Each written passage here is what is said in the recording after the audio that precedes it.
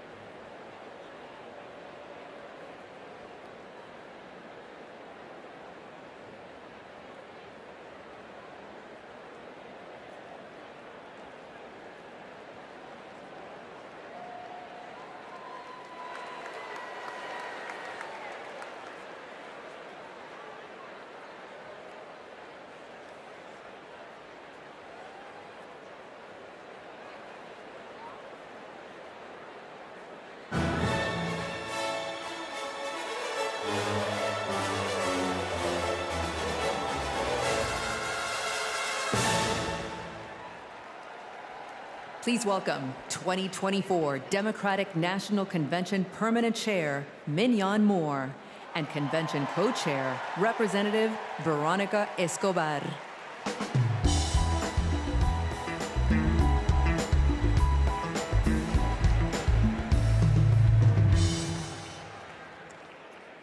Hello, fellow Democrats.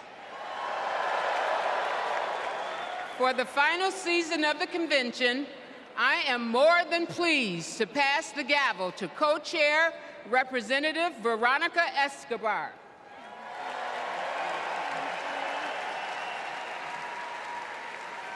Thank you, Madam Chair. The fourth season of the 49th Quadrennial National Convention of the Democratic Party will now come to order.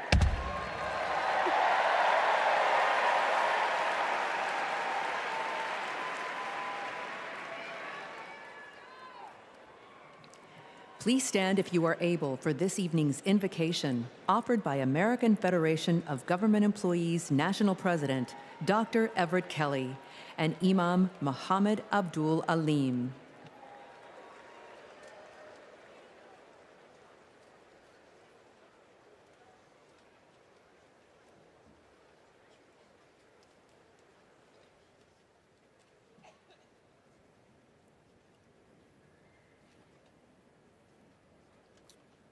Let us pray. Eternal God, our Father, creator of the universe, help us to rise together in unity and love. The work ahead is monumental. We must heed our call to feed the hungry, heal the sick, and comfort all who suffer. We must conquer fear, injustice, and despair. Our great democracy's foundation is our knowledge that all are equal in God's eyes, that righteous truth, your gift of freedom and equality, are being questioned once again. They're what our forefathers and mothers fought and died for. They died on battlefields, in factories, on farms and picket lines. They died in chains. They died for a better world. Beloved Creator, all this tonight, our democracy is now on the line. In the months that remain, guide Vice President Harris and Governor Walz with your wisdom and your thoughts. Eternal One, hear our prayer. Set our hearts afire that we may never weary in doing with your will in the pursuit of justice. In your Son's name, amen.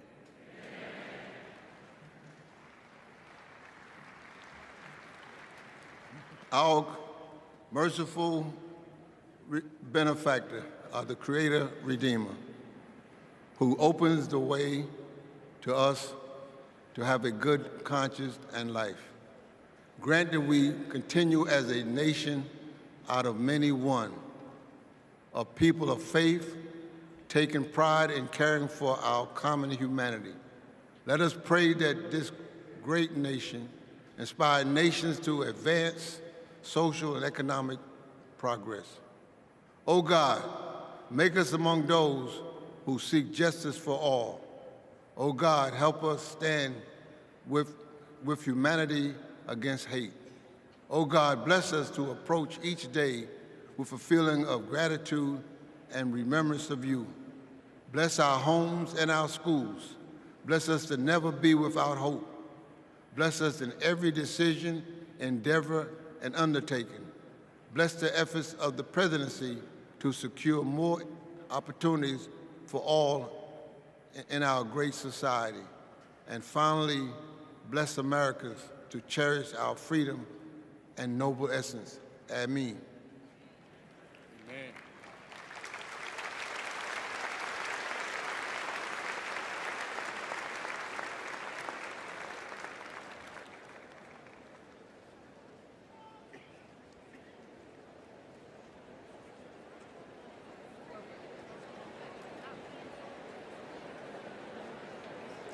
Please remain standing for the presentation of colors by the Illinois State Police Honor Guard.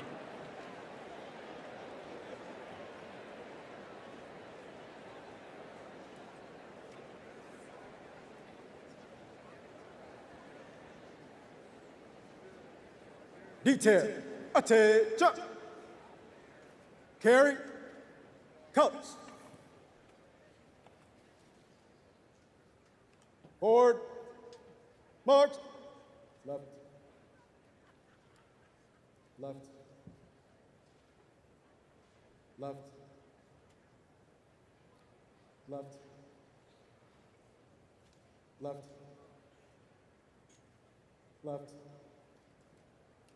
Colors, color stern.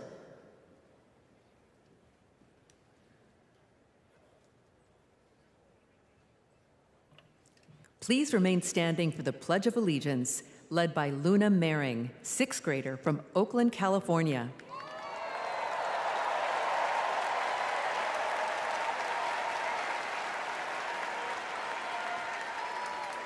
I pledge allegiance to the flag of the United States of America and to the republic for which it stands, one nation, under God, indivisible, with liberty and justice for all.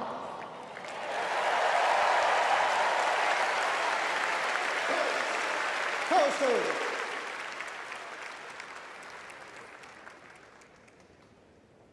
Left, left, left, left, left, left.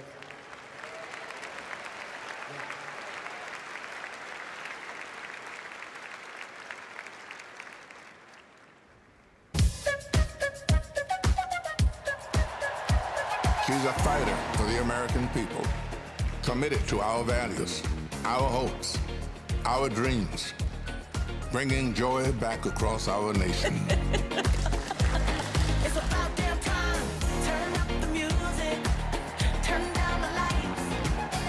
Where did this strength and passion come from in this daughter of middle-class Oakland?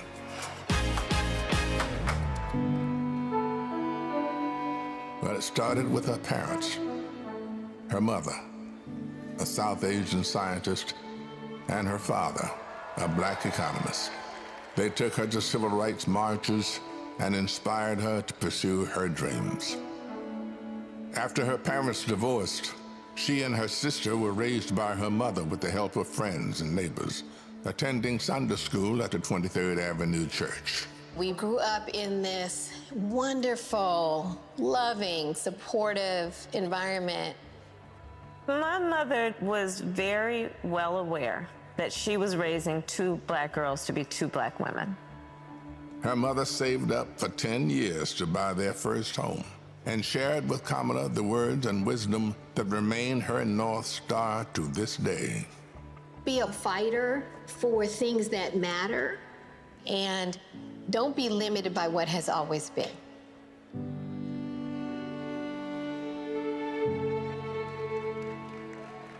And then came a moment that changed Kamala Harris's destiny, that lit the fire within. When I was in high school, I had a best friend who I learned was being molested by her father. This particular day, she was like, hey, you really, really are not yourself. There's something going on. I said to her as soon as she told me, well, you have to come stay with us. As you get older, you really, really reflect on how pivotal that intervention was at that crucial point in my life. A big part of the reason I wanted to be a prosecutor was to protect people like her. And on her first day in court, she rose from her chair at the prosecutor's desk and said, Kamala Harris for the people. As a prosecutor, she put violent criminals and sexual predators in prison, leading to the highest conviction rate for serious and violent crime in 15 years, and created Back on Track, a program for first-time low-level drug offenders that became a national model. About, yeah, you did commit a crime, accept it, own up to it, and then let's talk about what we can do to change the circumstances going forward.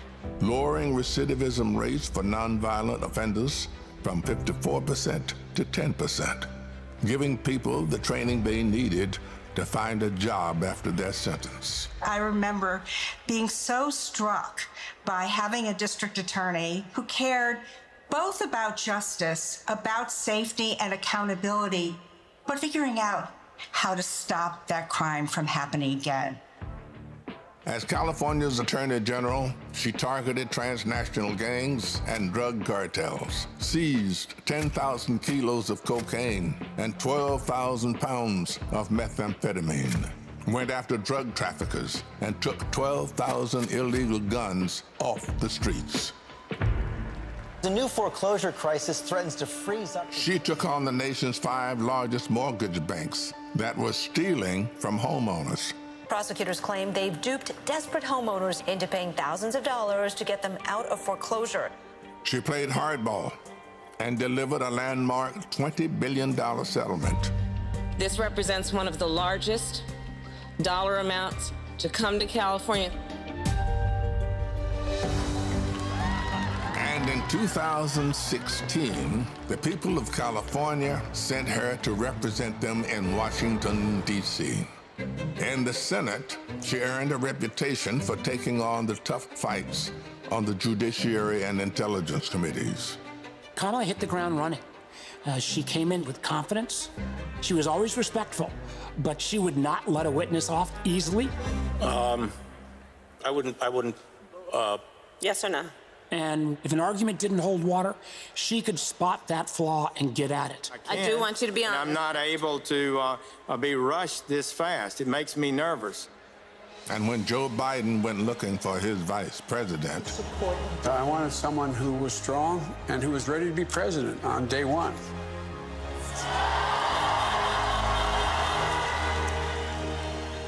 as vice president, she worked to cap insulin costs for seniors at $35, to replace lead pipes and provide clean water for communities, and she helped create 16 million jobs. The Biden-Harris bipartisan infrastructure bill has already created thousands of jobs for our members. That is what the future looks like under a President Kamala Harris. She fought to reduce the trauma of gun violence that has devastated our nation. How many of you guys, as college students, had to have a drill during high school or middle school or elementary school where you learned about how you need to hide in a closet or crouch in a corner in the event that there is a mass shooter roaming the hallways of your school? Look at that. Look at that. And she did more than talk the talk. She walked the walk, helping pass the first bipartisan legislation in 30 years to curb gun violence. So one thing I learned about working with Vice President Harris is she always stand on business.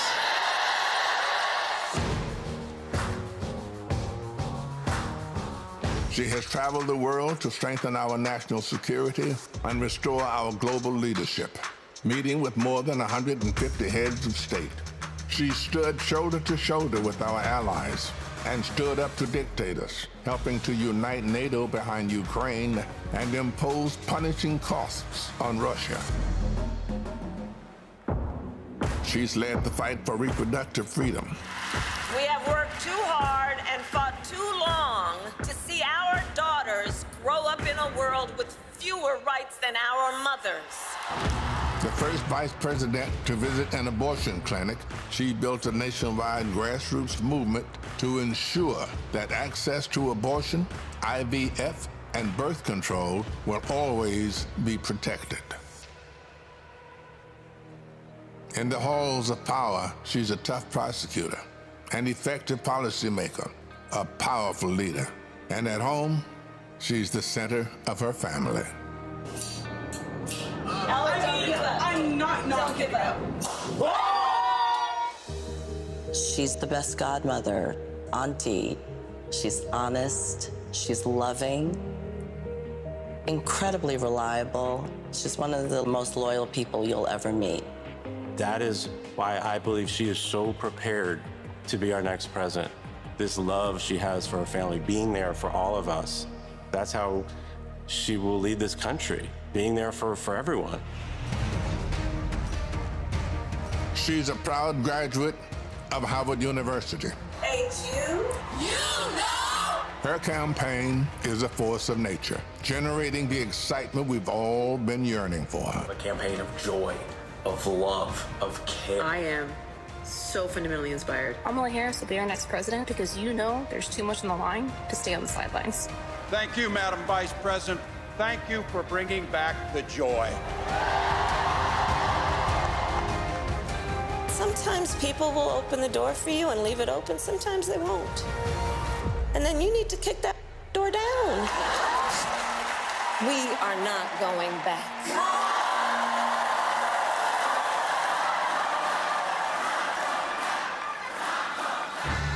She's a protector, a strong voice for common sense, a leader for tomorrow, committed to healing our country, dedicated to doing the hard work to make us stronger.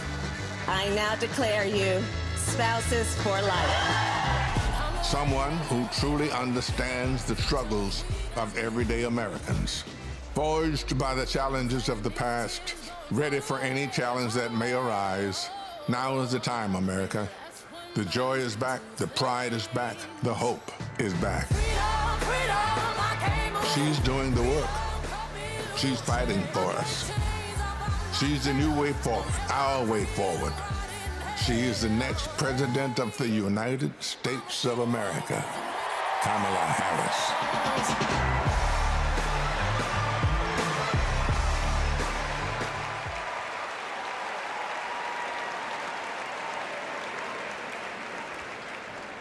Wow.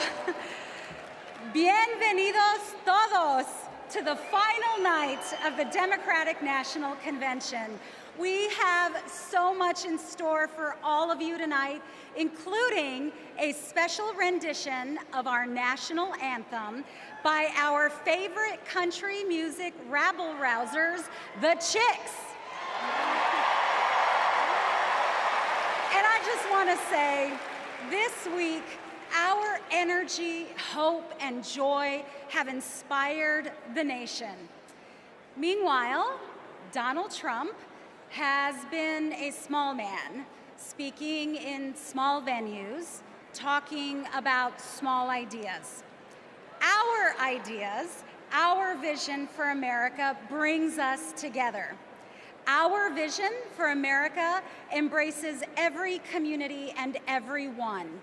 Kamala Harris and Tim Walz are working hard because they know our country is great. They know that we can build a future for all of us, and they're earning our votes by laying out a plan that puts the American dream not just within reach, but so we can fully grasp it. By making sure going to the grocery store doesn't break the bank, that we have control over our bodies, that our kids like my own kids, Christian and Eloisa, have opportunities to lead healthy and happy lives. We'll get to know Kamala a little more, and I promise you, you will not only be more inspired, but also ready to fight for a new way forward. And to keep us pumped for this journey, Chicago's very own DJ Metro. Over to you. Chicago, how's everybody feeling out there today? Welcome to night 4 of the Democratic National Convention. I know you all are having so much fun out there, is that correct? Well, there's only one thing left to do, and that's to make sure that the fun continues right here, right now, the only way that I know how. The Chicago way, baby. Y'all ready? Let's go.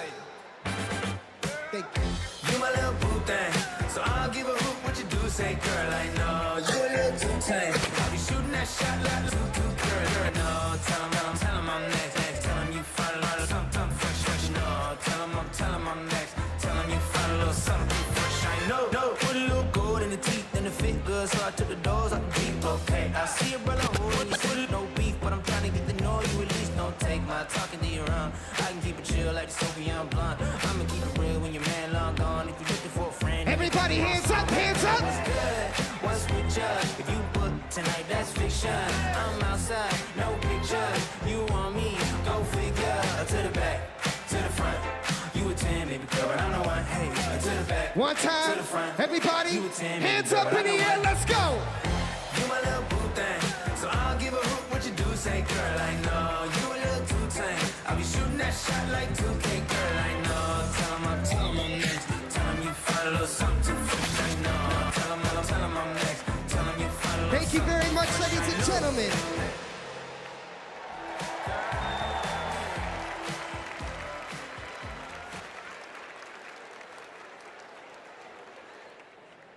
Please welcome National Education Association President Becky Pringle and American Federation of Teachers President Randy Weingarten.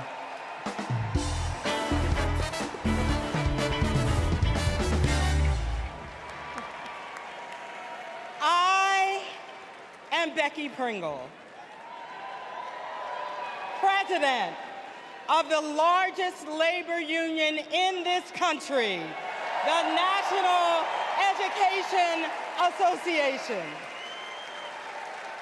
As an 8th grade science teacher for over 30 years, I can tell you that Kamala Harris and teacher Tim Walz understand when our public schools are strong, our nation is strong.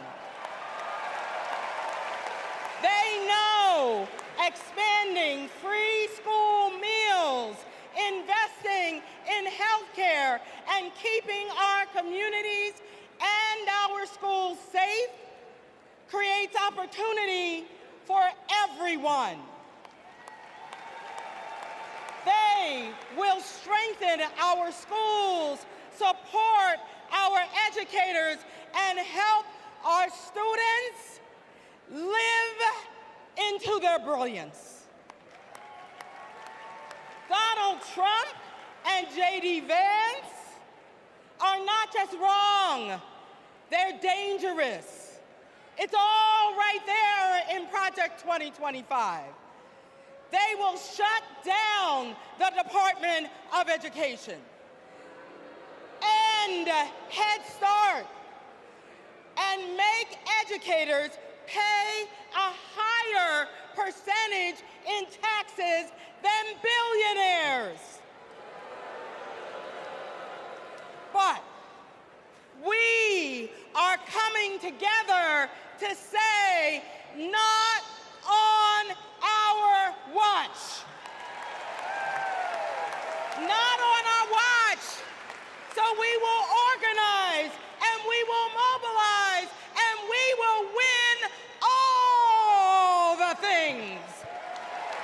So come this January, we will have a president who sees us, who believes in us, and who knows the beauty and the power of this diverse democracy. And her name is Kamala Harris.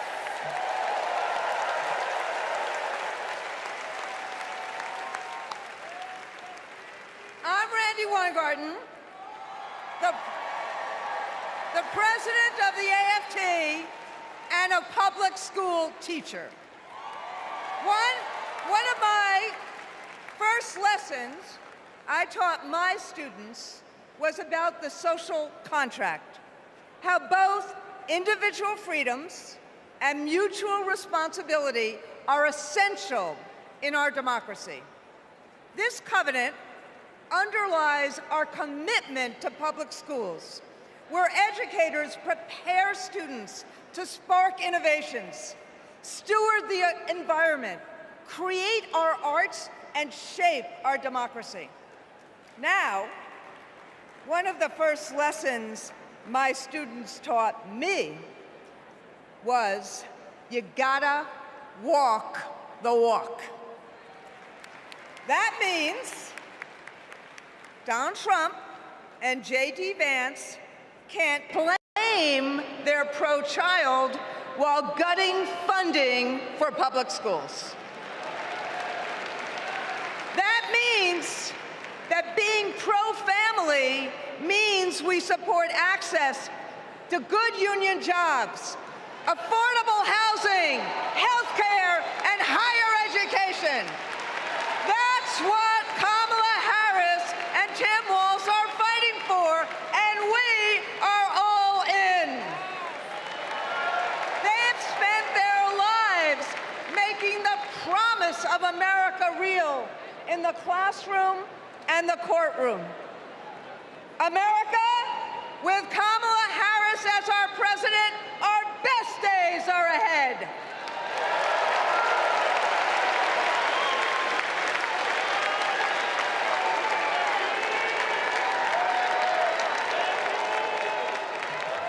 Please welcome California Senator Alex Padilla.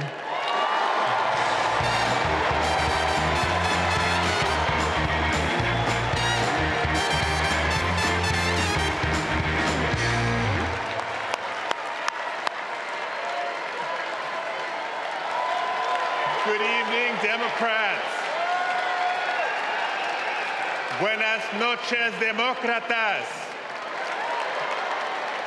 My name is Alex Padilla, and I am so proud to represent the great state of California in the United States Senate.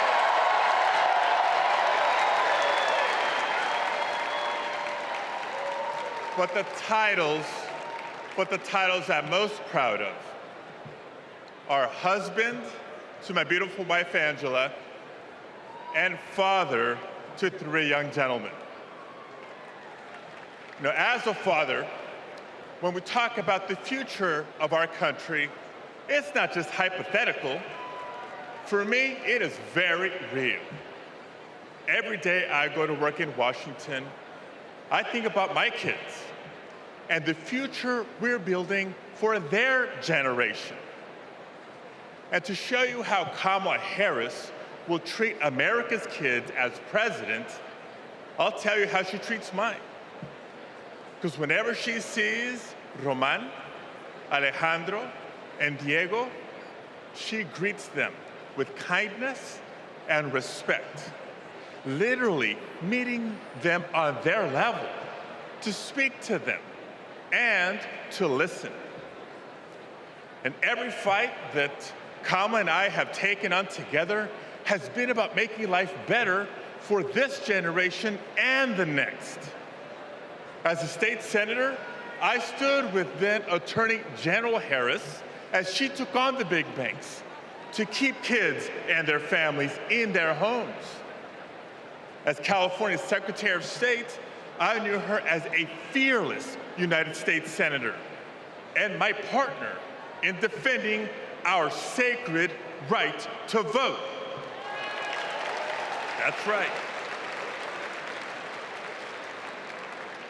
And when Kamala became vice president, I was honored to fill her seat. But I knew that I had some big Chuck Taylors to fill.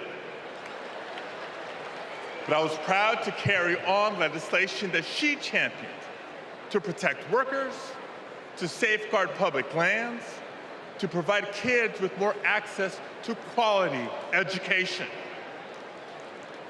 You see, Kamala and I believe that all of our kids deserve a shot at the American dream. It's the American dream, after all, that brought my parents to the United States decades ago. Es cierto. Mis padres, Santos y Guadalupe Padilla, vinieron a los Estados Unidos en busca del sueño americano. But today, we know that the dream is out of reach for far too many families. So my question for all of you tonight is this. This November, who's ready to defend the dream? ¿Quién está listo a defender el sueño americano? Tim Walz is ready to defend the dream. Kamala Harris will defend the dream.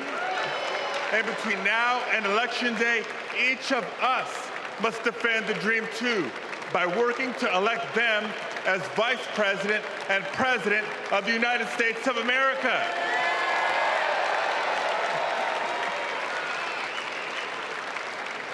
So I want to thank you. May God bless you. Now let's go win this thing.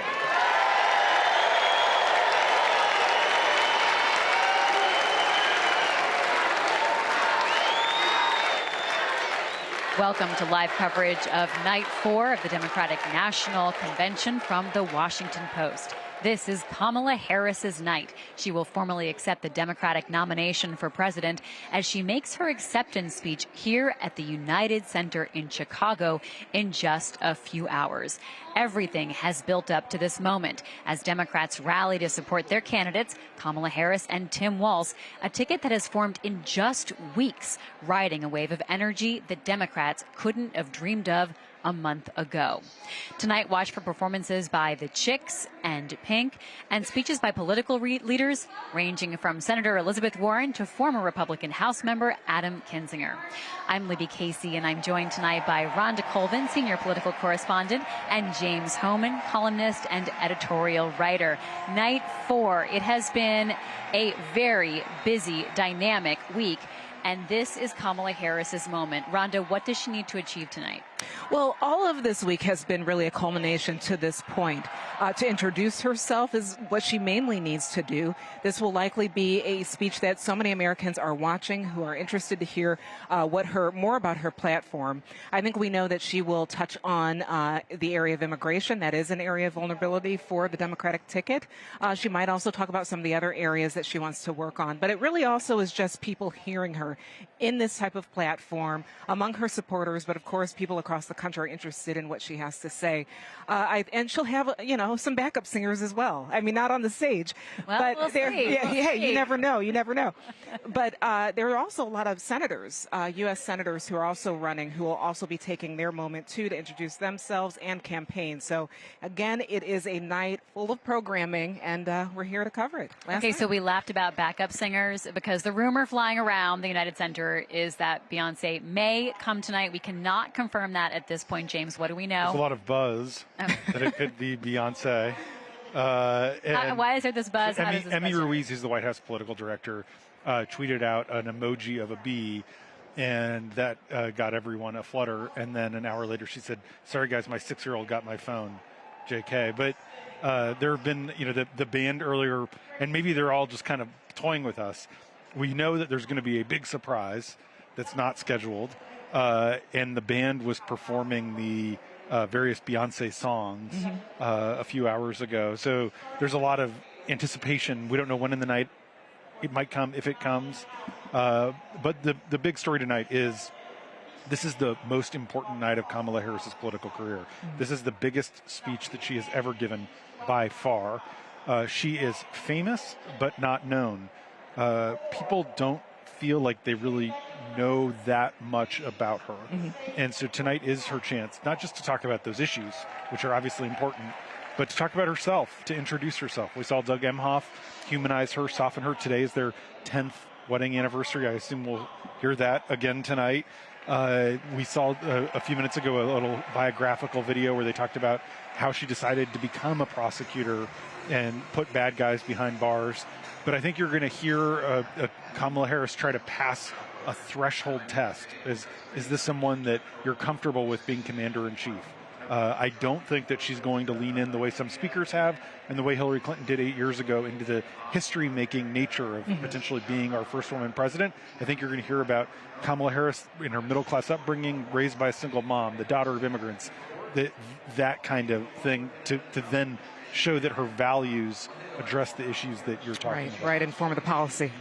Let's go to J.M. Rieger, who's with us in Washington. J.M., we've heard throwbacks and sort of an evoking of memories when President Obama first ran in 2008 with themes of hope and change. But instead, there are different words that are being used this time around. How are Democrats trying to message the old message, but put a new spin on it to motivate and inspire voters? In a lot of ways, yes, we can has become we're not going back. There's clearly been energy and a theme this week to recapture the energy that Democrats were feeling in 2008 with that Obama coalition. This is all about, from the Harris Walls standpoint, from Democrats' standpoint, of expanding the map, of creating as many pathways to 270 as they can in November. And that's one of the main reasons, I think, they know that there's energy in the room. One of the main reasons why they are almost running it back in some ways to that 2008 campaign, that change campaign. Harris is an incumbent, or at least a pseudo-incumbent, but is being sort of presented and framed here this week by Democrats as a sort of challenger, as a sort of upstart, as a sort of change agent. And that was the way that Obama ran in 2008. I mean, one notable difference, obviously, is how quickly this election is going to come up here. So we'll see how it plays out. Thanks so much, JM. Rich Matthews is here at the United Center to tell us more about what speakers we'll hear from tonight. Rich? Well, Libby, rising star Gretchen Whitmer, rising star in the Democrat Party. She will be here. Of course, she was the target of that kidnapping plot. Former Rep. Adam Kinzinger, a Republican from right here in Illinois, will round out the week of Republicans explaining why they're supporting Harris over Trump. Again, not at all abnormal to have one person kind of crossover at a convention, but certainly unusual to have as many Republican speakers here at the DNC as we've had this week. Former Rep. Gabby Giffords will speak on gun control. Of course, she was shot at a campaign rally, and her husband, Senator Mark Kelly, was on the short list to be Kamala Harris's VP. He will also speak, but a little bit later in the evening. And then Al Sharpton and representatives of the Central Park Five to talk about civil rights. And then a big night for entertainment as well. In addition to those rumors you talked about, comedian D.L. Hewley, actress Evelyn Goria, and then the Chicks, certainly a popular group on their own, but kind of like Maren Morris last night, it's another kind of poke at the Republican Party. Of course, the Chicks, known as the Dixie Chicks, then were kind of famously banished from the country music industry after making some anti-American, anti-Bush comments shortly after 9/11. But they've made a comeback, and they will actually sing the national anthem here. Singer Pink is on the schedule. And then, of course, Kamala Harris. Libby? Thank you, Rich. Our colleague video journalist Joe Snell is on the floor talking to delegates tonight. Joe? Hi, Libby. I'm here with Jeanette Mobley. She's a delegate whip from D.C. She's been to 5 conventions. Jeanette, you're wearing white tonight like a lot of folks here. Tell us why.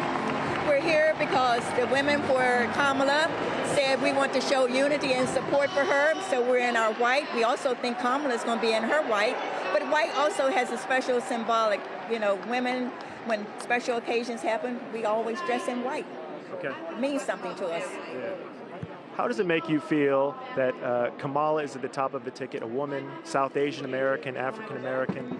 It makes me feel really good, as well as all the other people here in this arena. The fact that we have gone from Shirley Chisholm in 1972 and then went to Barack Obama, which we were very proud of, and now to have an African-American, Asian, Pacific woman on top of the ticket.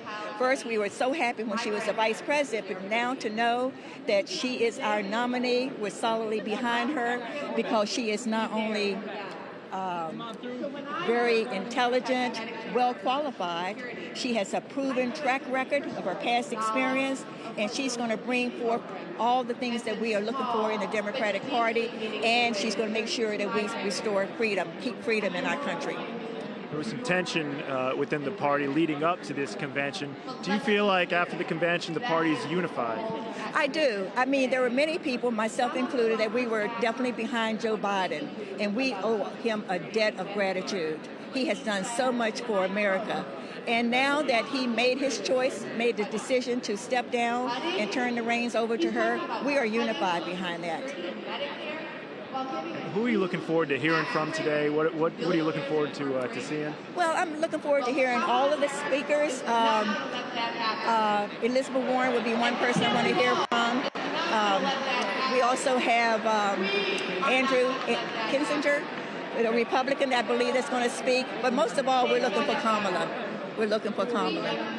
we think that she's going to bring it home tonight. Thank you so much, Janet. Back to you guys in the studio. Thanks so much, Joe. Hearing from the delegates is always such a hallmark of these conventions, of getting a sense of it. We were talking earlier about what it's like to watch them like dancing to the music and sort of chair dancing as they react. It anchors this in American culture and time in a really unique way, Rhonda. It really does. And again, this is really the first convention. It is the first convention since the pandemic. Many people may have tuned in last time and it was virtual, which I think, a lot of people were interested in, but it's still not the same. So I think that there was sort of pent up energy too among delegates and state party leaders who wanted to come together.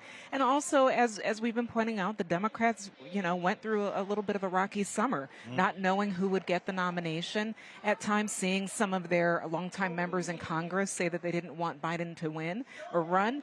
And, it raised a lot of questions and there was talk of division. But for a moment for them to have such unity, and not only unity, feel the energy from everybody else across the country who represent, the delegations from other states, it does seem like a lot of unity is going on. The big question, though, is how does that leave this arena?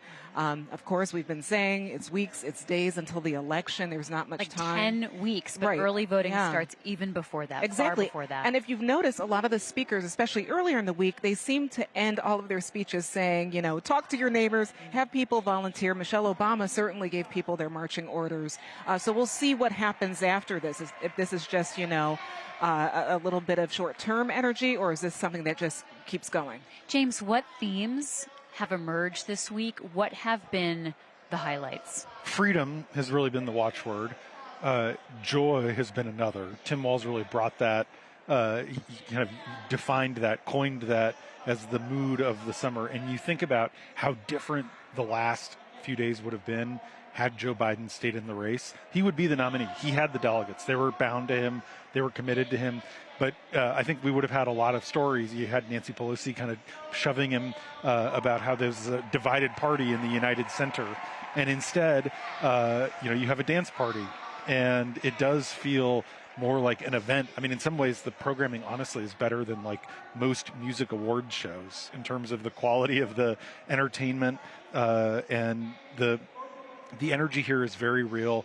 I do think that Kamala Harris has sort of reclaimed patriotism, and there's been this kind of like old school, lots of chanting of USA, more than I can remember at other Democratic conventions, an effort to not let Trump kind of just take that. Lots of pride about what their version of what it means to be an American. And honestly, it's a lot. It's quite a juxtaposition to the Republican convention, which was very apocalyptic, very angry. There's just a lot more sort of hope and joy and a feeling that things are going to get better. And there is a lot of confidence, but I also have sensed in the speeches, certainly from people who've been around the block, like Barack Obama and Bill Clinton, there's only 10 weeks, but news cycles can change fast. Right. And you really got to run the tape. And as we heard the crowd chanting the other night, do something. Yeah, don't be complacent. Don't be complacent. Yeah. JM, let's talk about polling. To James's point, we're hearing so much energy from Democrats, but a lot of leaders also have this like nail-biting anxiety about just how much energy carries on out of this, and what do the optics of energy mean versus the actual nuts and bolts of voting. So talk to us about how polls are looking for Harris v. Trump. We know that among Democrats in the latest Washington Post polling, Democratic satisfaction with Harris atop the ticket as opposed to Biden a month ago has tripled. 20% of Democrats back in the July Washington Post poll were satisfied with their choices of Biden and Trump, and now that number is 60% with Harris atop the ticket. It's a significant shift, especially considering how static this race has been. The other thing that Harris has been able to do so far in the initial polling month over month from July to August that we have in the Washington Post is showing that she's been able to pick up some key groups that we think she is going to need in that coalition come November. We're talking women voters, we're talking young voters, we're talking people of color, we're talking voters in the suburbs. We're also talking non-college educated white voters. Harris has gained slightly with all of those groups in the month that she's been atop the ticket. These are all likely groups that she's going to need, and she's probably going to need to pick up a little more ground from now until November. But we're already seeing her start to form a coalition that has some meshing, if you will, of both that 2008 Obama coalition that we were just talking about, as well as the 2020 Biden coalition. And this is one of the reasons she's been able to expand the map, and we're seeing states like Arizona, North Carolina, Georgia come back into play as true battleground states here. All right, thank you, JM. Let's talk about, I almost called him Coach Walz. That's exactly what the Harris campaign wants us to think of him. Let's talk about Tim Walz. And the reason why I was thinking coach especially was because he really ended his speech last night with like a sports metaphor to this point of, we're down. Like they want to be the underdog, which is so fascinating. They're actually saying that. Exactly. Yeah. And that's so interesting because Kamala is by default really the incumbent in a lot of ways, right? It's her team that has control of the White House in Joe Biden, and she is the vice president. Rhonda, how did Governor Walz try to frame this fight last night? Well, one thing, it was a very brief nomination speech. Usually these things go on for a while, but he kept it tight. He kept it biographical. He talked about some of the achievements that he's had as governor, but not many achievements. He didn't give a laundry list of all the things he did. It was more so about the human and the relatable things. And that was one of the reasons he was picked. You know, Kamala Harris's team has said that, you know, she wanted someone she could work well with, that she had a good energy with when they met. And he was the one. And I think that they wanted to project that yesterday, that he is just, you know, the guy, the neighbor that will help you if your car stops. And that may, you know, win with some people. It may resonate. I actually, my Uber driver over here, that was one of the first people he said he was glad to hear from was the vice presidential nominee. He's like, I like that guy. And I think that that is what the campaign wants people to be talking about. I like that guy. And if you've noticed in a lot of Walz's speeches, he always says joy, that we're bringing back joy, that we want to restore joy. Even before he was picked, in cable interviews, he would talk about joy. And when it comes down to it, if you look at this race, we've been talking about it for a year. It's been pretty static. The Democrats knew who they were going to vote for. Republicans knew as well. You know, but that sliver of Americans that just hadn't made up their mind and were uncomfortable with both choices, you kind of wonder if the Tim Walz's of the world, if that type of common man thing will work. And it appears to be working right now and make people more comfortable. A lot of people don't like our political climate right now, and just talking about joy could go a really long way. So one thing that that Democrats are also not willing to cede, in addition to patriotism, is masculinity. Yes. We saw such a masculine, macho Republican National Convention. And if you doubt me, here's my proof and evidence. The last night we saw the head of the Ultimate Fight, UFC, Dana White introduced Donald Trump. Like, there's so much work and effort put into who introduces the candidate. What is that rollout moment? Donald Trump got exactly who he wanted. And he made this huge deal of Dana White coming out of vacation, which is sort of this like very rich person reality of, you know, and Hulk Hogan ripping off his shirt, throwback to the 80s. They also had, you know, real other like leaders of like male culture. But the Democrats are not giving up masculinity. They're showing a different version of it in Tim Walz, James. Tim Walz and Steve Kerr, I mean, one of the greatest the coaches of all time. We're also going to see a video tonight about Steph Curry. I mean, another who just won the gold medal, you know, in the Olympics. And it is, you know, the Republican convention, especially night 4, was like the T-levels night. You know, it was like you were taking testosterone pills sitting and there. it's a man's world. That was from Trump's walk-on song. Absolutely. And it is, you know, Kamala Harris, I think, there obviously is a gender gap, but the gender gap cuts both ways. You know, Kamala Harris is up among women by 7. Trump's up among men by 7. There are more female voters than male voters, so if that happens, it ends up working to Harris's advantage. But I do think that Harris is not writing it off, and I think even part of being the underdog, you know, in 2016, Hillary Clinton never acted like the underdog, and I think that people they cotton to that, and Walz helps with that. Well, somebody who is not an underdog is our colleague Jorge Ribas, and he is reporting for us live tonight. He is outside the United Center at Union Park, and this is where the coalition to march on the DNC is gathering ahead of a planned march tonight. Jorge, set the scene for us. Yeah, Libby, so this is obviously the last night of the protests here, and this is the park where protests throughout the week have been gathering. This tonight is a permitted march and protest and rally by the Coalition to March on the DNC. Now, this is a wide group of different interests, different protests. They've coalesced around Gaza and Palestine, but these are groups that are holding, LGBTQ rights, Black Lives Matter signs, and they've all coalesced around this one issue.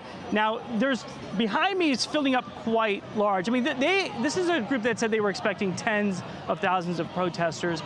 I don't think we've seen those numbers, but this tonight seems like a quite large protest. They're gathering here. They started gathering around 5 o'clock, and they'll be marching a route that takes them along the perimeter, about a mile loop around the United Center. Now, earlier, I should say around an hour or so ago, former Republican presidential candidate Vivek Ramaswamy actually came down here, and there was a little bit of sort of a group surrounding him, and police got involved and sort of moved that group away. We haven't seen a ton of counter-protesters. This has been very, for the most part, peaceful throughout the week. There have been some arrests throughout the week. There was a group earlier on Monday that actually did break through some of the security fencing. There were some arrests there.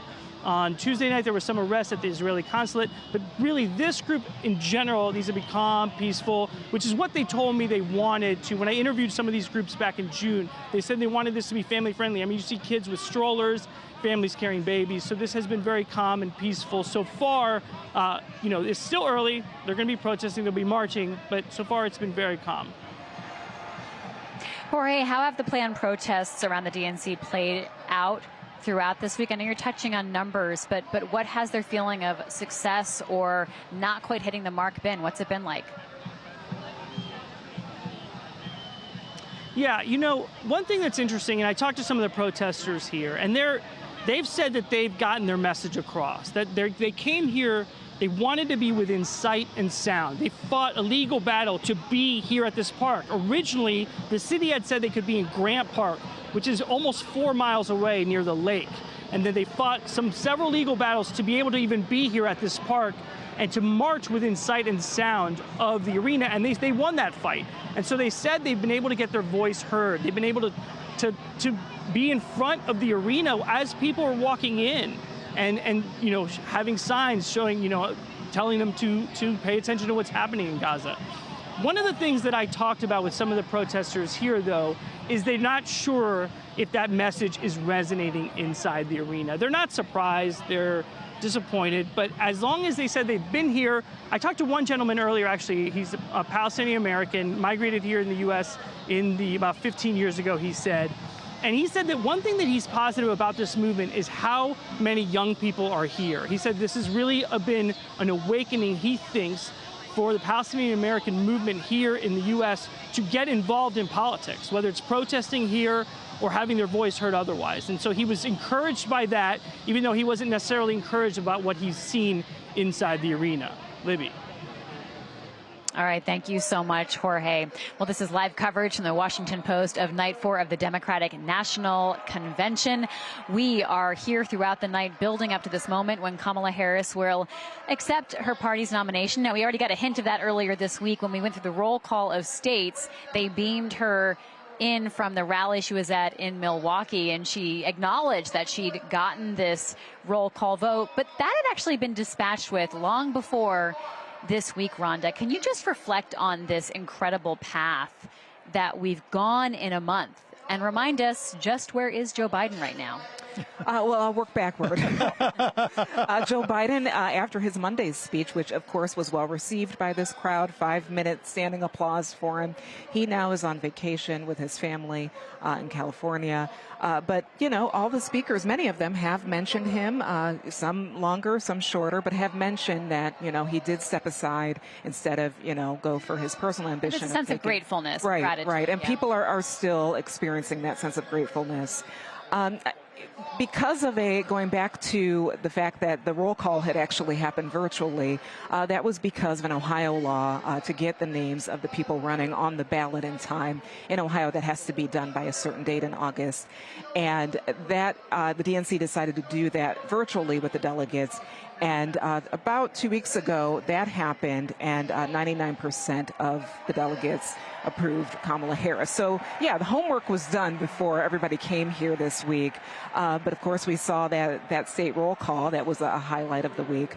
But it has been a rapid-fire ascension for Kamala Harris to be the vice president, or the sitting vice president, be the nominee for that, but then now being at the head of the ticket. You mentioned that so many of those delegates are committed, but if you do hear about these 30 uncommitted delegates, right. They are here with intention to protest the war in Gaza and are trying to get their voices heard for that purpose. So that's why they are staying in that uncommitted category.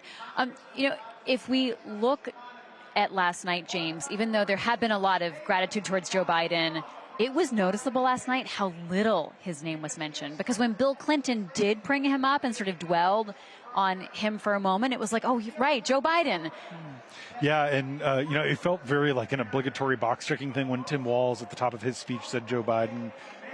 It is amazing how much people have sort of moved on. Even Barack Obama praised Joe Biden as one of the best decisions he ever made, picking him as his running mate, and said, all right, now we're passing the torch. Basically, let's turn the page. And that was that. Michelle Obama, who spoke before her husband, didn't mention Joe Biden at all. And I assume something similar is going to play out with Harris, where she will talk about her partner, Joe Biden, and how great he is and how grateful she is. There are Joe Biden Democrats in some of these swing states who Biden really does appeal to. Think about his hometown, Scranton, Pennsylvania. And so you want to reach those people who are watching at home too. But as we've been talking about, 2/3 to 3/4 of the country thinks we're on the wrong track.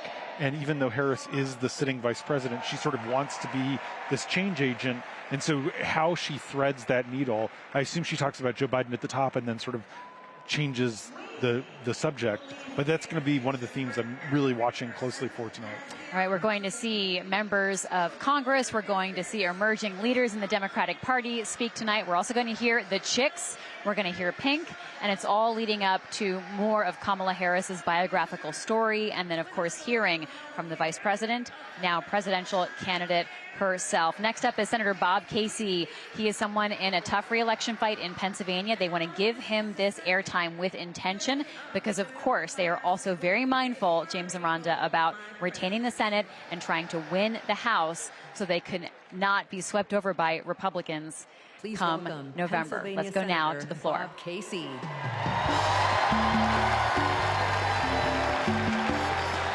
Pennsylvania. Here's a real question Moms asked me in Pennsylvania. What am I supposed to do if I can't afford diapers? In just 6 months, a box of diapers went up $15. The corporations say your prices are up only because their costs are up.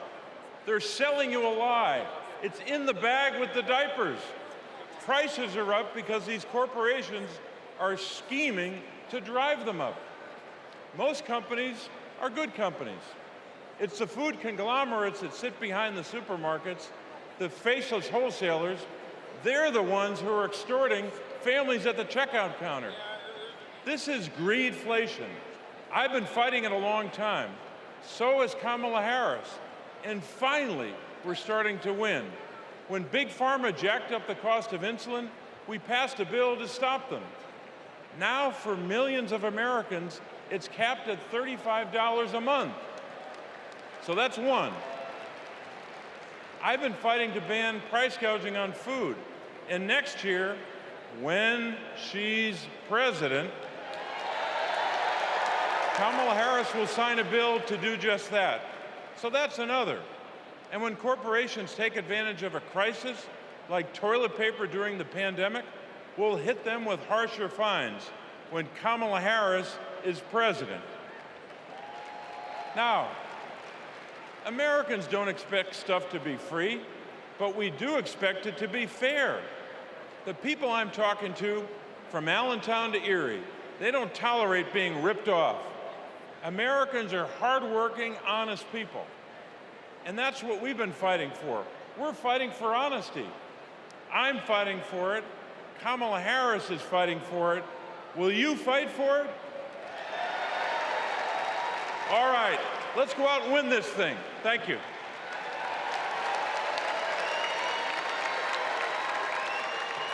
Please welcome Massachusetts Senator Elizabeth Warren.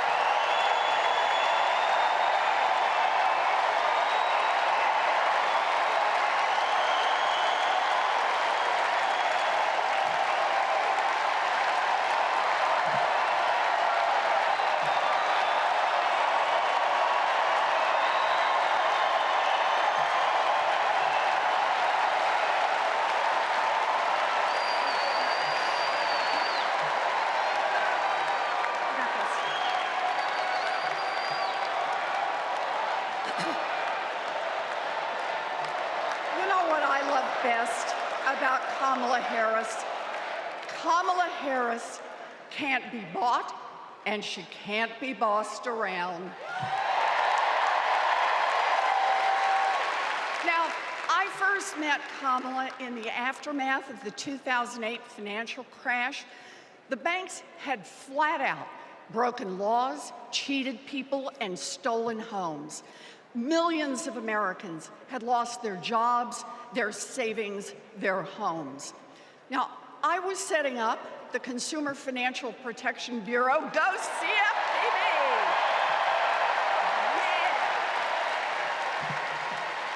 Kamala was protecting families as California's Attorney General. You bet.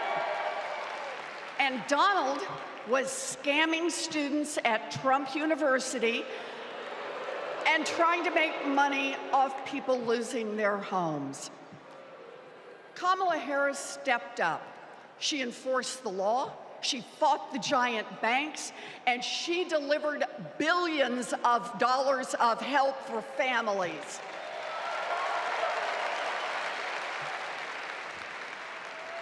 And that is the difference between a criminal and a prosecutor.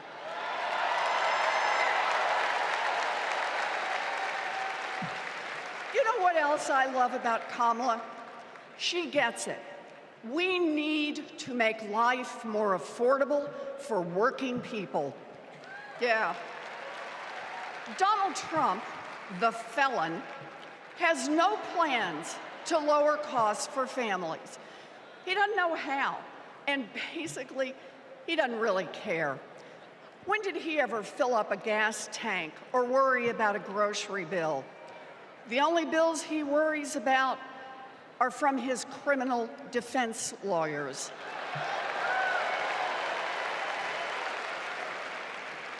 But Kamala, she cares deep down. And she will take on the giant corporations that are squeezing American families. In fact, it's something she's done before. During the California wildfires, she went after the price gougers. During the pandemic, we worked together in the Senate to stop price gouging. And as president, she will lower costs for your family.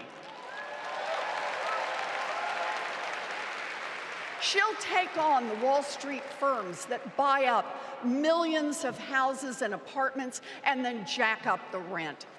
She'll take on drug companies that charge an arm and a leg for prescriptions. She'll take on corporate monopolies that rip off consumers and billionaires who don't pay taxes.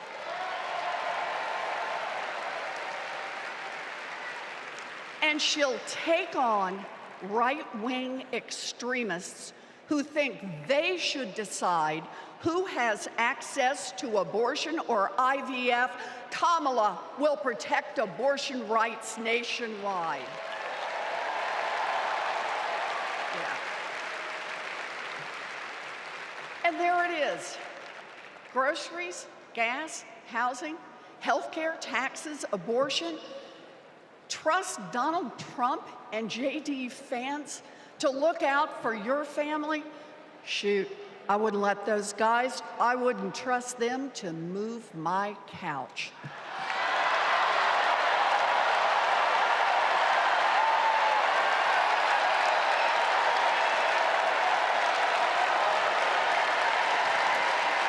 We need Kamala Harris. This election is about your family and your future. I've seen Kamala Harris fight. I've seen her win. And when it comes to our families and our futures, Kamala Harris is someone we can trust. So here it is, with joy in our hearts. Let's elect Kamala Harris, the next president of the United States.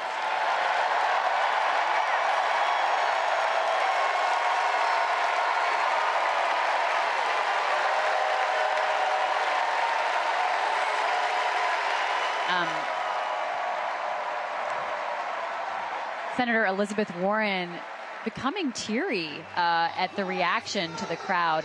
Let's go to Joe Snell, video journalist, who's on the floor talking to the delegates. Joe.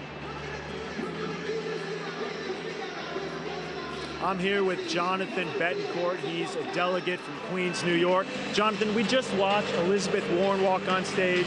She was emotional. She started crying. I noticed you got your phone out. You started recording the scene. Tell me how you felt.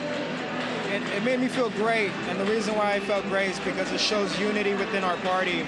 You know, someone so progressive with progressive values being cheered by the whole stadium. It shows no matter what part of the political spectrum you're on, here we're united and we're going to move forward.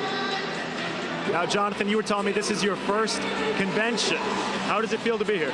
It feels great. You know, I'm a son of 2 immigrants from Colombia. You know, I'm 24 years old. It feels great and emotional to be here for such a historic moment. And how is today different than other days you've been? I feel, you know, we have energy all 4 days now, but today just feels like it's the culmination of everything. We're going to have Kamala Harris speak at the end and finally accept the nomination. It's going to be a truly historic moment, so energy is hot right now. What's like a theme or something you've heard that's emerged through the week? I think the theme is joy. There's joy, there's happiness, there's unity within our party, and we're bringing other people from, you know, the different sides of the political spectrum, Republicans, independents, who will join this campaign and hopefully elect Kamala Harris to be president. Libby, back to you. Thank you so much, Joe. Joining us on set here in the Skybox is Cleve Woodson, White House reporter, a longtime Kamala Harris reporter. It's so great to see you, Cleve. Thank you for being here. Yeah, it's great to be here. Could the Kamala Harris team have imagined this moment just 2 years ago? I don't know that they could have imagined this moment 2 months ago, right? I mean, if you look at where Kamala Harris was 2 years ago, a lot of folks in the party were just doubting her. They didn't, you know, they were casting about for somebody else to lead the party. They wondered whether or not she was really the heir apparent. And, you know, in a matter of hours after Joe Biden announced that he was gone, 32 hours, she has sort of consolidated control of the party, you know, all support from the party. They've encircled her, and she's speaking to crowds even larger than this one on the campaign trail, right? So this seems like a really big moment. I think the question is whether or not this is the peak moment of the sugar high, you know, before, you know, it gets a harder road ahead. What does she have to do tonight to have a successful night and leave this convention continuing that high? I mean, I think the speech is written, right? The speech is written. There haven't been any major flubs at this convention. She just has to land her lines. I think that leaning into the message of joy and aspiration helps, but I think she also has to, persuade the people not in this room, not really jumping around right now, about what she's going to do. Maybe that involves some policy. Maybe that involves more than just saying that we're going to be happier than the other folks. But I think she has to really send a message to, the people not here. There's pressure on her to indeed come out with more policy. Now, there's been some grace because this transition has come about so quickly. Sure. But when are they telling you, when is the team telling you they're going to have more policy for Americans to sink their teeth into? Well, she's already rolled out a little bit of economic policy. And I think one of the things that they're signaling, if not outright saying, is, you can tell from the things that we have done with Joe Biden what a Kamala Harris administration will look like. Stay with us, Cleve. Congressman Crow has just taken the stage. Let's go back to the floor. Before serving in Congress, I was a paratrooper and an Army Ranger. Over 100 combat missions in Iraq and Afghanistan taught me what really makes America strong and secure. You see, it's not tough talk. It's not chest thumping. Because in war, talk is cheap. And trust me, I know a couch commando when I see one.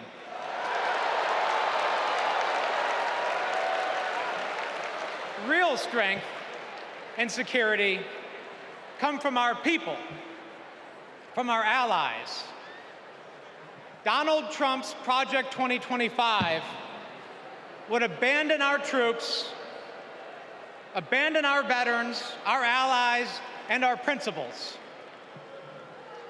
In Chapter 4, Trump plans to do Putin's bidding by abandoning Ukraine and walking away from our NATO allies. In Chapters 2 and 3, he plans to fire our national security and military professionals and then replace them with MAGA loyalists. But I refuse to let Trump's golf buddies decide when and how our friends are sent to war. When we join the military, we raise our right hand and we take the oath. We know that it comes with sacrifice, but we also know that it comes with a promise that America will have our back. Trump will break that promise. In fact, in Chapter 20 of Project 2025, he plans to slash veterans' benefits and then privatize VA health care. As a paratrooper, we learned that the leader of the unit jumps first, and then the others follow. Leaders always go first. But Trump, he would push your son or daughter out of the plane and then abandon them when they come home. Our troops deserve a commander-in-chief who will always have their back. That leader is Kamala Harris. And together, we will make Kamala Harris our next commander-in-chief.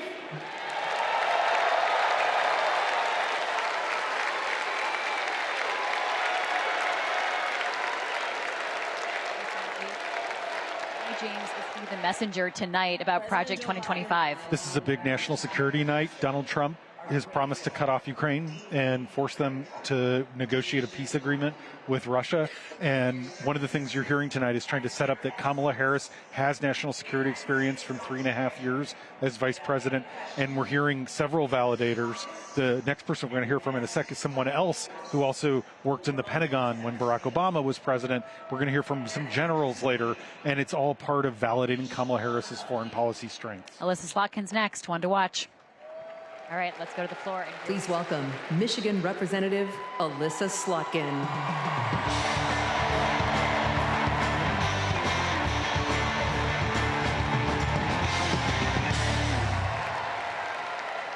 Good evening. I'm I'm Melissa Slotkin. I am honored to be your U.S. Senate nominee from the great state of Michigan. Go blue, go green, my peeps from Michigan. My life in service began in New York City on September 11th. As the smoke cleared, I knew my career would be spent protecting the country we all love. I was recruited by the CIA and served 3 tours in Iraq alongside our military. And I worked at the White House under presidents of both parties and as an acting assistant secretary of defense under President Obama. I want to talk tonight about national security because the choice in November is stark. America retreating from the world or leading the world. Trump wants to take us backwards. He admires dictators a lot.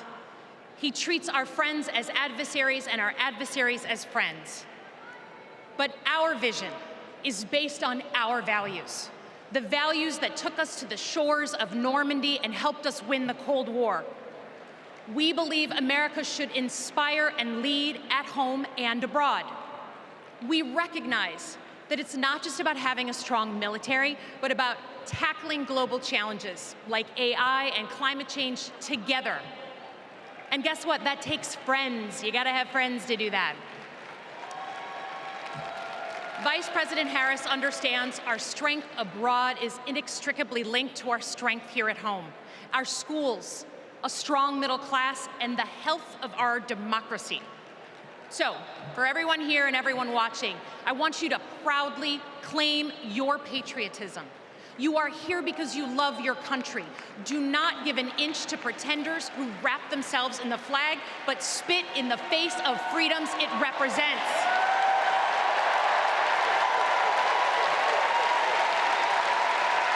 This November, let's elect a president who will lean forward to embrace the future. Because America doesn't follow. We do not retreat.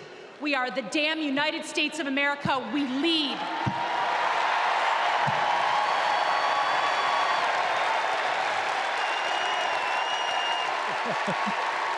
Please welcome New York. We've got Rhonda, Colvin, James Hohmann, and Cleve Woodson with us. So, Rhonda, Alyssa Slotkin, someone interesting to have because it's national security, but also someone who's looking to be in the Senate. She is now in what Cook Political Report has said is going to be a toss-up competitive race for the Senate, one of those closely watched races to determine who has power in the Senate.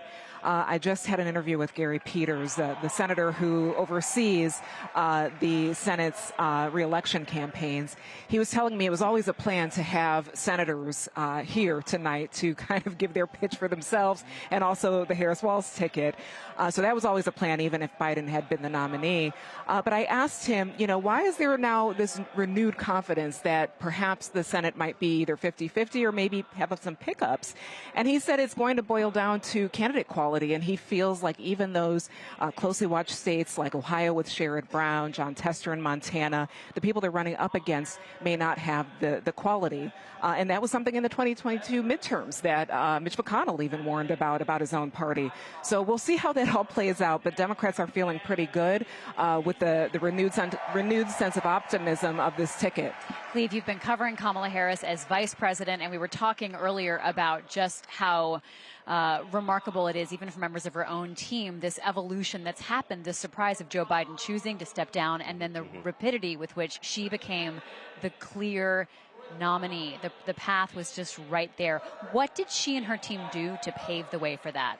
Well, there's a couple things. One, we can't overlook what happened with Roe v. Wade and her emerging as a very poignant messenger, a messenger that's not not in the same lane as Joe Biden, who's a little bit uncomfortable talking about abortion. It's at the top of the Democratic platform. It matters most to their party and to their hopes, right? There's that. But there's also, early on in that first year when she really struggled, her team realized she didn't really have a network of folks that can sort of go on our show or go on CNN and defend her policies, even though as the first black woman vice president, she's getting more heat than probably any other vice president before her.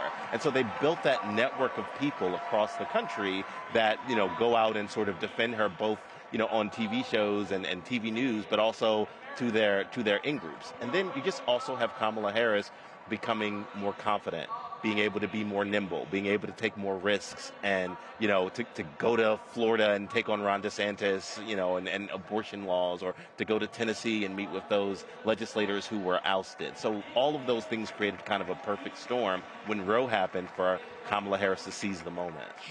People remark that when she was running for president in 2019, she pivoted to the left to try to get those primary voters.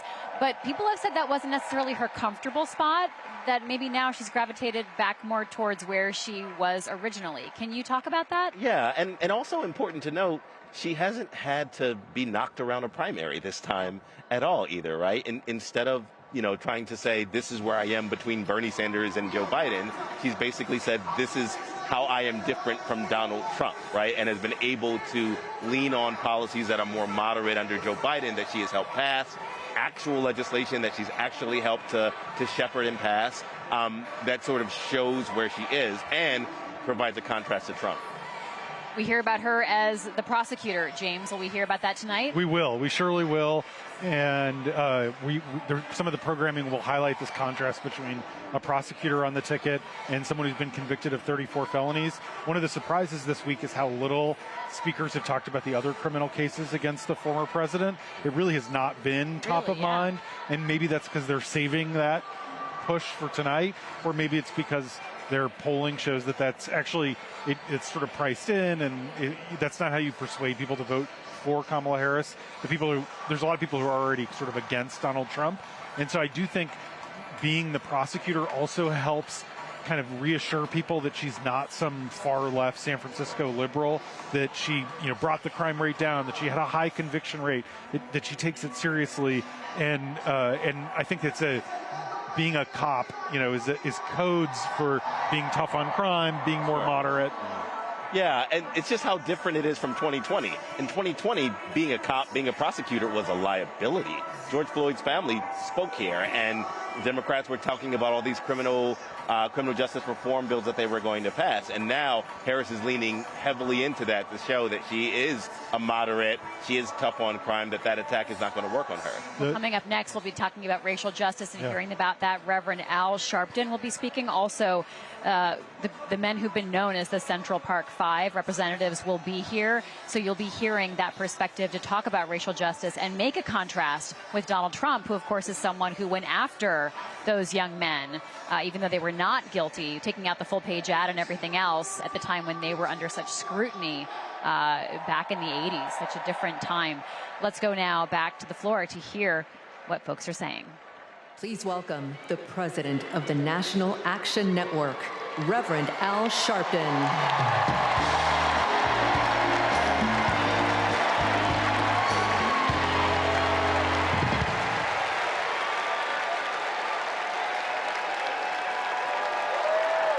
Thank you. Thank you. Thank you. Good evening. I stand before you as the president of National Action Network.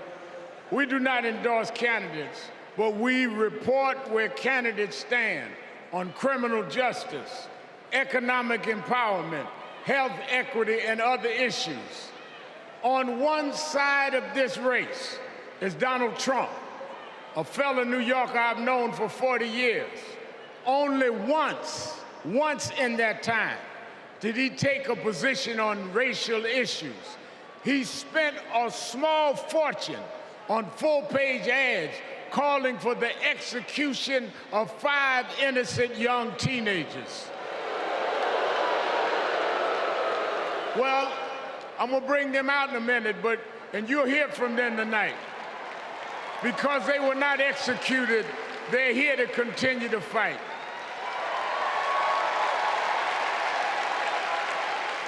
But it was there that I saw Trump love to fan racial flames. On the other side is a woman that I've walked with in Selma, Alabama to commemorate the 59th anniversary of Bloody Sunday. Kamala Harris spoke to me that day about unity and passing bills. All I ever heard from Donald Trump was how he can get an advantage. I see one candidate who wants to protect the right to vote, while the other has tried to cook up 11,000 votes in Georgia. I see a candidate who, with Joe Biden, brought leaders to the White House to confront violent hatred, running against a man who said neo-Nazis in Charlottesville were fine people. I see a candidate who has sought to reform and uphold the law, and a man who wrongly assumes his mugshot appeals to Black Americans. I worked with Kamala Harris.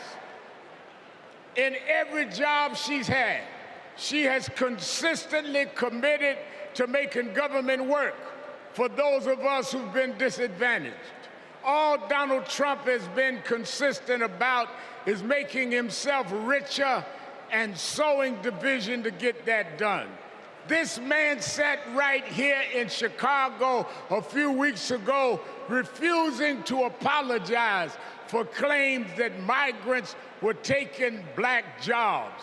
Well, in November, we're gonna show him when Blacks do their job.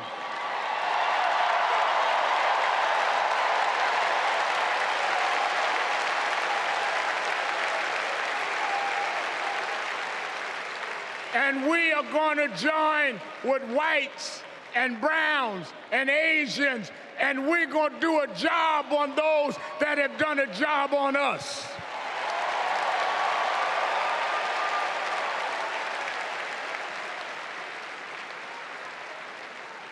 Tonight, we are going to realize Shirley Chisholm's dream.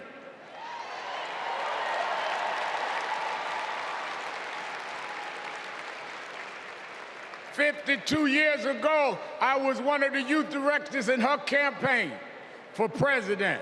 And 52 years after she was told to sit down, I know she's watching us tonight as a Black woman stands up to accept the nomination for President of the United States.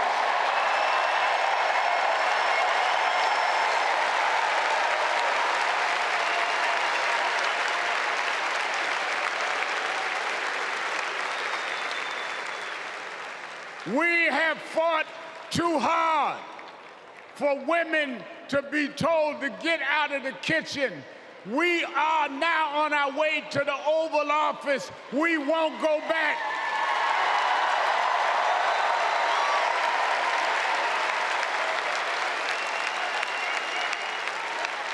We fought hard.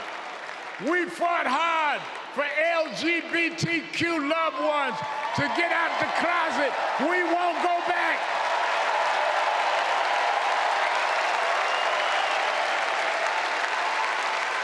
We fought hard for the right to choose, the right to education.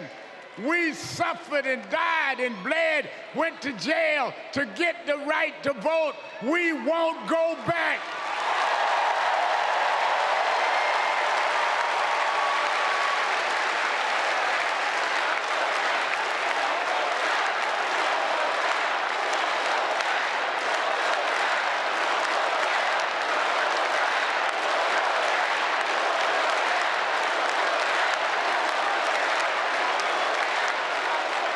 So we must be committed, no matter how the Supreme Court tries to roll back on civil rights, no matter what the amount of money they have.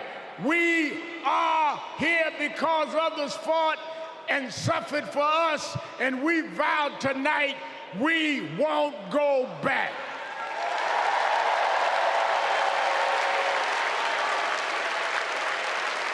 This November, we will go forward to fulfill the promise of a just and fair nation.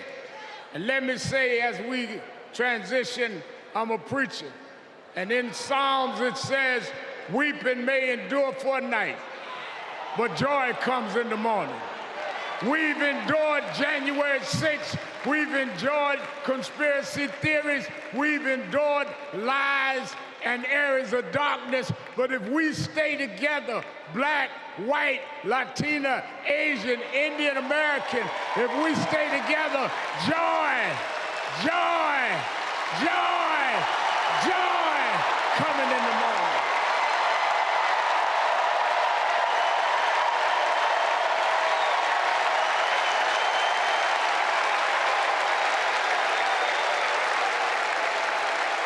I want to now, since I was a teenager, I was mentored by Reverend Jesse Jackson.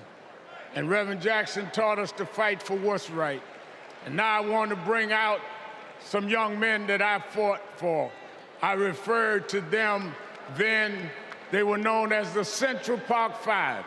Now they're the Exonerated Five. Raymond Santana, Kevin Richardson, Yusef Salaam, Corey Weiss, the Exonerated Five.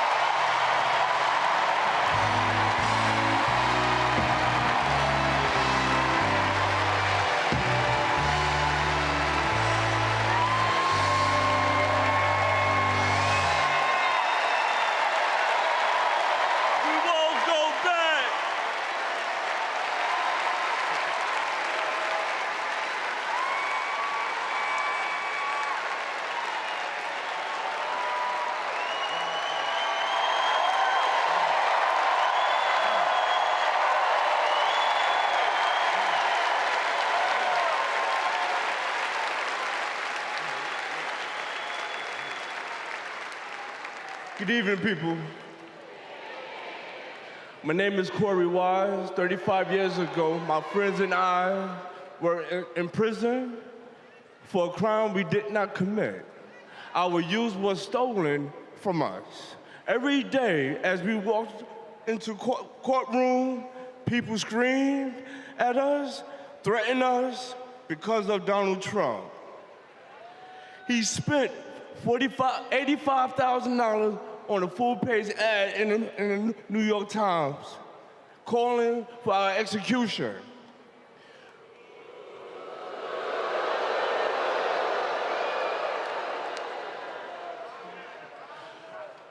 We were innocent kids, but we served a total of 41 years in prison.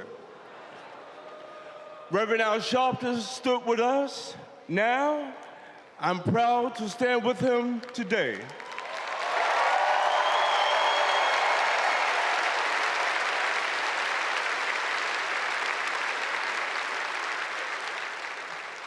Vice President Kamala Harris has also worked to make things fairer. I know she will do the same as president. Now prove that message.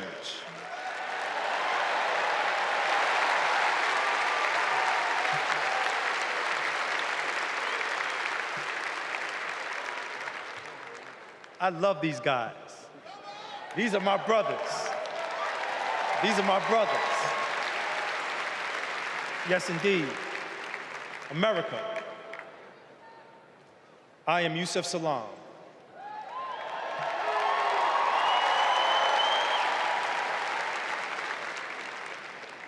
A New York City councilman representing my hometown of Harlem. That's right.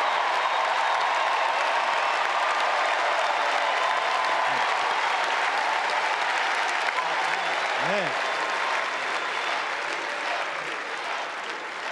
Representing my hometown of Harlem, USA. And listen, as my friend Corey Wise just said, 45 wanted us unalive.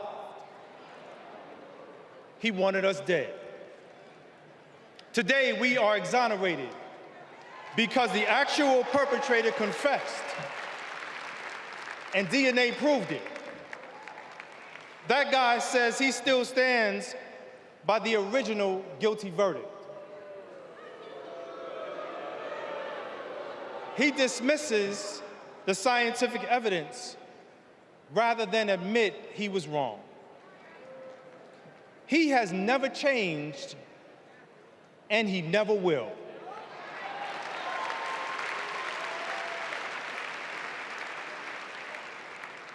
That man thinks that hate is the animating force in America.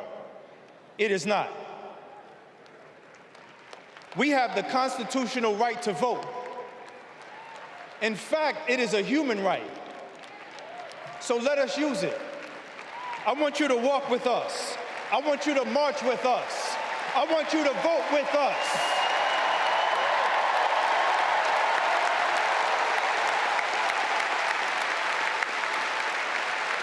And together,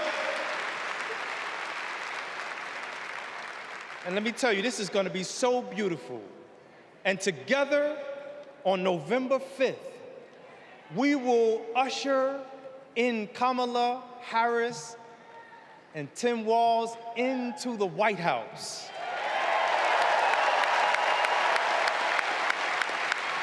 So I want to do this.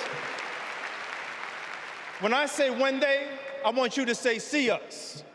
One day, see us. One day, see us. When they see us, America will finally say goodbye to that hateful man.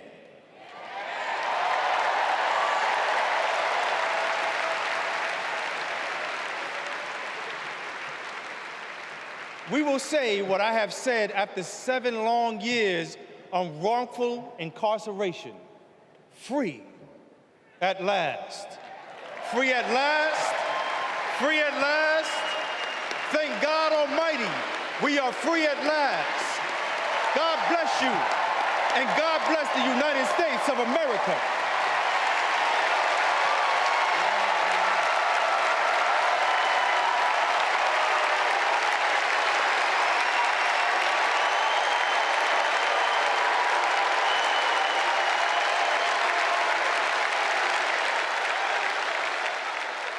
Councilman Yusef Salon and Corey Wise, 2 members of the group that was once known as the Central Park Five. Now they are called the Exonerated Five. You saw 2 others of them on the stage with Reverend Al Sharpton.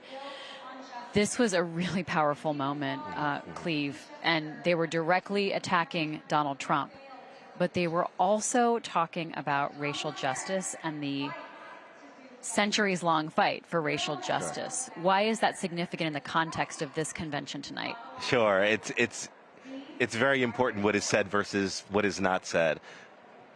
Kamala Harris, like Obama before her, does not talk frequently about being the first black woman that would be president. She doesn't lean into that. She talks about being president for all people. But you know what this message implicitly says, it puts her at this moment, at the present moment of the civil rights movement, from Martin Luther King. Al Sharpton mentioned Jesse Jackson.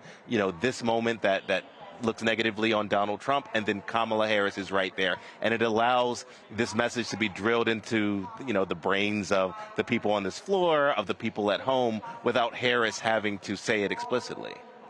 Yeah. Hillary Clinton, when she ran, it was such a moment of expectation. Finally, a woman will become president. We're not hearing that so overtly said here, Rhonda. Hillary Clinton had a particular place in this convention this week when she spoke and talked about those cracks in the glass ceiling. But how are you hearing delegates and other people talk? We're actually going to head to the floor right now. Let's go now. And grace, intelligence, and heart. She was a remarkable prosecutor, and she will be a remarkable president. Survivors of sexual assault struggle to be heard over the cacophony of voices demeaning, discrediting, and vilifying them. When powerful offenders are allowed to manipulate public opinion by attacking their victims' credibility, all victims suffer. Those words are from the 2021 amicus brief filed by RAINN, the nation's largest anti-sexual violence organization, in the case of E. Jean Carroll versus Donald J. Trump. As a legislator and lifelong advocate against sexual violence, I urge all of us to stand together to support survivors, believe them, and hold perpetrators accountable.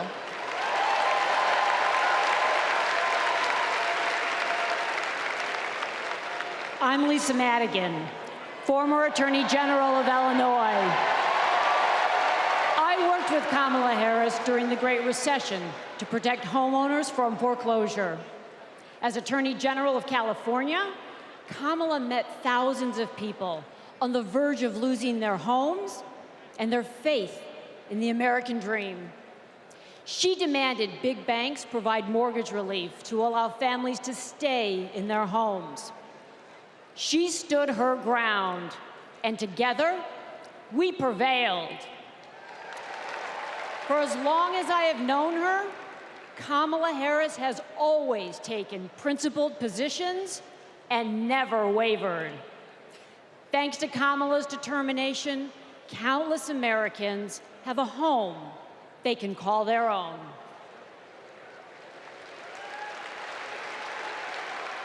And I'm Mark Morial, civil rights leader and former mayor of New Orleans. In the 1970s, Donald Trump was sued for refusing to rent his apartments to African Americans. His employees were told, put those applications in a drawer and leave them there. It was straight up housing discrimination. It was racism, and civil rights advocacy put an end to it. Kamala Harris has a plan to build more housing, keep rent prices fair, and help more people own homes.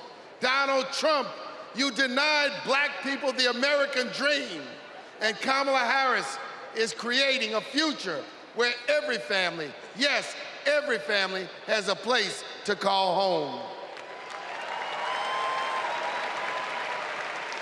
I'm Nathan Horns.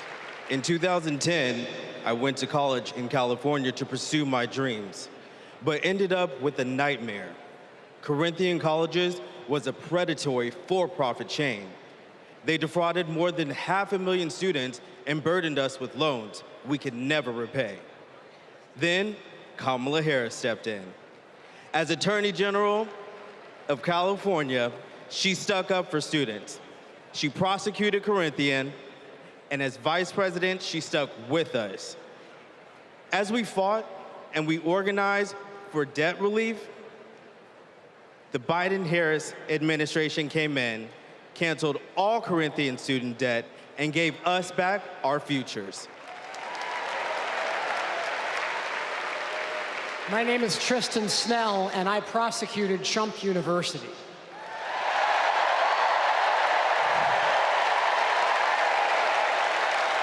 I interviewed over 100 victims of Trump's fraud, a retired police sergeant, an Iraq veteran with PTSD, a mother caring for her son with special needs. They trusted Trump. They believed that he would teach them his secrets and make their American dreams come true. But all they got was credit card debt and a fake diploma. Some lost their life savings, some lost their homes. Donald Trump ripped off his biggest fans and made $5 million in profit. Kamala Harris fought scammers like him, and as president, she will continue to fight for you, for us, for the people.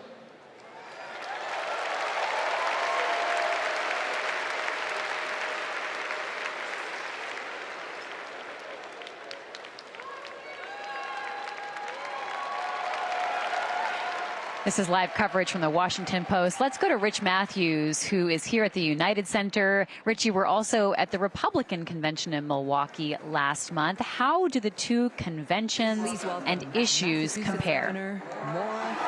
Well, you know, the issues that we're hearing from the podium are quite different. In Milwaukee, it was really all crime, drugs, border, a lot of Israel.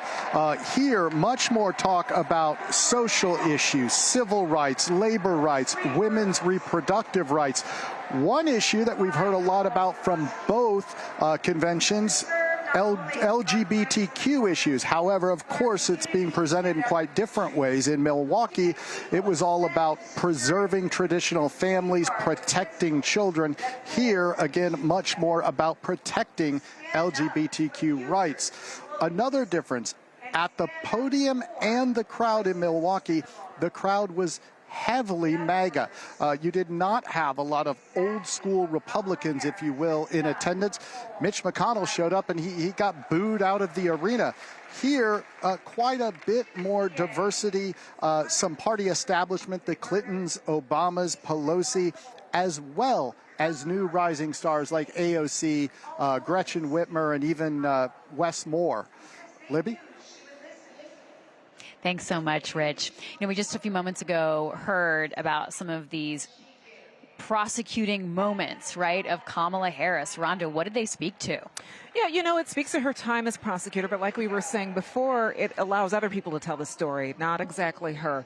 And I would say that part of her political history and her political rise is something that is going to be scrutinized. But if you can put human faces to it, like the woman who was just speaking, also I noticed she had the lawyer for the Trump University case as well speaking. It is sort of creating that she can personify the prosecutor versus the criminal who is running. I'm actually struck by the fact that I think we're hearing more about Donald Trump tonight than we have all week. Specifically in name, we're hearing about him. So that's been an interesting development as well. But the reason these stories are coming out, they are a way to put to project that she is this strong prosecutor ready to take on this case, ready to be a president. She has a track record in that, but she doesn't have to tell that story. James? You could hear what you want to hear, right? So, and the way a lot of people consume these conventions is the clips. And the exonerated 4 that were up there, I mean, that was incredibly powerful. Donald Trump had been making huge inroads with African-American men, especially in Georgia. One of the people that we have not seen this week, and it would have been shocking 2 years ago, is Stacey Abrams. She did not get a speaking slot during the DNC, but Jeff Duncan, the very conservative Republican former lieutenant governor of Georgia, did. And Stacey Abrams lost the governor's race and the Senate race in part because African-American men didn't vote for her in the numbers that they needed to. And so Trump, during the Republican convention, made a big play for them. And I think that group is aimed at, like, Donald Trump literally ran a full-page ad in the New York Times calling for those innocent guys to get the death penalty that is squarely aimed at those African-American men. And polls, I should say, show that since Kamala Harris took to the ticket, even though she is a woman, the voters are coming back to the Democratic fold. Cleve, how is she trying to walk a line of both seeming like an example of a march towards more equality and justice, but also I'm a tough prosecutor, I can really hold people accountable, and black people want accountability as well? One of the ways that she's walking this tightrope is by talking about why she became a prosecutor. It's not just, I was tough on crime, I locked these people up. It was, I wanted to protect people, and that's why I did this. All right, let's head back to the floor for Courtney Baldwin. In 2013, I was sold for sex in cities across California by a trafficker who controlled every aspect of my life.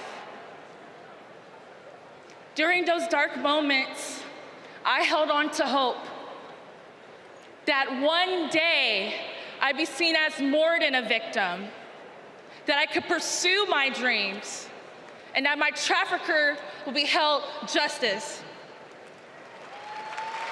I didn't know it yet, but waiting for me on the other side were people who were fighting for survivors. One of them was Kamala Harris. As California's Attorney General, she fought Backpage.com, the website that let me and thousands of others be bought and sold. She filed criminal charges against its owner that shut down the website for good. No one has ever done that. Vice President Harris is fearless, compassionate, and she still gives me hope. She's protected people like me her whole life, and I know she'll fight for us all as president. Thank you.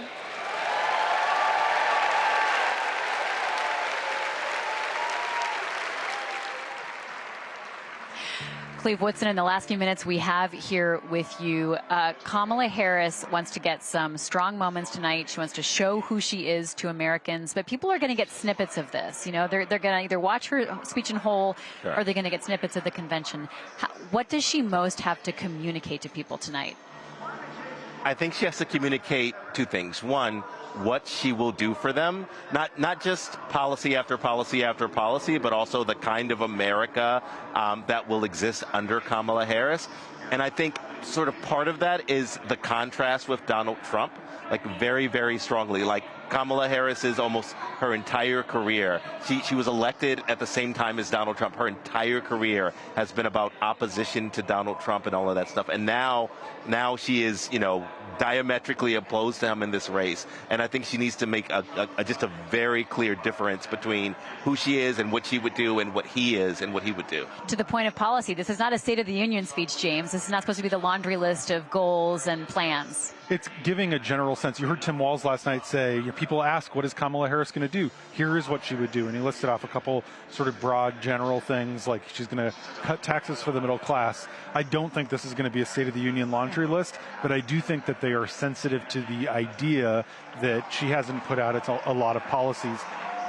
We're also not going to see her distance herself from Joe Biden, but I think that one of the questions even a lot of Democrats in the hall have is, how is she going to be different than Joe Biden?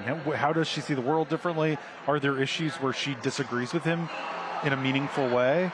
Again, this isn't the night for that because you want to sidestep any divisions. I'm going to be fascinated to see what she says about Israel-Gaza because she's going to have to address it. You can't call it the elephant in the room, it's the donkey in the room, but she has to say something. All right, let's head back to the floor and Secretary Deb Haaland, who's coming up next. Mexico Representative Deb Haaland.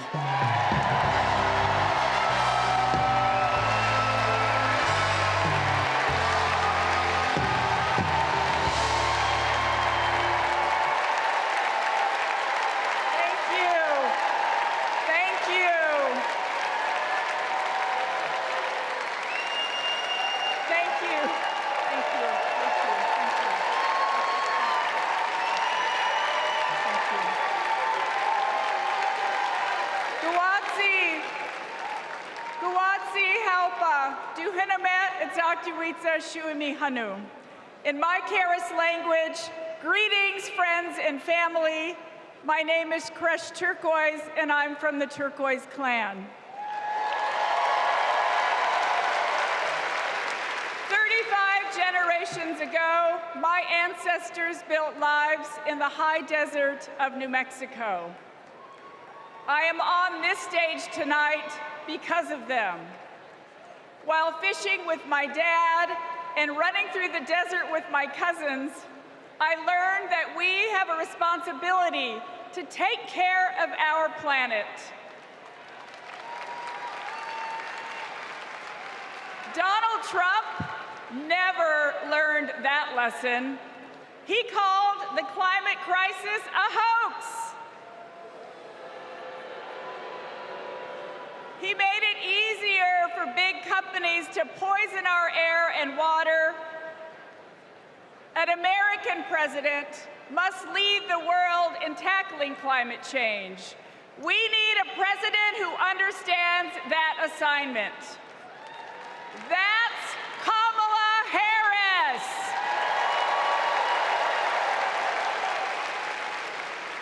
I know her record.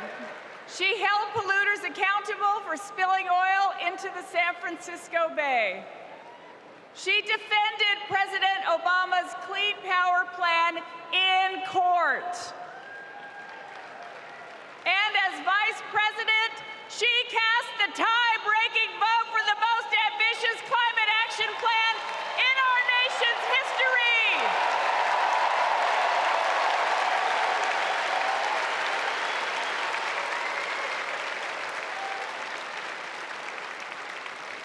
Kamala Harris and Tim Walz will fight for a future where we all have clean air, clean water, and healthy communities.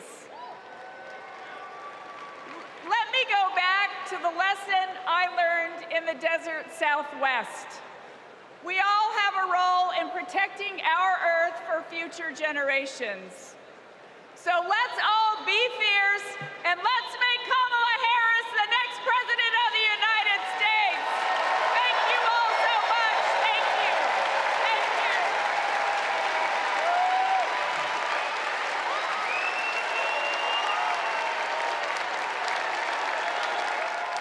Secretary Deb Haaland talking about the environment, such a notable appointment to the Interior Secretary, because that agency had for so long been seen as the adversary by so many tribes and indigenous people in this country. And so Deb Haaland has worked so hard to make inroads with those communities and say we can be part of the solutions, not just an adversary. And it really makes a huge difference. There are a lot of states where tribal voters make up a meaningful part of the electorate. And Deb Haaland, I interviewed her a few months ago about this big report she put out on Indian boarding schools. She's done a lot. The federal government is the largest landowner by far, and most of that land is under the Interior Department. So it's actually a very important position. She's a former congresswoman from New Mexico, and that's a state that I think people had thought might fall into play if Biden had stayed in the race. Now it appears once again to be safely Democratic. Rhonda, let's talk about what is yet to come tonight. We're going to hear, let's talk about the fun stuff. Pink. We're also going to hear from the Chicks singing the national anthem. What is the celebrity power doing for the Democrats this week? You know, one of the things that I've been thinking about all week is because there has been a lot of star power with this convention, and that's not new. We saw sort of the celebrification of politics back with the Obama administration, really, and maybe even before that. There usually are, dance parties as a part of this convention. But one thing that it might be saying or telegraphing to the folks outside of this arena is that this is a party that represents a lot of America. It's almost sort of a Trump versus everyone else. That's been sort of the messaging. And you've had so many celebrities chant the "We're not going back," leading the crowd in that. I think when Little John came on by surprise, when he came down the stairs, that's what he was chanting in his song. We've heard that multiple times. And that can go a long way. But then there was also a negative side that could occur. I remember that James Carville a few weeks ago was talking about the Democrats don't need to put too many celebrities in this because it can almost make it look like this is for the cool kids and you're not invited. And so it could isolate some of those votes that the Democrats will need to win. But yeah, it also is saying on the other side that it feels like the rest of the world up against Donald Trump. Yeah, people want to be on a winning team, James. They do. They want to feel like they're part of something that's ascending, that's cool. Yeah, and so it gets people to tune in. I think it does create a cool factor that that is a contrast with Trump. I think it also gets under Trump's skin. He's someone who was a reality TV star, right? Who had, it clearly bothers him.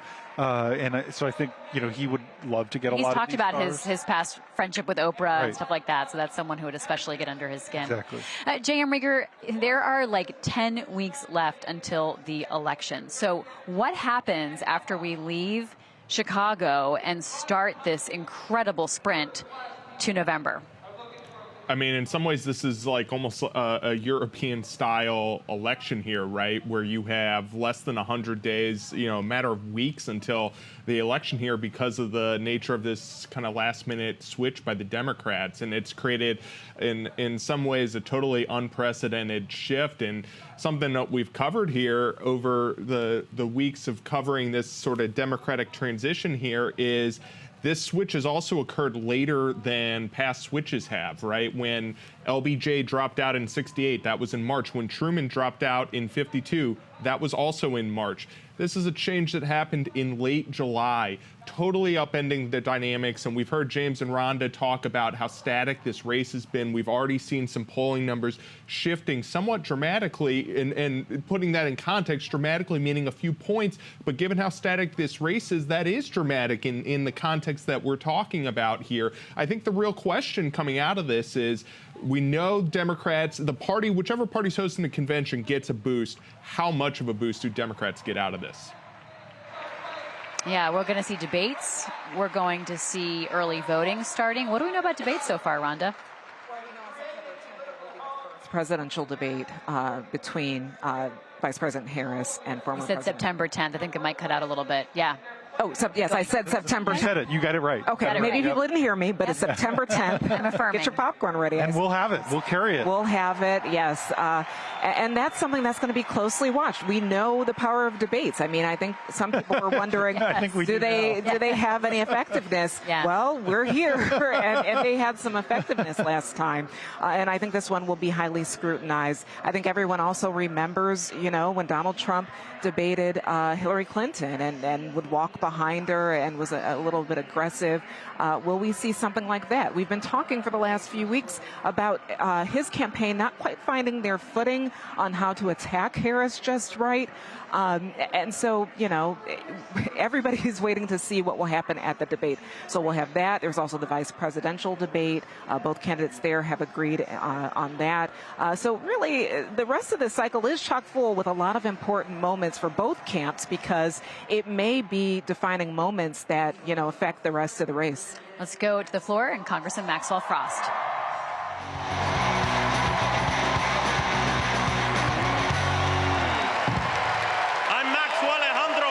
And I'm proud to be the first member of my generation in Congress. I'm also proud to represent Central Florida. You might expect me to talk about how climate change will impact our future, but as a Floridian, as a Florida man, I'm here to tell you that the climate crisis isn't some far-off threat. It is here. Donald Trump and J.D. Vance think they can divide us by saying this crisis is some type of hoax. But I've walked the streets of communities that have been forced to rebuild after hurricane flooding destroyed their homes. I've heard the stories of immigrant farm workers made to work in horrid conditions exacerbated by this crisis. And I felt the scorching record heat and know that climate change can sometimes feel like an unstoppable force. But with our movement and with organizing and an administration that cares, we are making progress. Kamala Harris and Joe Biden have proven that tackling this crisis creates jobs, that investing in clean energy protects our health, and that investing in mass public transit builds strong communities. And we must always remember that peace is essential to our climate and war destroys our environment. This election is about every drop of water that we consume and every breath we breathe. Fighting the climate crisis is patriotic. And unlike Donald Trump, our patriotism is more than some damn slogan on a hat. It's about actually giving a damn about the people who live in this country. Because when you love somebody, you want them to have clean air. When you love somebody, you want them to have safe drinking water. And when you love somebody, you want them to have a dignified job. And so, America, it's simple. Let's get to work and elect Kamala Harris and Tim Walz for our planet, for our future, for our present, and for our people. God bless.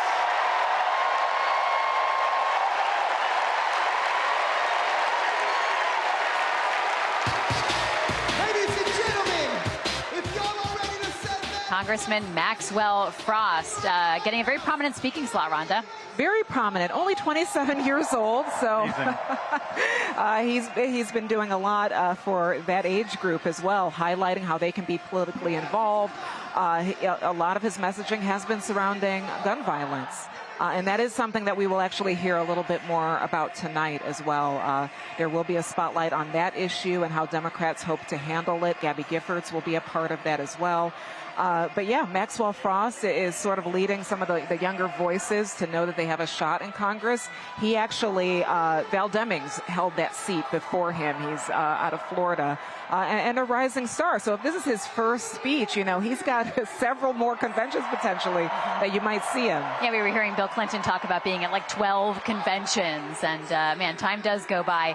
JM, what are you listening for tonight, in addition to, of course, Kamala Harris's speech, as they build up to this moment and try to carry through the energy of this week?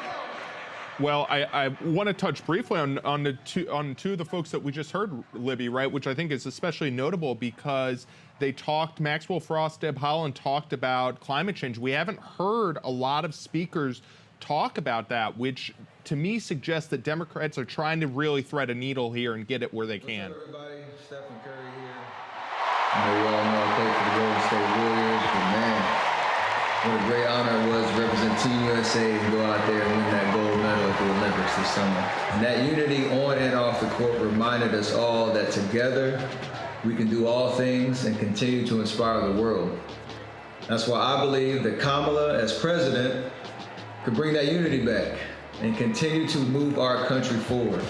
This is about preserving hope and belief in our country, making sure families can be taken care of during their most precious times. I got to visit Kamala with my team in the White House last year, and I can tell you one thing I knew then, and I definitely know now.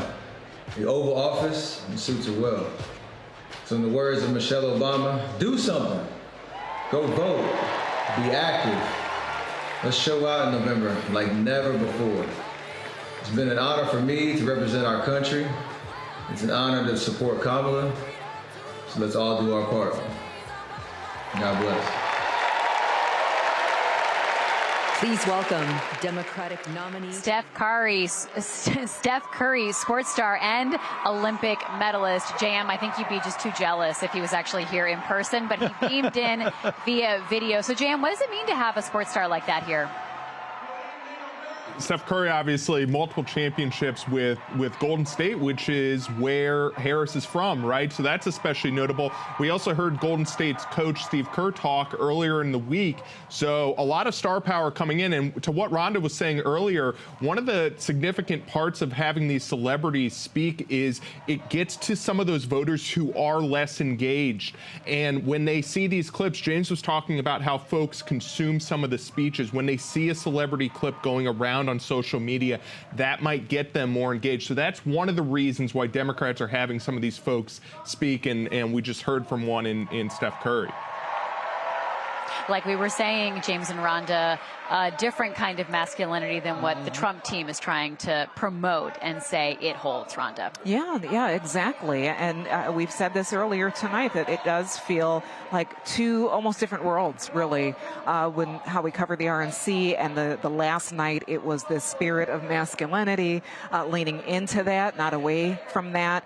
Even with the pick of the VP on the Republican side, you know, there was Elise Stefanik, who was mentioned as one of the women who Trump might pick, and that didn't happen. And a lot of people were wondering, did he expand his base, or is he just relying on the votes that elected him the last time, which strategists would probably say it may not be helpful in what will definitely be such a tight race. Yeah, James, how is the messaging different right now for Democrats around Tim Walz and Kamala Harris? How are they trying to get people interested in either, both of them or either of them? They're actively talking about sending Coach Walz to some high school football games in swing districts. We saw Lisa Slotkin a little bit ago. She's running in what is kind of the bellwether Senate race in terms of how the election's actually going. Michigan, sort of a critical state in the presidential, a critical Senate race, but also there's actually 3 critical House races that could really determine control of Congress. And one of them is Elisa Slotkin's district. It includes Lansing. It was long held by a Republican, and it was very close in the last presidential. I expect you're going to see Tim Walz go out there, the suburbs of Lansing, go to a high school football game with Elisa Slotkin, or the Democrat who's the nominee to replace her in the House. And I think Walz really can help in the upper Midwest. He can appeal to sportsmen who realize, that they don't want, weapons of war on the streets, that support an assault weapons ban, but are sort of, they support the Second Amendment as well. Yeah, he talked last night about being a hunter, being a better shot than his former House Republican colleagues. So how do they deploy Kamala Harris after this, James? So what's really interesting is Kamala Harris, we were talking about the debate a minute ago. It's going to be huge, September 10th. Kamala Harris is not going out on the campaign trail after tonight. She's actually going back from here to D.C., and she's going to spend this weekend doing debate prep and also prepping for an interview. She promised 2 weeks ago now that she would do a big interview before the end of the month. That gives her next week going into Labor Day. Harris has a tendency to get nervous about these kinds of things and to over-prepare. And so she's going to spend the weekend getting ready to answer those questions. Let's go to the center of the United Center and Congressman Colin Allred. All right.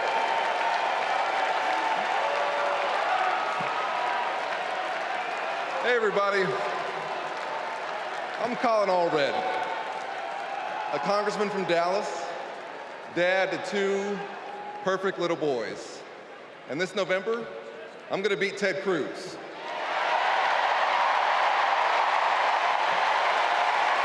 And I'm so proud to be here to support our next president, Kamala Harris. You know, like Kamala, I was raised by a single mom. Mom was a public school teacher who often worked 2 jobs to make ends meet. So when we talk about lowering costs, I think about the times when we went to the grocery store when I was growing up and swiped the debit card and said a little prayer. But my mom and my community in Texas gave me a chance to chase my version of the American dream. I played football at Baylor and in the NFL before becoming a civil rights lawyer and representing my hometown in Congress. Now I'm the guy who's going to turn Texas's Senate seat blue.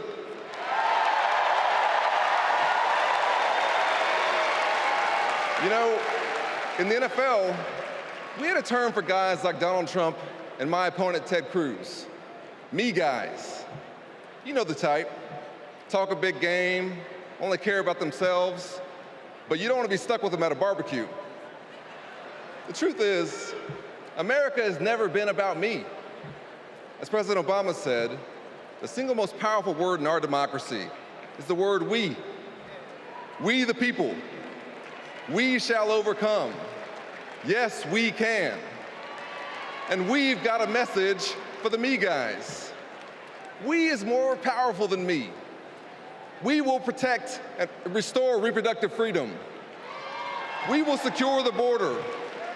We'll protect Medicare and Social Security. And we'll turn the page and write a new chapter for this country and let Kamala Harris be the next president and beat Ted Cruz. Thank you all so much. God bless you, and may God bless Texas.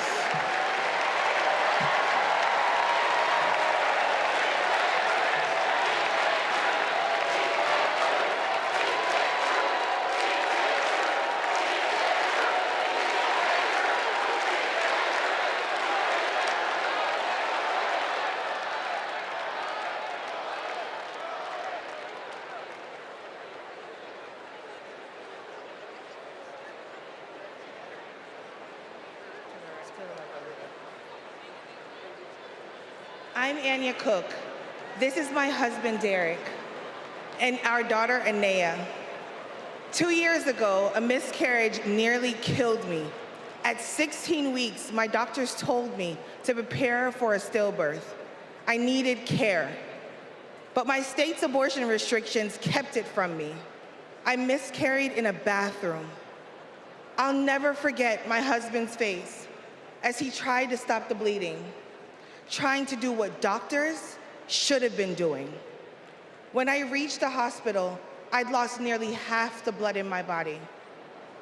I can't change the past, but I can, we can, choose a different future.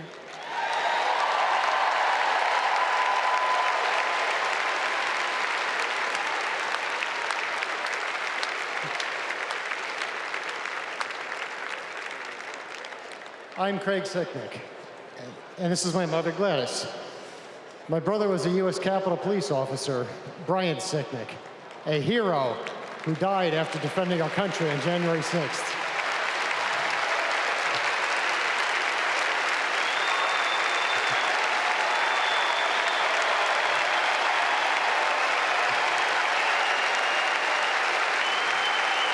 My family knows how dangerous Trump is.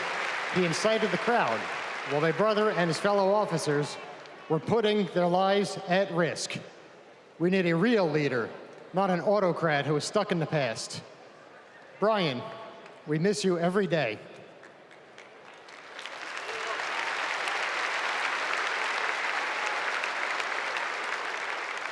I'm Gail DeBoer.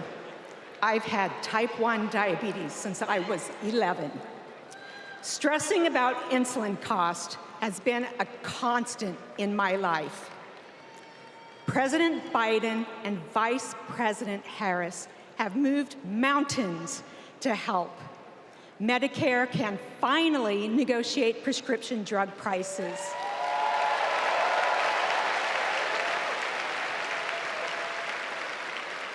Insulin is capped at $35 for Medicare recipients. And when elected, Kamala Harris plans to extend that cap to the rest of us. That's the future I want. That's the future I am voting for.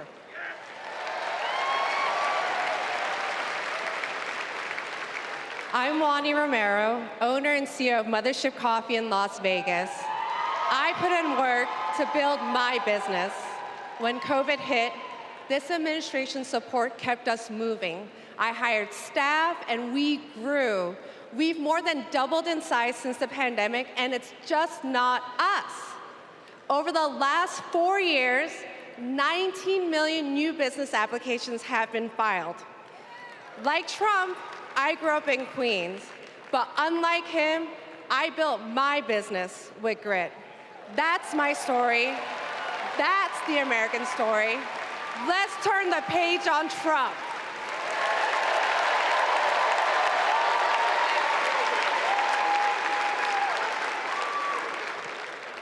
I'm Eric Fitz, and these are my sons, Christian and Carter.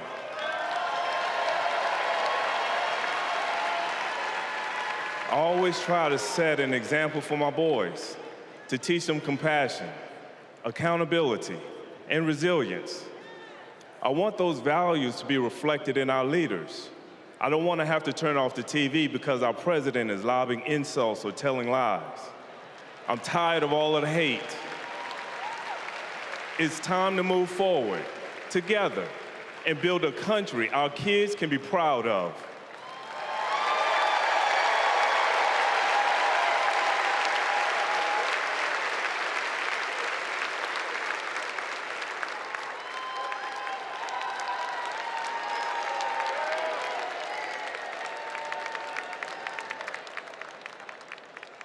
Americans making the case for why they believe people should elect Kamala Harris as president.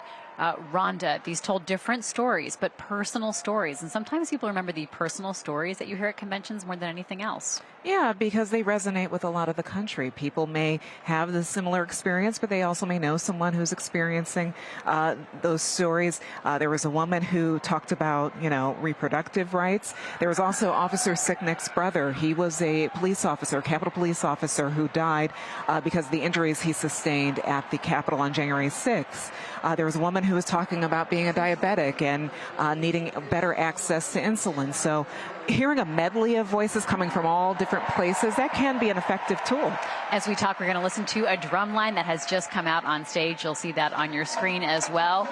So this is going to get the crowd fired up. We are hitting almost 8 o'clock here in Chicago, 9 o'clock Eastern time, and this is going to start getting us into the energy of the night. We're going to hear the Chicks perform the Star Spangled Banner soon. The drum line's going to get the crowd all energized.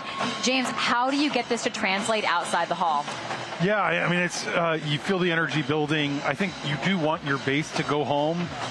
We just had this contrast between red states and blue states, right? Like we heard from Colin Allred, who's running against Ted Cruz. We heard that, her horrifying personal story from that family in Florida where the woman was bleeding.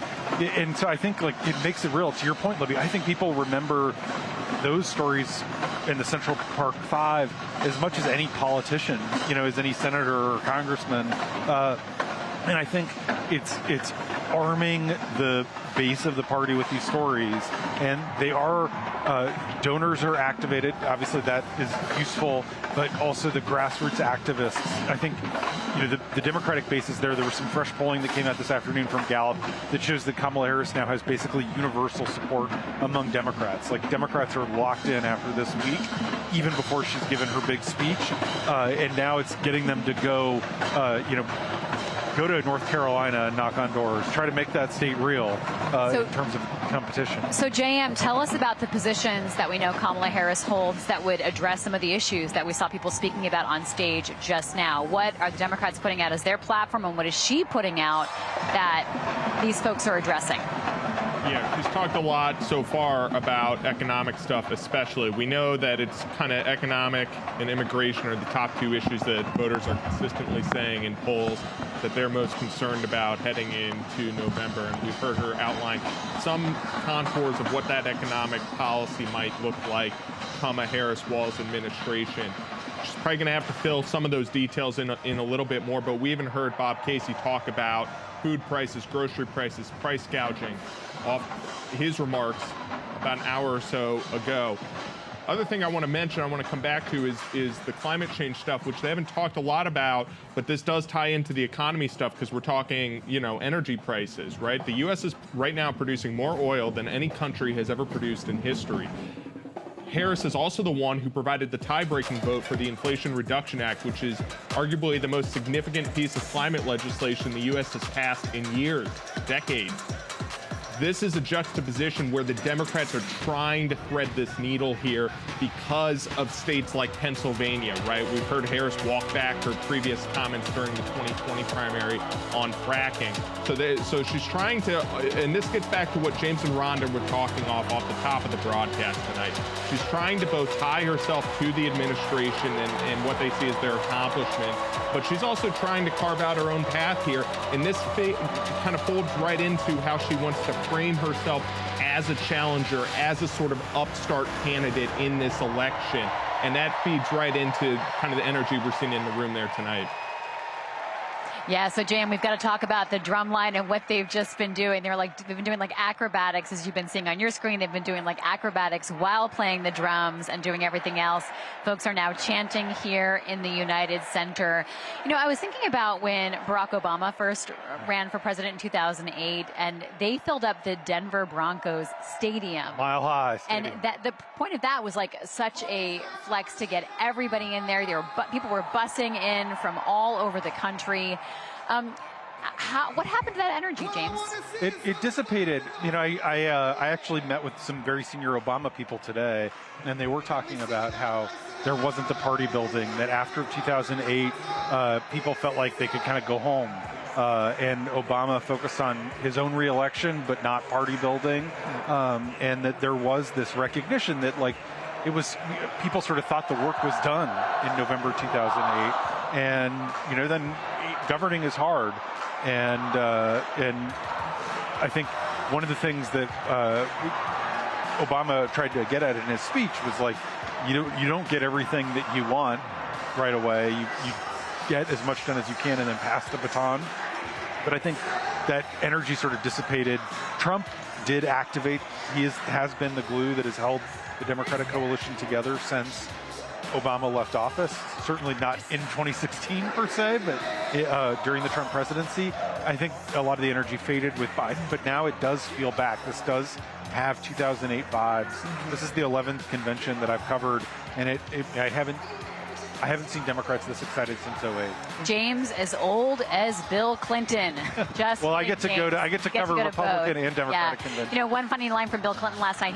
He said, I'm older now. I'm an older guy, and he said, and I'm still younger than Donald Trump. Amazing. So even as this crowd listens to the drum line, pumps up the energy, and gets excited, suddenly the age question, Rhonda, is focused on Donald Trump and his age. Now that Biden is out of the equation, they're able to say that Trump is old. All right, so we're hearing Beyonce's music pumped in right now. A lot of American flags waving. The crowd is waiting to see if any special guests come out. Yeah. But while we wait for that, let's talk about this question of how they're trying to capitalize on youth and energy and change and momentum. Yeah, and you're also seeing that in the speakers. Yeah. Historically, Republicans have been very good at mobilizing their base at a younger age. You have the Young Republicans, which is a large group that helps mobilize on college campuses and even up to those under 40. And they usually, it's an engine of people who are put in the pipeline in order to keep the party going. And many people are wondering, well, why aren't Democrats often that organize? Why don't they have anybody waiting in the wings to run for president? But I really think this convention, we are seeing a lot of rising stars. And honestly, that might be a side effect of the politics of the last 8 years, of the rise of Donald Trump, how people decided, okay, I'm going to run because, you know, I don't believe in the type of values he's bringing into the country. But on the parallels to 2008 and Obama, a lot of people have been saying that. But I had an interesting conversation earlier today with a person who said, you know, I attended that convention and there was that hope and that was all what Obama was talking about. But she said, this is hopeful too, but it's a different type of hope. There was almost this invincibility with Trump that nothing was stopping him. It seemed like a foregone conclusion that he might return to the White House. But at this point, people are feeling like it is possible that Democrats may take this all the way to November. So it's hope, but it's also mixed with a renewed sense of optimism about the country. So we're hearing now the soundtrack went from Beyonce to Small Town by John Mellencamp, which really was like Tim Walz's walk-on song. Yeah. Like this may be what becomes his song for this campaign, James. Yeah, and also he walked off last night to Neil Young, and that was a song that Trump had played, and Walz personally asked Neil Young for permission and got it. So one of the things that Democrats have going for them is because they have Hollywood, they have celebrities, you know, 90+% of them, they can get Beyonce to give permission to play her songs as Kamala Harris walks on stage at rallies. And it does get, you know, it gets to that cool factor, that fun, joy vibe. And that does animate younger people who I think have been kind of bored the last couple of years with Joe Biden, who doesn't excite crowds the same way. And it does feel like that switch flipped last month. How do you make the cool factor feel inviting and welcoming and not exclusive? It's a risk that Democrats have not always gotten right. It's not new that Democrats can get a lot of celebrities to show up. They've had star-studded conventions before, and then Republicans have successfully, you know, otherized them and been like, they think they're better than you. I think the key is not being condescending. Yeah. You know, not you can criticize Trump, but don't criticize people who would be, you know, so dumb in air quotes as to support Trump. If you seem like you're demonizing half the country, it's going to piss them off, and then they're going to rally in opposition. It can end up, you know, it really galvanizing the other side. I think too, it's the sort of celebrity that you have. You know, you want sort of, for lack of a better word, wholesome celebrities, you know, who are excited about and appeal to the kinds of audiences that you're trying to fire up. So Tim Walz's theme song, he is now here. He's here with his family. We're seeing images of Gus taking a selfie of himself, his dad, the vice presidential candidate, and his sister. So the music is serving a purpose here to sort of get everybody in place, and get everybody ready for what's going to be the next giant block of programming here, Rhonda. Yeah, that's right. You still have the performer Pink is on the list, the Chicks. So Democrats are trying to book folks who are for everyone. You're all, every musical taste and genres across the country. Right. But again, as we've been talking about, it is a strength, but it could also be a weakness to have too much energy from Hollywood or celebrities. But right now, the crowd is loving it. In fact, I have these delegates have been just fascinating to watch, because you would think by this night, after 3 other days of long programming, they would quiet down. But no, they are not quieting down, and we're only about midway through tonight's programming. So, JM, one thing that we're seeing a lot of is American flags waving. Right now, we're about to hear Born in the USA by Bruce Springsteen. Democrats are trying to reclaim patriotism, JM. I think this is one of the really notable takeaways, actually, from this week, is how Democrats have reclaimed, in some ways, patriotism, Americana, from the Republicans, at least for this brief moment in time, right? The flag waving, the USA signs we've seen, the USA chants we've heard, football, the repeated references to freedom, the references to the Olympics. Steph Curry had his gold medal on during his speech, right? These are all things where they're trying to get folks just, there's this momentum, and we've talked about the vibes, right? This is all about a vibe. It's really a remarkable scene right now at the convention. All right, let's go to Joe Snell. He is on the floor with the delegates. Joe. Hi, Libby. I'm here with Brian. I'm here with Brian Cunningham. He's a delegate from New York. Yep. Brian, you've got the American flag. Everybody else, you're waving it around. Yeah. Describe for us the mood in here right now. Right now, the mood is so electric in here. It's exciting to be a delegate, excited to be at Chicago, excited to be nominating Kamala Harris and Tim Walz, our next president, vice president. It's just electrifying here. I can't describe the feeling. I'm getting goosebumps right now. There was a little bit of tension with the party heading into the convention. Do you feel like after this week, the party is unified? I feel like the party was unified the moment Joe Biden made a decision and he endorsed Kamala Harris. He gave us our marching orders on how we move forward as a party. And I think since Monday night, we felt the party unity. We've given Joe Biden his farewell. We've said to him, thank you so much for what Joe has done. But we're building a bridge towards a future for America, and we're excited about that future. We were talking earlier about Michelle Obama's speech. She said in that to the voters, go out and do something. Yeah. Besides voting after this, what's that something you're going to do? For me, it's going to 7 swing states. New York is a safe blue state, but we're not taking anything for granted, as Coach Wall said. We're going to go out there, we're going to run the ball on the fourth quarter and finish this game as strong as possible. Thanks, Brian. Back to you guys. Great. Thank you so much, Joe. It is great to feel the energy of delegates from the floor. This is part of the question. What will people be doing next? Not just voting, but as Michelle Obama always talks about, Rhonda, finding a plan. How are Republicans trying to also get their voters to find a plan? You know, we haven't heard much on that front. Again, it appears that the Republicans feel that they were thrown a bit of a curveball. At least the Trump administration or the Trump campaign has felt that this was a little bit of curveball for them. They're trying to figure out and organize and really figure out how to attack Kamala Harris, but energy is hard to attack. So that will be the uphill battle for Republicans. However, and I've been saying this all week, the Democrats, national Democrats that I've spoken to, all are acknowledging, like, yeah, we understand that this could be a temporary bump, and we're trying to figure out how to harness that. I remember talking to James Clyburn before the Hill went on recess, and I asked him, you know, she's got more donor money, she has volunteer signups, but will this energy be, you know, short?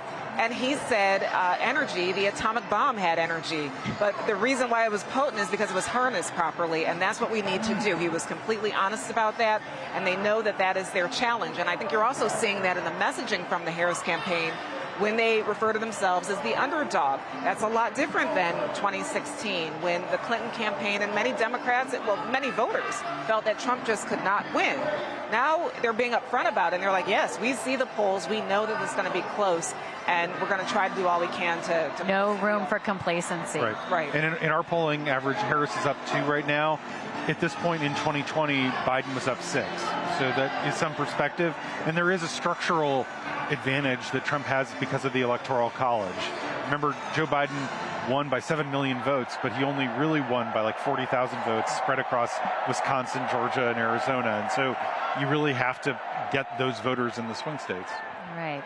Well, we'll hear from the Chicks performing the national anthem, and later on tonight, Pink will perform. This all builds up to Kamala Harris giving her pitch to Americans about why she should be elected president. Let's listen in. Selling U.S. female group of all time, the Chicks.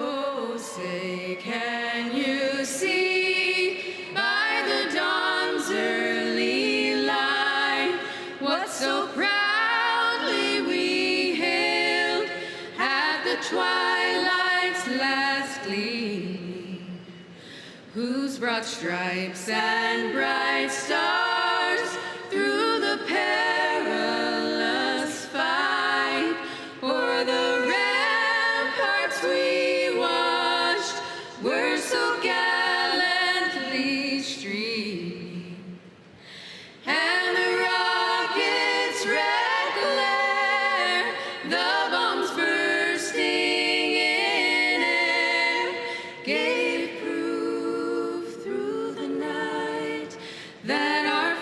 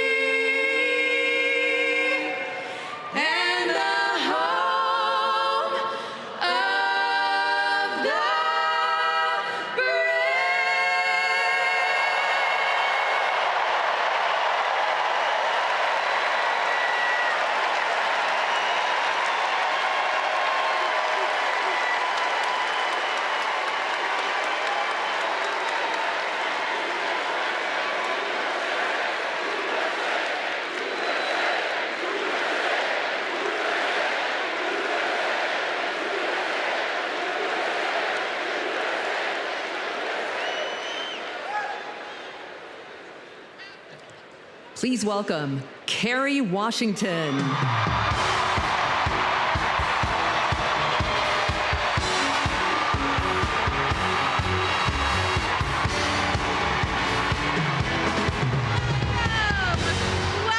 to the final night of the Democratic National Convention. The last 3 nights have been extraordinary, and tonight we hear from our next president, Kamala Harris. Now, as I stand here, I know that there are folks on social media already saying, go back to your TV show, shut up and act. But I am not here tonight as an actor. I am here as a mother, as a daughter, as a proud union member.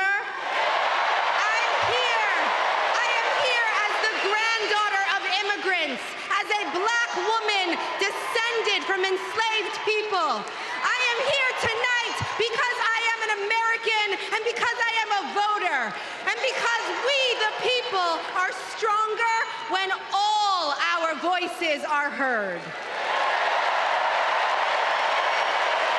Look, I know that I am the one standing on this stage, but I am not the lead character in this story. You are. All of you. You are the messengers. You are the fixers. Dare I say it, you are the Olivia Popes. You are the superheroes saving this democracy. It is you, not me, who have the greatest power to convince your loved ones to vote. So, just like Michelle Obama told us, let's do something. Let's make a video. Everybody take out your phones. Everybody take out your phones. We're gonna make a moment. Can somebody bring me my phone? I wanna capture this historic moment and share it with the people that we love.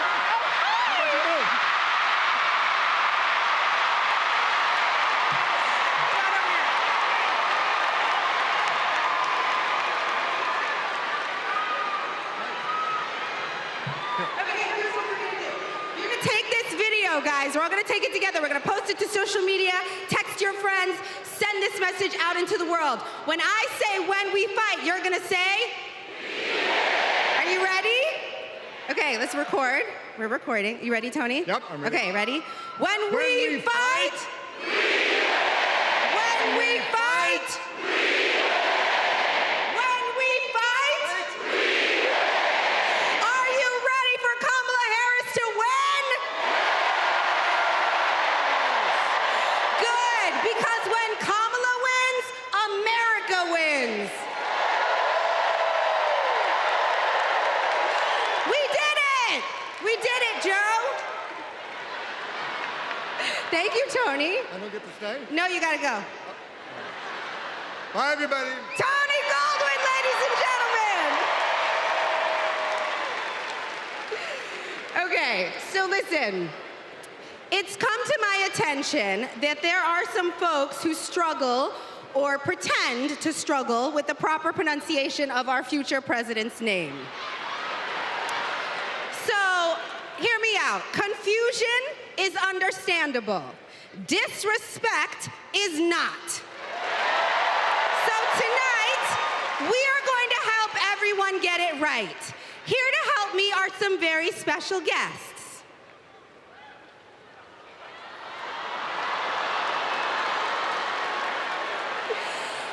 Thank you, ladies. Can you tell us your names? Hello, everybody. My name's Amara. And my name is Leela, her little sister. And what are you here to do? To teach you how to say your auntie's name. Okay. So how do you pronounce it? First, you say comma like a comma in a sentence. Then you say la like la la la la la. Put it together, and it's 1, 2, 3. Kamala. All right, so let's practice. Let's practice. Everybody over here, say comma. Everybody over here, say la. Together.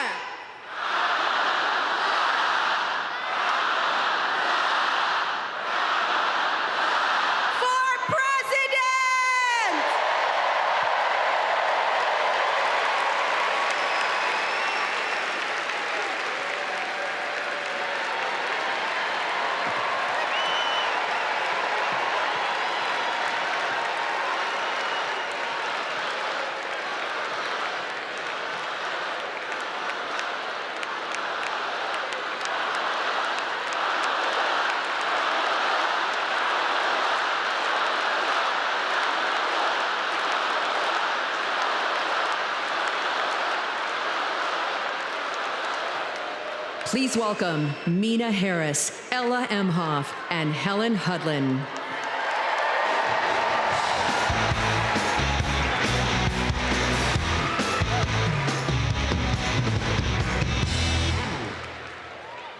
Hi, I'm Mina. I'm Ella. And I'm Helena. I grew up in Oakland, California,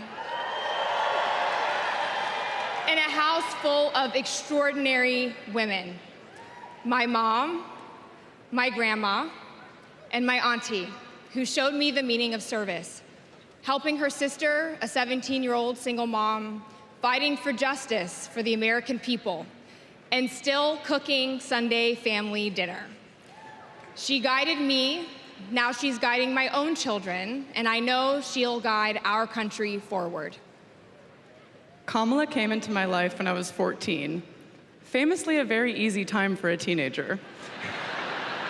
Like a lot of young people, I didn't always understand what I was feeling. But no matter what, Kamala was there for me.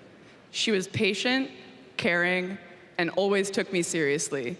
She's never stopped listening to me, and she's not gonna stop listening to all of us.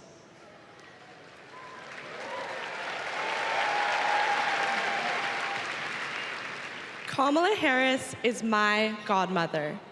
To me, her advice means everything.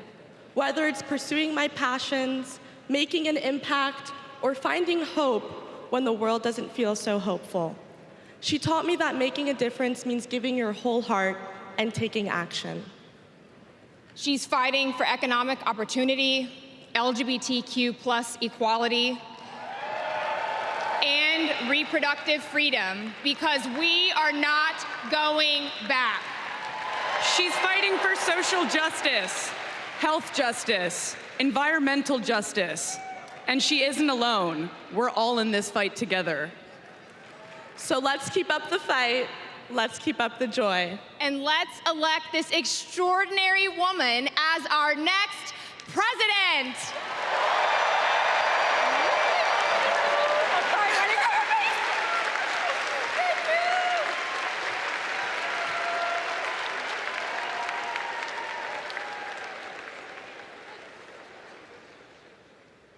Please welcome actor and comedian D.L. Hughley.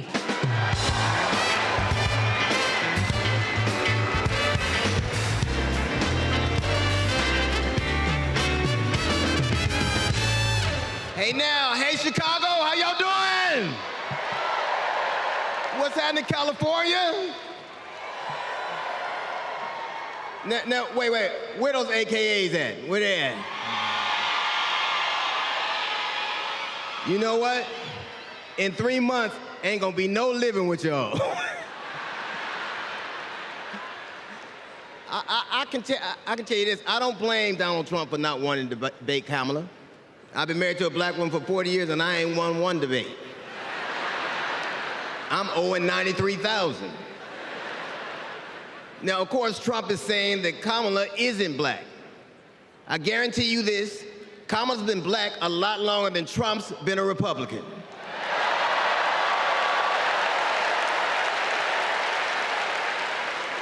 And if he keeps sliding in the polls the way he is, the only way he can keep Kamala out of the White House is if he buys it and refuses to rent it to her.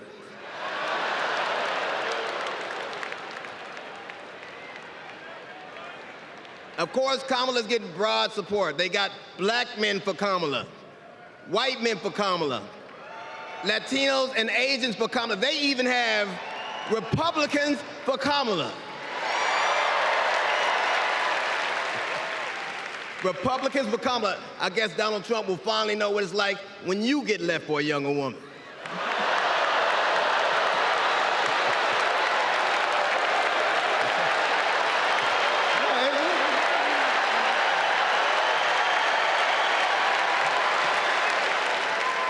But seriously, Kamala knows the truth about the American dream, that hard work is not alone enough.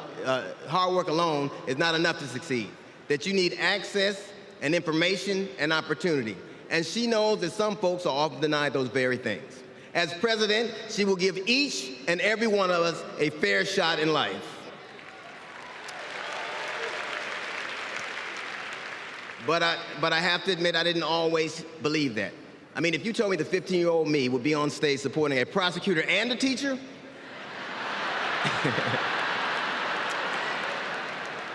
there is no way that I would have believed you. But because of that, I made assumptions about Kamala's record. And I often repeated them to a lot of people. Then one day, Kamala invited me to her house. She put her hand on my shoulder and she asked me to do some research. Something I had never done. Something a lot of people I know had never done before. Imagine attacking someone's character without a single Google search. So I did what I should have done in the first place. I learned that she had done for us exactly what she promised to. I believe that your apology should be as loud as your accusation, and I'm here apologizing in front of the whole damn world.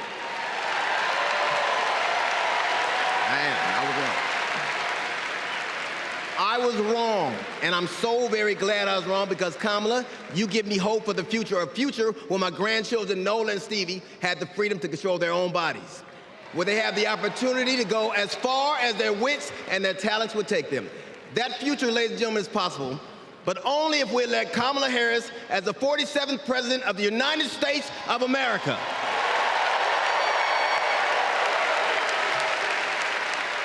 I will say this to you, the best piece of advice I've ever gotten in my entire life is you don't have to know what you will do, just know what you won't. And we won't go back.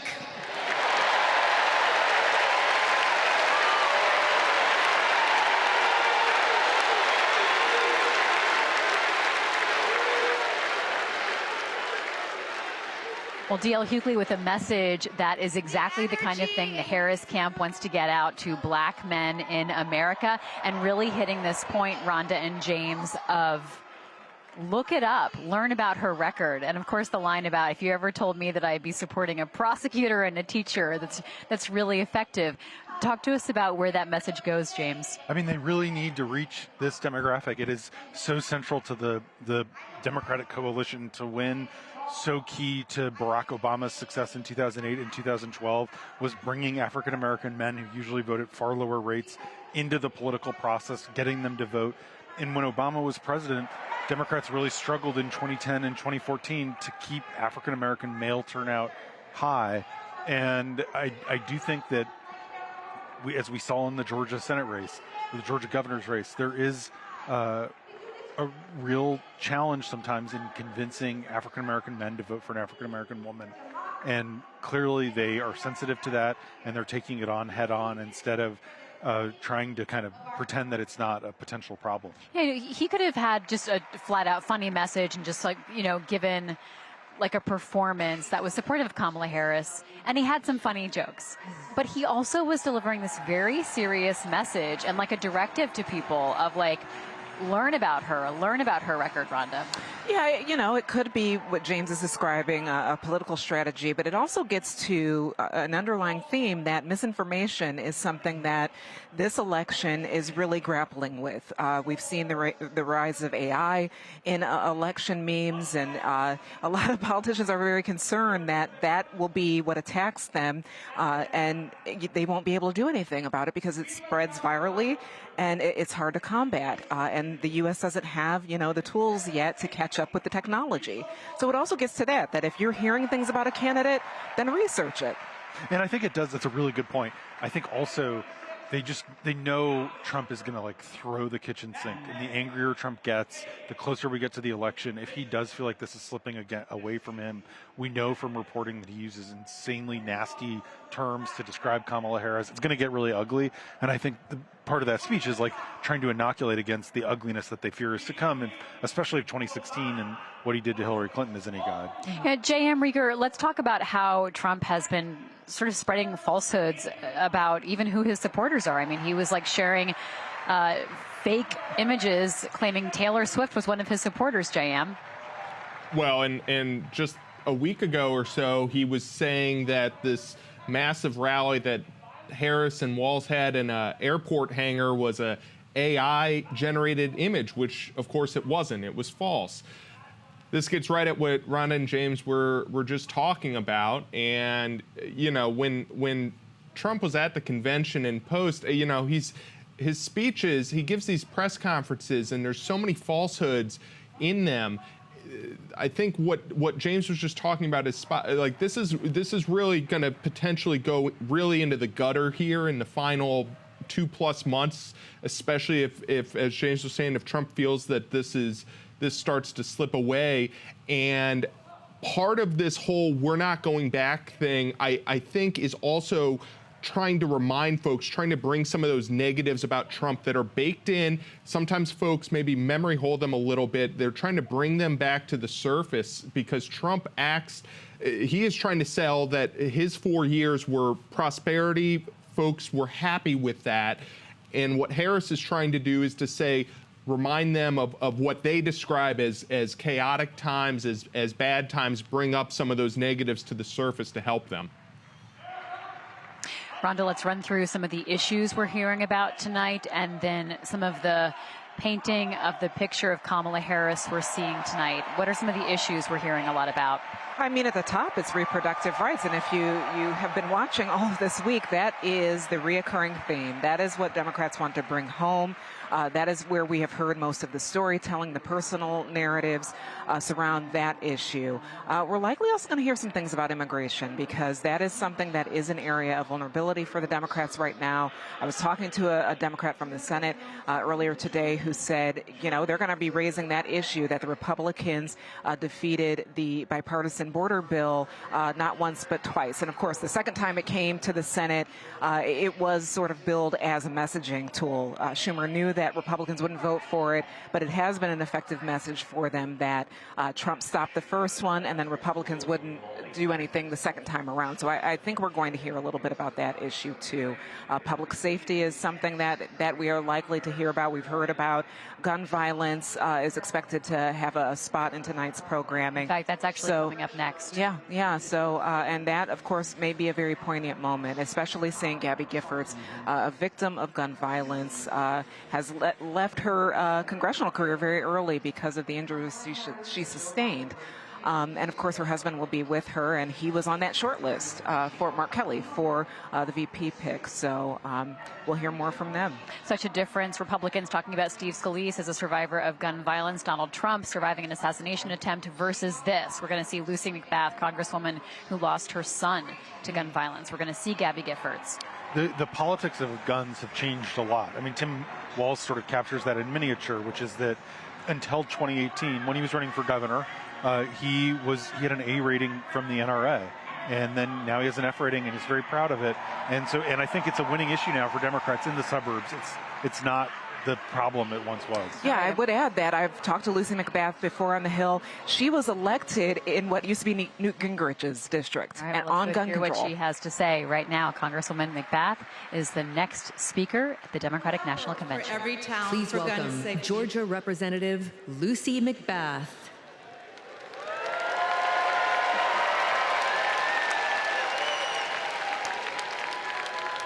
When I worked for Every Town for Gun Safety and Moms Demand Action for Gun Sense in America,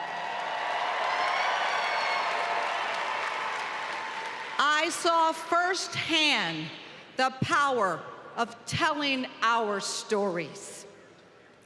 You've just heard mine, but there are many more to tell.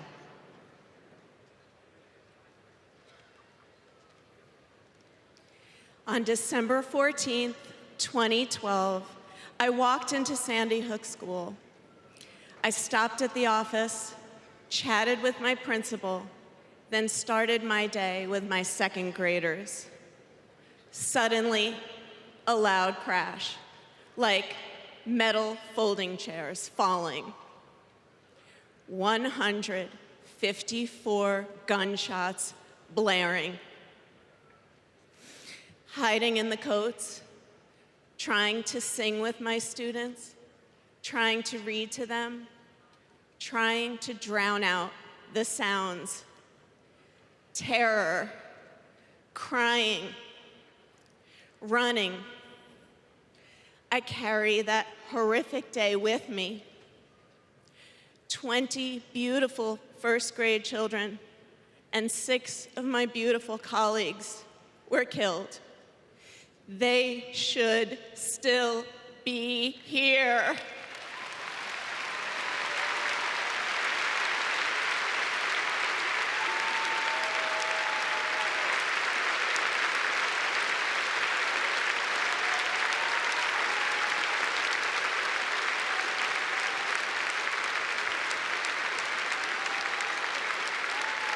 It's 10:30 a.m. at Robb Elementary in Uvalde.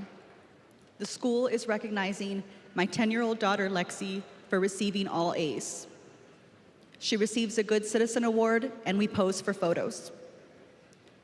She wears a St. Mary's sweatshirt and a smile that lights up the room.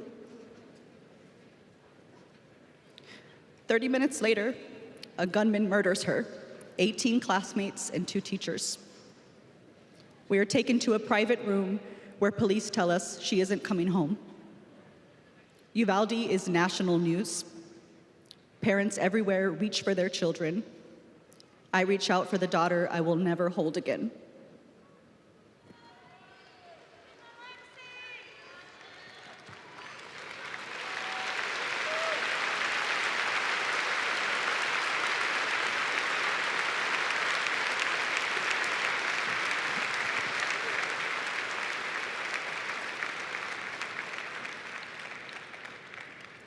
My niece, Sandy Patrice, was 22. She drove to Myrtle Beach for sun and fun and motorcycle parades. Hours later, my phone rang. Shooting on the beach. No one can find Sandy. I stayed calm. You see, my mother, Patricia Ann, had been shot and killed by an abusive partner. I was calm then, too. I got to handling business. I called relatives, the police, hospitals, and I kept calling, voice steady, heartbeat pulsing. Then I was connected to the coroner. 10 years of waiting, and Sandy's murder is still unsolved. I'll keep calling, and I'll keep fighting.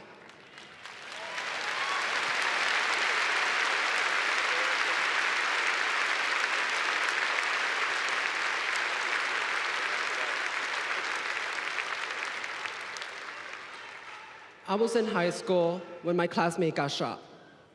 It changed my story. Instead of worrying about taking a test, I started worrying about living to take another test.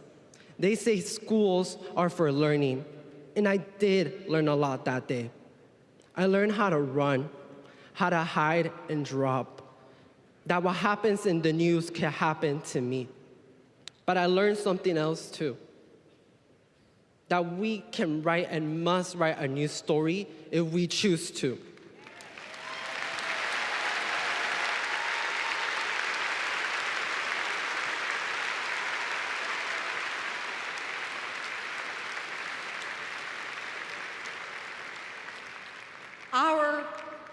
Are stories of loss. But make no mistake, our losses do not weaken us. They strengthen our resolve. We will secure safer futures that we all deserve. We will organize. We will advocate. We will run for office.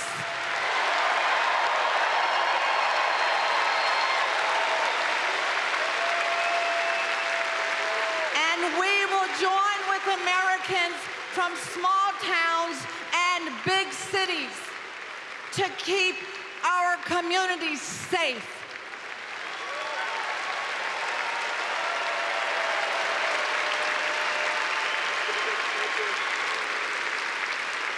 And we will elect leaders like Kamala Harris,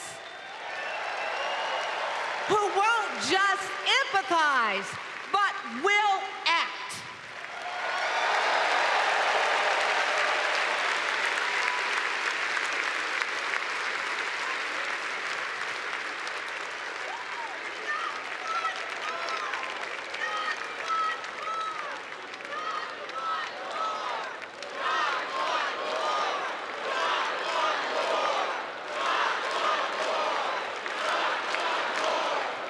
Please welcome former Arizona Representative Gabby Giffords.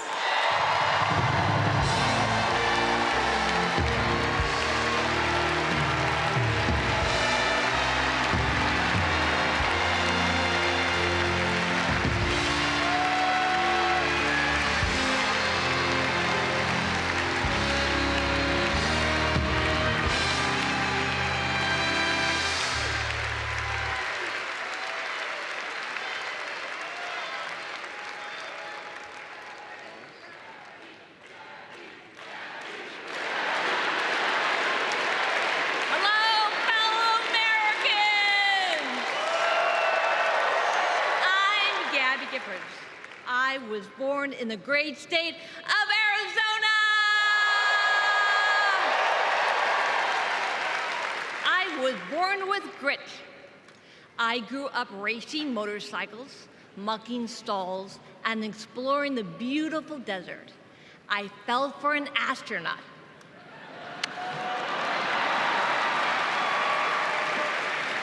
For 5 years, I served in Congress from a swing district. Everybody called me a rising star. Then on January 8th, 2011, a man tried to assassinate me. He shot 19 people. He killed 6. Terrible, terrible day. I almost died, but I fought for my life and I survived.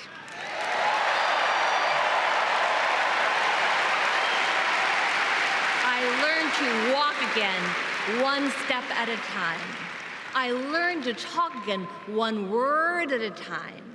So many people helped me as I worked hard to recover, including a decent man for Delaware who always checked in. He still does.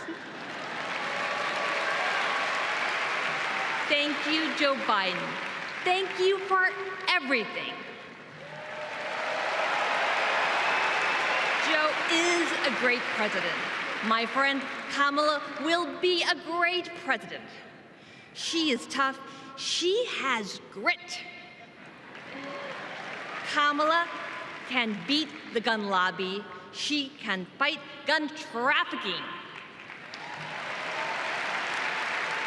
Kamala stood up to Wall Street and the drug company. She will protect abortion access. She will defend our freedom. She saved lives. Join me in voting for Kamala Harris. Bravo! Thank you.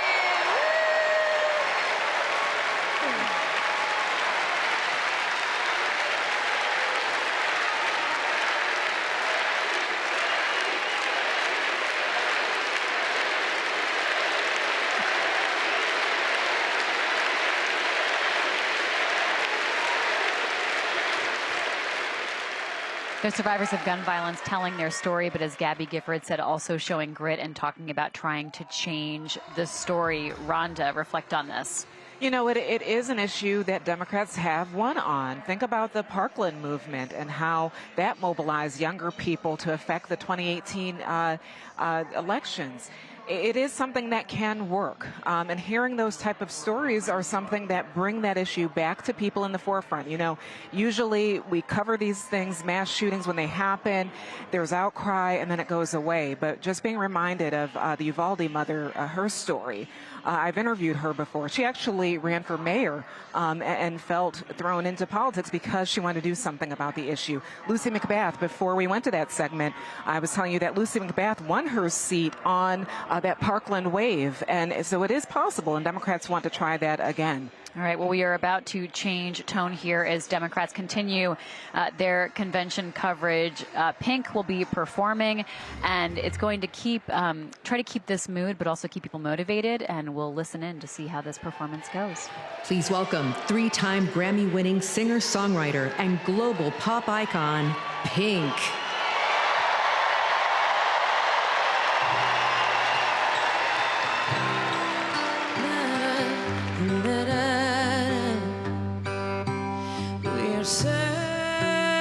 Searchlights we can see in the dark.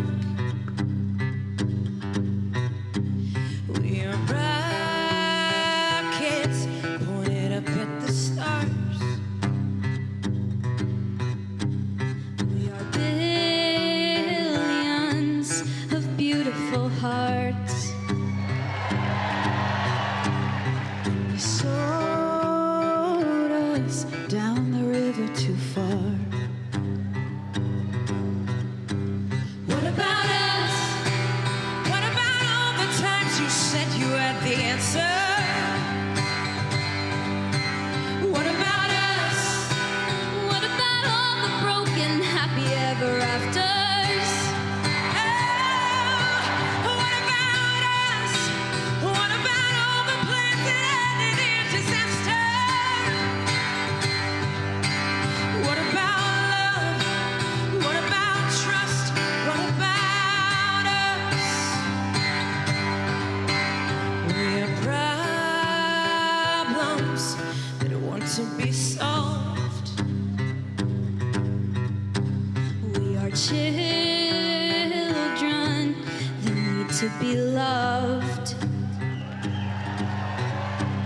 We were willing, we came when you called. But man, you fooled us. Enough is enough. Oh, what about us? What about all the times you said you had the answer? What about us? What about all the broken happy ever afters? What about us? What about all the plans that ended in disaster? What about love? What about trust? What about us? Sticks and stones, they may break these bones, but then I'll be ready. Are you ready? I don't want control, I want to let go. I'll be ready. Now it's time to let them know. What about us? What about all the times you said you had the answers? So what about us? What about all the broken happy ever afters? What about us? What about all the plans that ended in disaster? What about love? What about trust? What about us? What about us? What about us? What about us?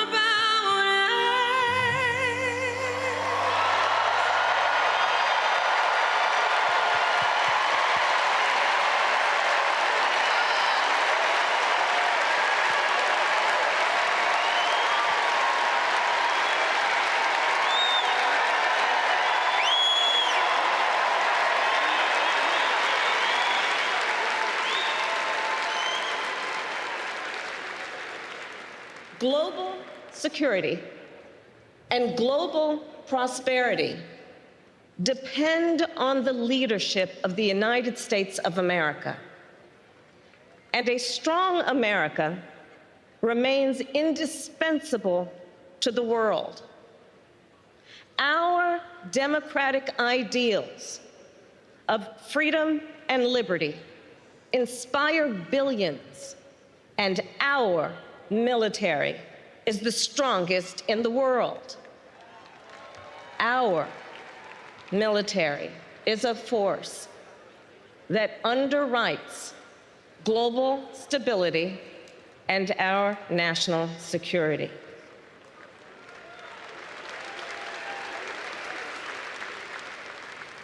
Please welcome Arizona Senator Mark Kelly.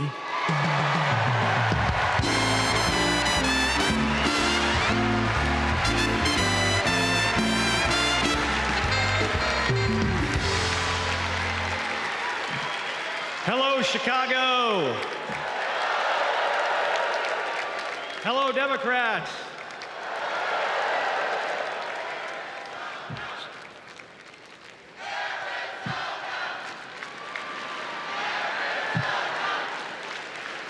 So, President Obama had to follow Michelle. I had to follow Gabby and Pink. Gabby amazes me every single day.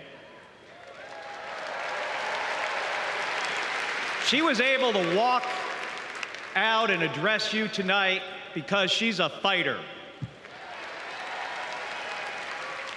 And thanks to a team of doctors, nurses, and especially her speech therapist. We all need a team. I've flown into space 4 times. I've flown into combat nearly 40 times. Not once did I do that by myself. It took a team to accomplish a mission. It always does. I flew in the Navy during the first Gulf War. America rallied our allies to kick out a tyrant who invaded a neighbor. Today, Vladimir Putin is testing whether we're still that strong. Iran, North Korea, and especially China watch closely. What's Trump's answer? He invited Russia to do, and these are his words, not mine, whatever the hell they want. Vice President Harris has always championed America's support for NATO, for Ukraine, and for the Ukrainian people. On the Senate Intelligence Committee, she investigated Russian interference in our election. She defends free and fair elections everywhere. You already know how Trump feels about those. Donald Trump skipped his intelligence briefings. He was too busy sucking up to dictators and dreaming of becoming one himself. Trump thinks that Americans who have made the ultimate sacrifice are suckers and losers. If we fall for that again and make him the commander-in-chief, the only suckers would be us. Kamala Harris knows that standing with our allies means standing up for Americans. She'll keep modernizing our military to support our troops and to support our veterans like our next Vice President, Tim Walz.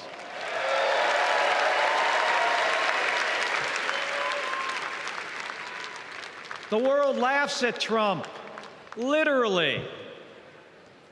But folks, it is not funny.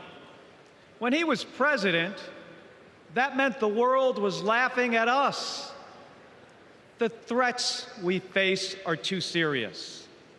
The sacrifices our service members make are too sacred.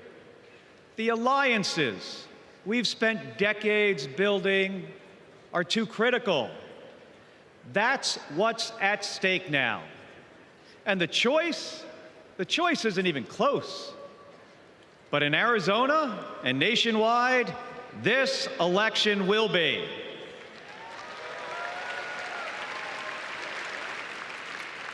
We'll win in the same way we launch rockets into space and land fighter jets on an aircraft carrier as one team on one mission. State by state, voter by voter, coming together. No country is better than ours at solving big problems. So, on November 5th, let's prove that America is still the leader the world needs today by electing the leader we need right now, Kamala Harris. Thank you, everybody. Thank you.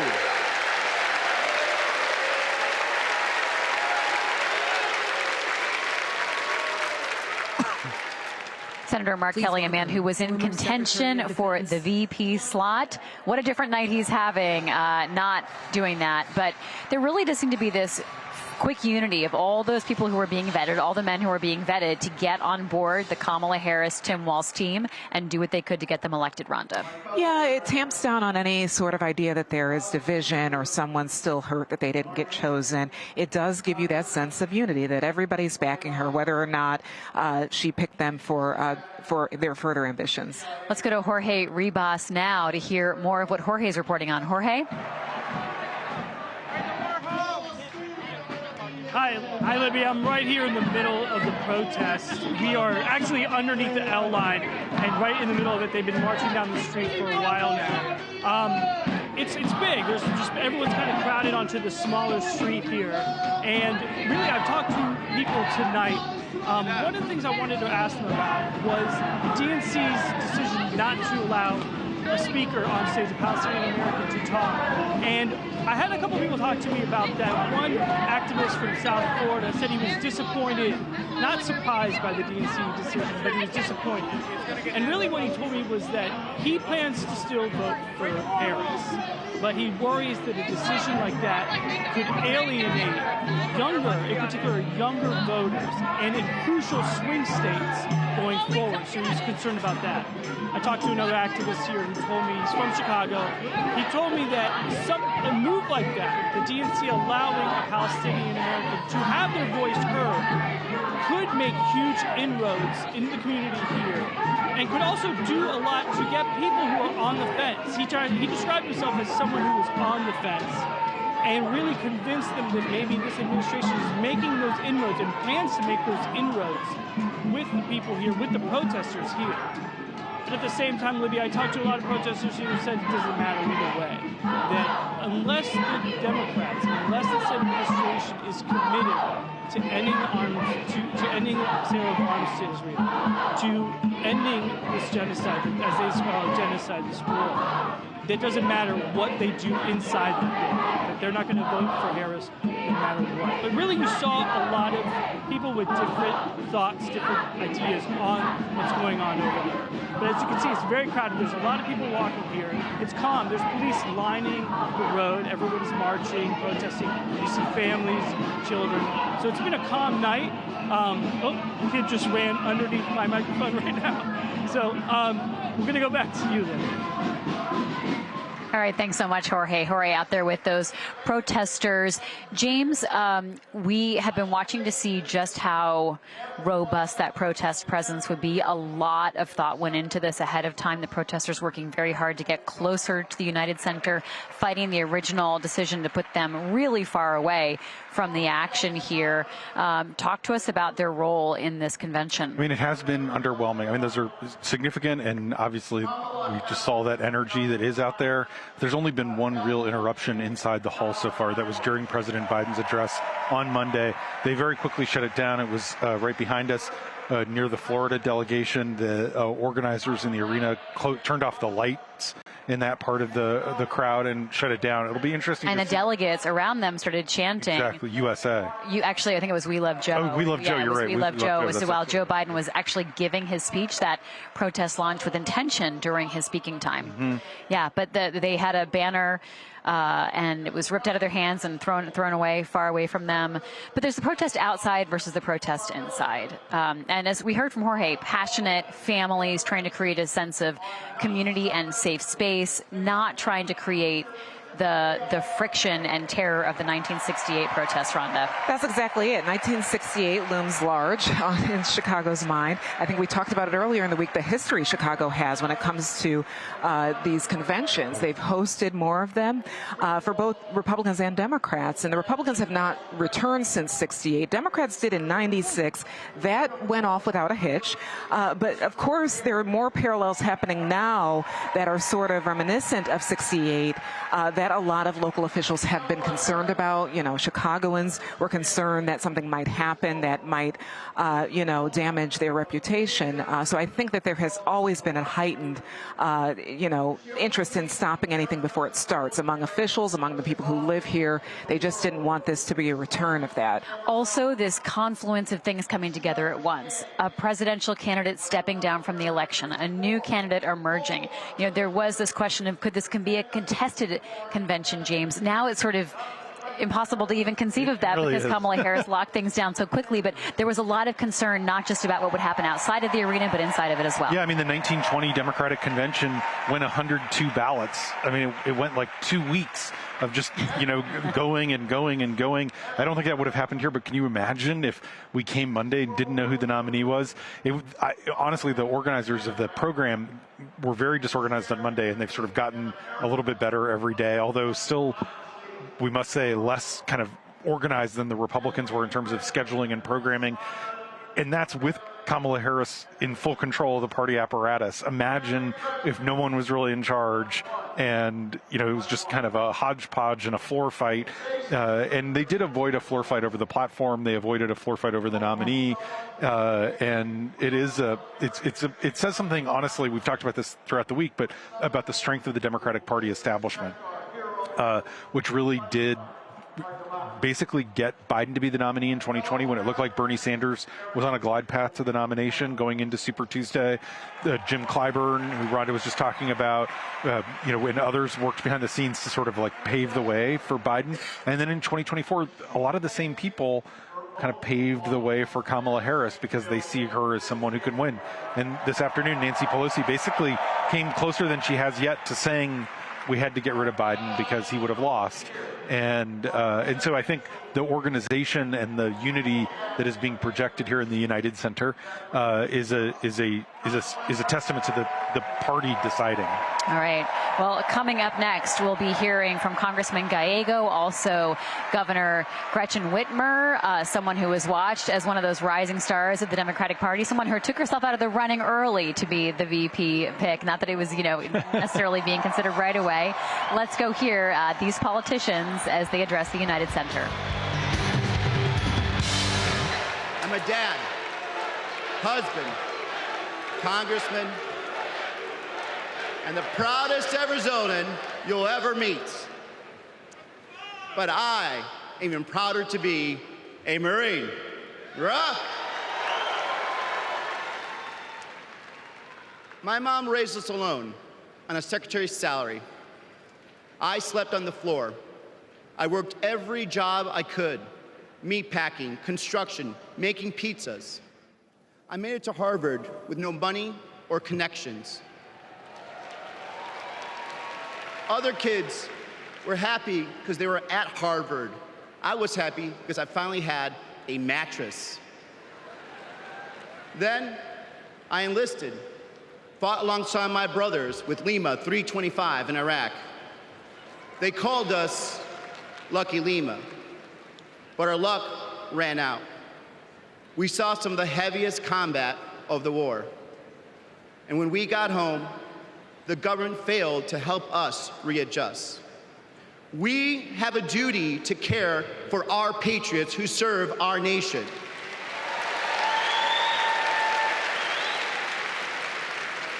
For the Vietnam veteran and Buckeye who relies on the VA for his medication. For the Afghan veteran in Pittsburgh who finally got treatment for his PTSD. For the Marine in Milwaukee who relies on the benefits she earned. For my Navajo brothers and sisters who serve the Marines with me, I remember you too. Kamala Harris and Tim Walz are fighting for them. Kamala Harris has delivered more benefits to more veterans than ever before, and has achieved the lowest veterans unemployment rate in history. Vice President Harris has stood up for us and our families always. Tim Walz served for 24 years. His passion for veterans earned him respect on both sides of the aisle, and he stands with us too. In fact, let me introduce you to some of the many Democrats who understand what service means, because we put country over politics. We were proud to wear the uniform. And we're proud serving our countries in city halls, state capitals, the U.S. House, and the Senate. These veterans represent the best of our country. We stand united as veterans, Democrats, and patriots to fight for everyone who serves.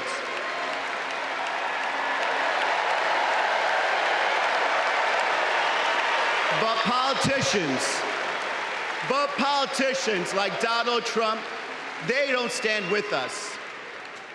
They call patriots like Senator McCain losers. John McCain was an American hero. Show some respect. Trump's Project 2025 will slash veteran benefits and force VA hospitals to close across the nation. Show some respect. So, for the 18-year-old who decides to enlist, for the families like mine who prayed every night that their loved one would come home, for our troops stationed thousands of miles away, for my Marines of Lima Company, let's elect Kamala Harris and Tim Walz, who don't just respect our service, but revere it. Because the veterans who defended this country aren't just the reason we can sleep at night. They're the reason we can dream. And together, we'll fight for our veterans and everyone who served our country. Thank you.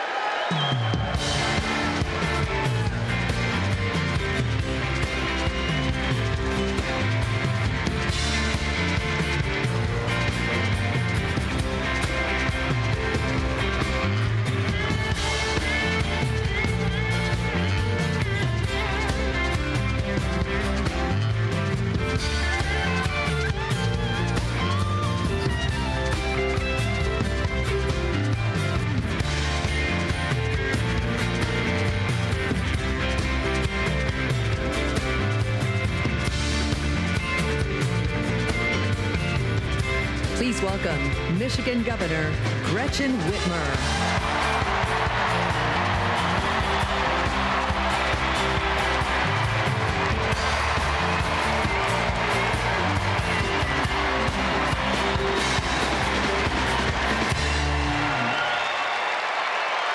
I'm Governor Gretchen Whitmer.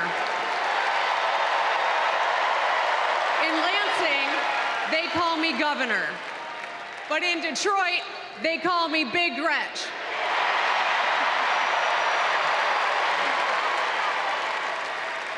Donald Trump called me that woman from Michigan as an insult. Being a woman from Michigan is a badge of honor.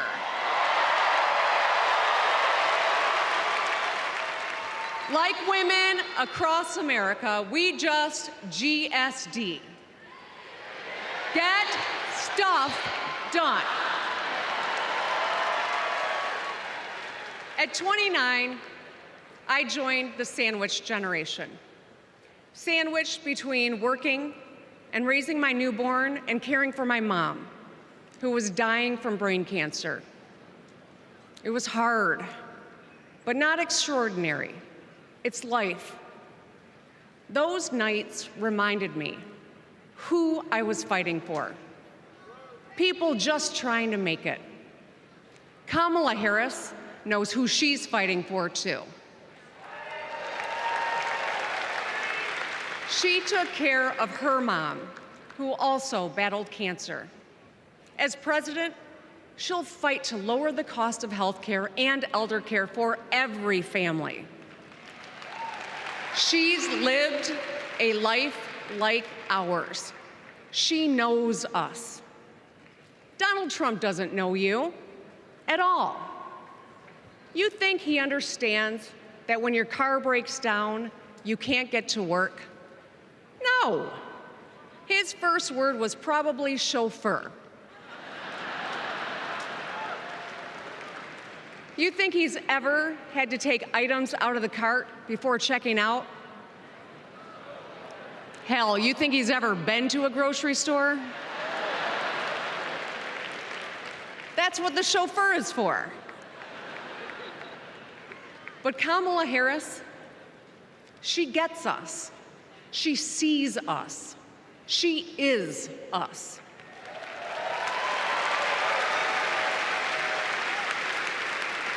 Look, we've all lived through a lot of history over the past few years. Floods and fires, an attempted coup, a plot, and a pandemic. It's exhausting.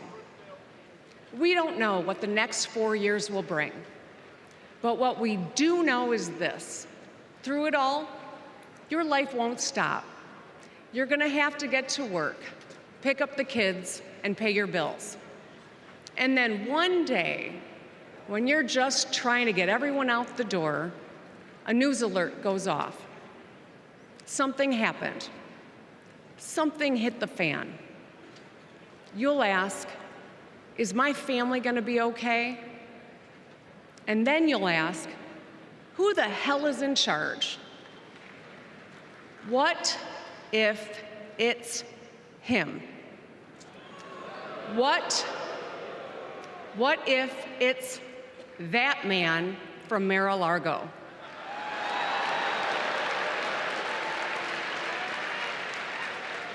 I know, in a crisis, we need someone strong enough to come up with a plan, to tell the truth, and to bring people together. Right now, before the crisis, is when we get to choose. Why wouldn't we choose the leader who's tough, tested, and a total badass?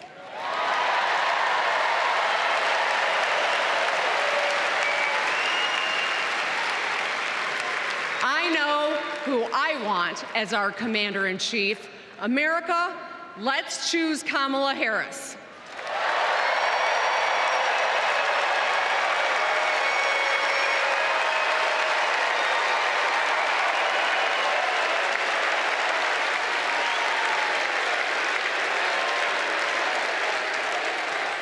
Please welcome actress, director, and philanthropist, Eva Longoria.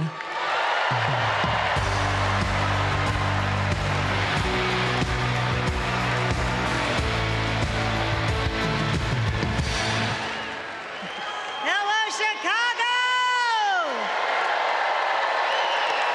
Yes!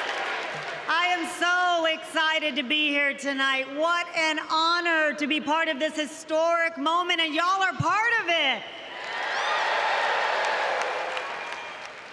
Look, I have known Kamala Harris for more than a decade, and she comes from a family a lot like mine, and I'm sure a lot like yours.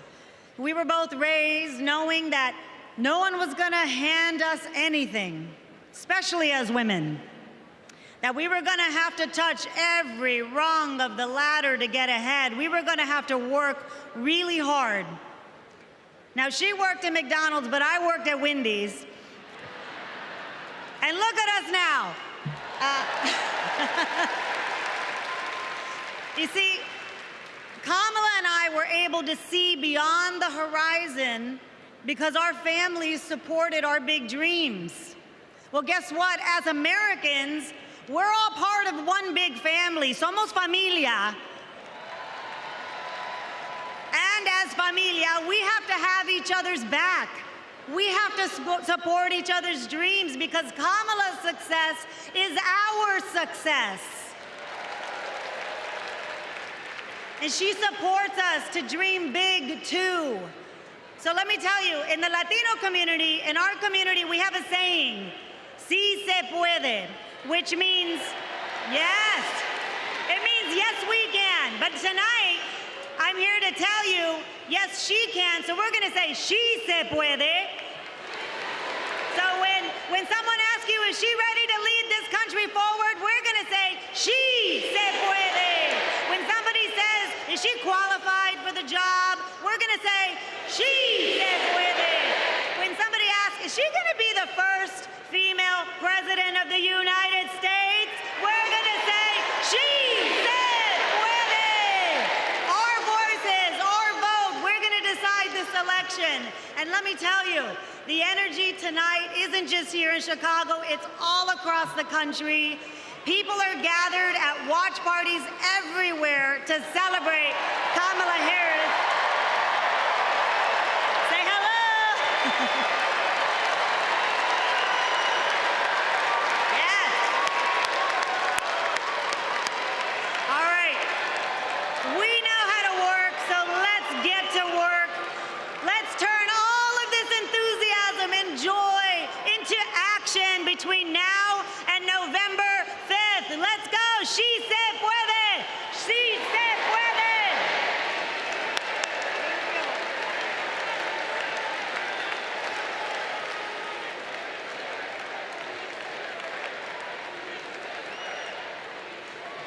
Please welcome former Illinois Republican Representative Adam Kinzinger.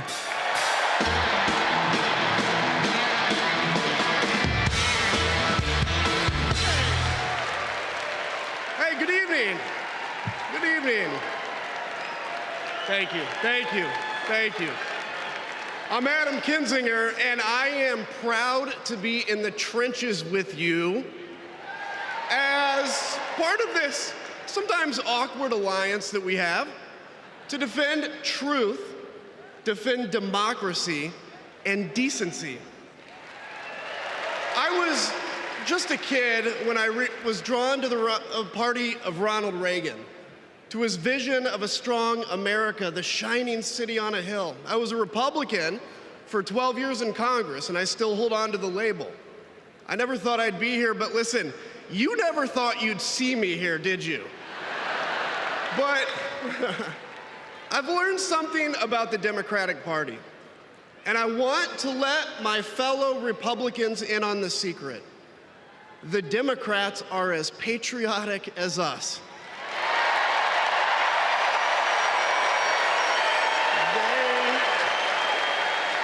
They love this country just as much as we do.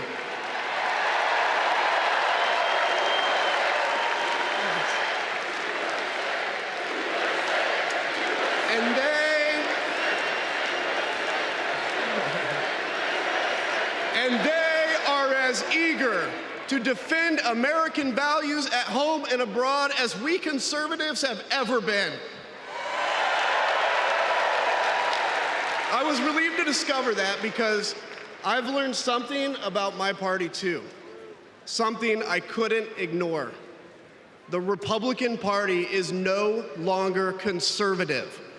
It has switched its allegiance from the principles that gave it purpose to a man whose only purpose is himself. Donald Trump is a weak man pretending to be strong. He is a small man pretending to be big. He's a faithless man pretending to be righteous. He's a perpetrator who can't stop playing the victim. He puts on, listen, he puts on quite a show, but there is no real strength there. As a conservative and a veteran, I believe true strength lies in defending the vulnerable. It's in protecting your family. It's in standing up for our Constitution and our democracy. That is the soul of being a conservative. It used to be the soul of being a Republican, but Donald Trump has suffocated the soul of the Republican Party. His fundamental weakness has coursed through my party like an illness, sapping our strength, softening our spine, whipping us into a fever that has untethered us from our values. Our democracy was frayed by the events of January 6th, as Donald Trump's deceit and dishonor led to a siege on the United States Capitol. That day, I stood witness to a profound sorrow, the desecration of our sacred tradition of peaceful transition of power, tarnished by a man too fragile, too vain, and too weak to accept defeat.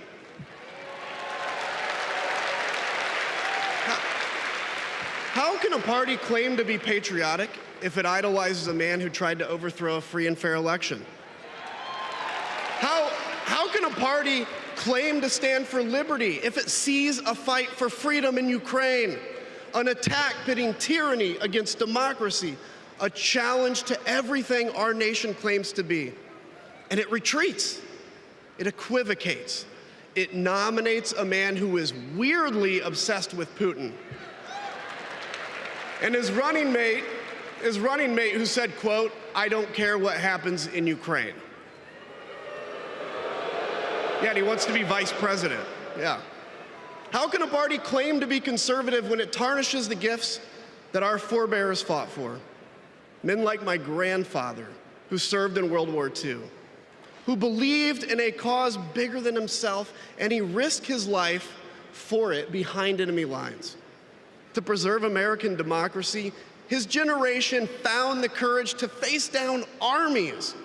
Listen, all we're asked to do is to summon the courage to stand up to one weak man.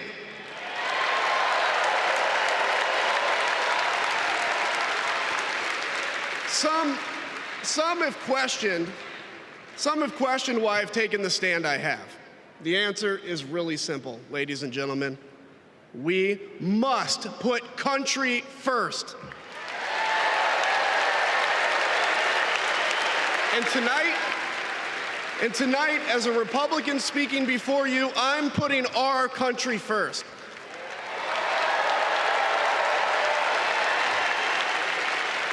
Because the fact is, I do belong here.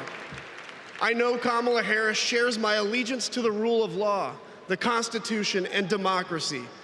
And she is dedicated to upholding all three in service to our country.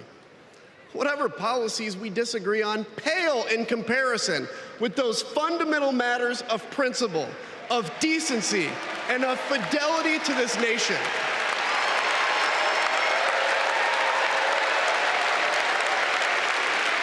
Listen, to my fellow Republicans, if you still pledge allegiance to those principles, I suspect you belong here too. Because democracy knows no party. It's a living, breathing ideal that defines us as a nation. It's the bedrock that separates us from tyranny, and when that foundation is fractured, we must all stand together, united, to strengthen it.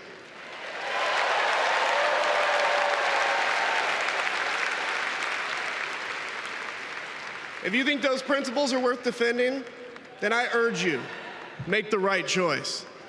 Vote for our bedrock values, and vote for Kamala Harris. God bless you.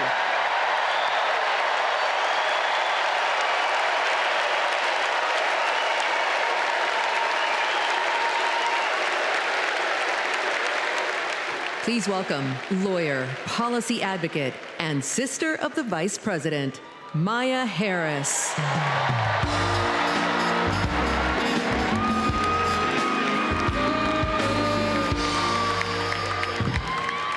Hello, Chicago.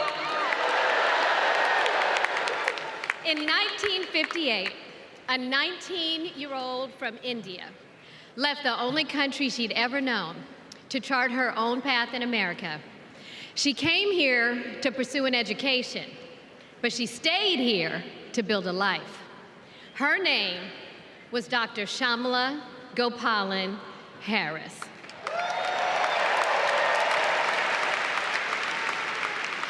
but we called her Mommy.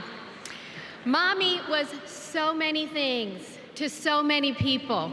A civil rights activist, a scientist, a devoted mother to her 2 little girls.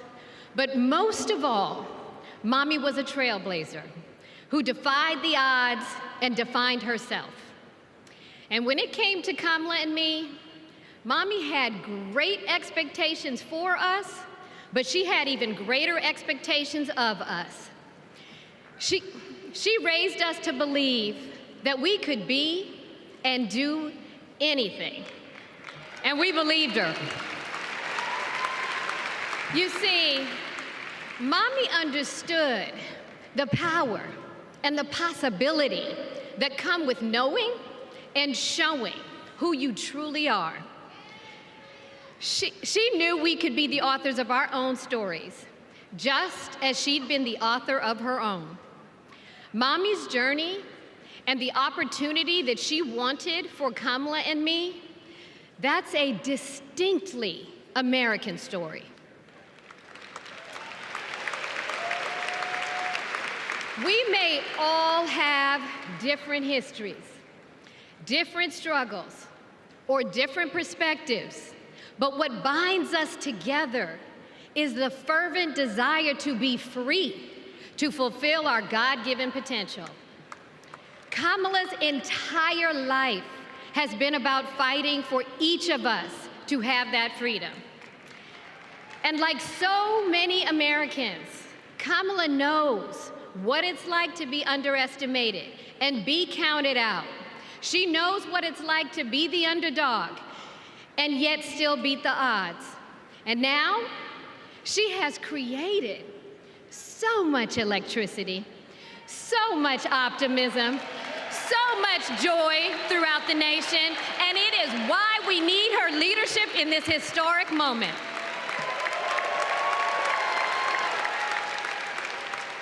We are living in a time when some are trying to divide us, to separate us in ways that make it difficult for us to come together. Well, look, my sister rejects that view. Where others push darkness, Kamala sees promise. Where others feel detachment, Kamala fosters connection. Where others want to drag us back to the past, my sister says, hold up now, we are not going back.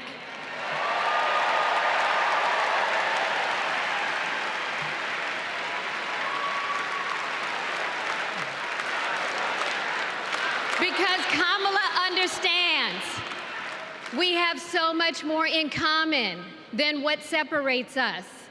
She knows the measure of our success isn't just winning an election. It's about who we bring along and lift up in the process.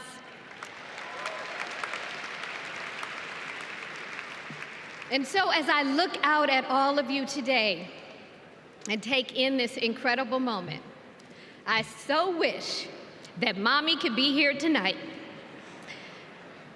I can just see her smiling, saying how proud she is of Kamala.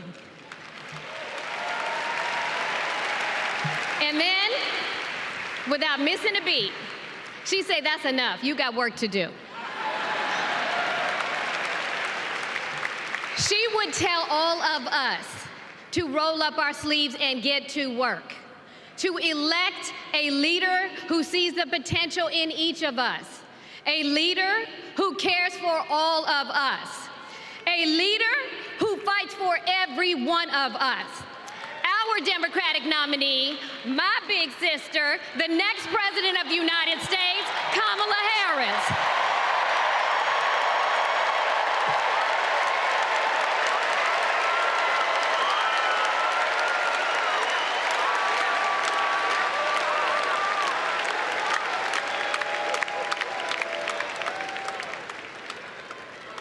Please welcome North Carolina Governor Roy Cooper.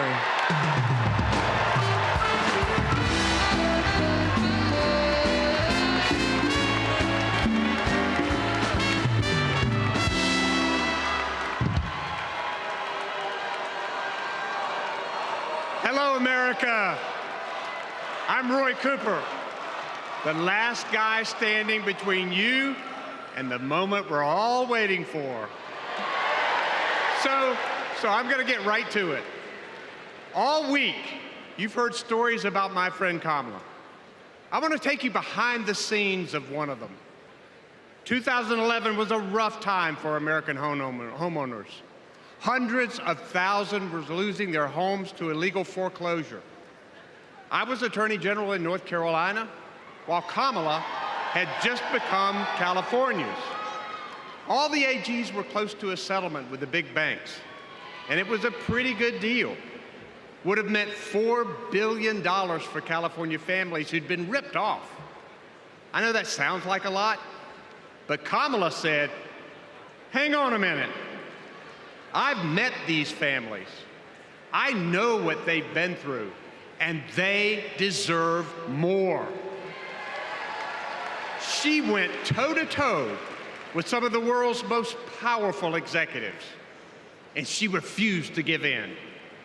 Let me tell you, this was a huge risk, but she knew it was a risk worth taking. That's Kamala. And we all know what happened. The banks caved. That $4 billion for California families became $20 billion. That was the first time I witnessed Kamala in action. And what I saw was a leader who does exactly what she says she's going to do, who never will settle for less. America, we got a lot of big fights ahead of us, and we've got one hell of a fighter ready to take them on. I know that because I know her. And tonight, I want the American people to know, even if you don't agree with her on everything, Kamala Harris will fight for you to the very end. For families who need better health care or a safer place to live, Kamala will fight for you. For parents who want better schools for their kids, for workers worried about a secure retirement for themselves, Kamala will fight for you. For any one of our allies, anywhere in the world, wondering if America still has your back, remember this: Kamala will fight for you. And when she fights, we win. Kamala's ready. Kamala's ready. The question is, are we? Are we going to stand up and fight for Kamala like she'll stand up and fight for us? All right. If you're ready, my home state of North Carolina, stand up. Stand up, Pennsylvania. Stand up, Michigan. Stand up, Wisconsin. Stand up, Georgia. Stand up, Nevada. Stand up, Arizona. Stand up, America. Are we going to stand up? Are we going to fight? Are we going to vote? Are we going to win? You bet we are. Let's go get them.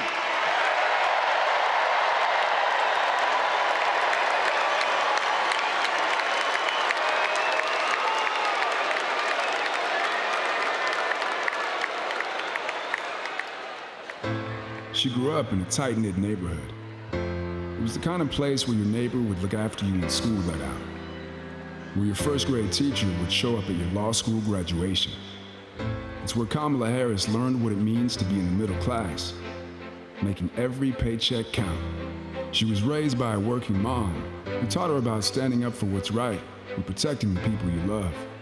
Kamala carries the lessons of our mother, the fighting spirit of our mother, the compassion. She was all of 5 feet tall. If you met her, you would have thought she was 7 feet tall. And our mother, if I'd ever come home complaining about anything, she wouldn't have it. The first thing she'd say is, well, just stop the complaining. Just tell me what you're going to do about it.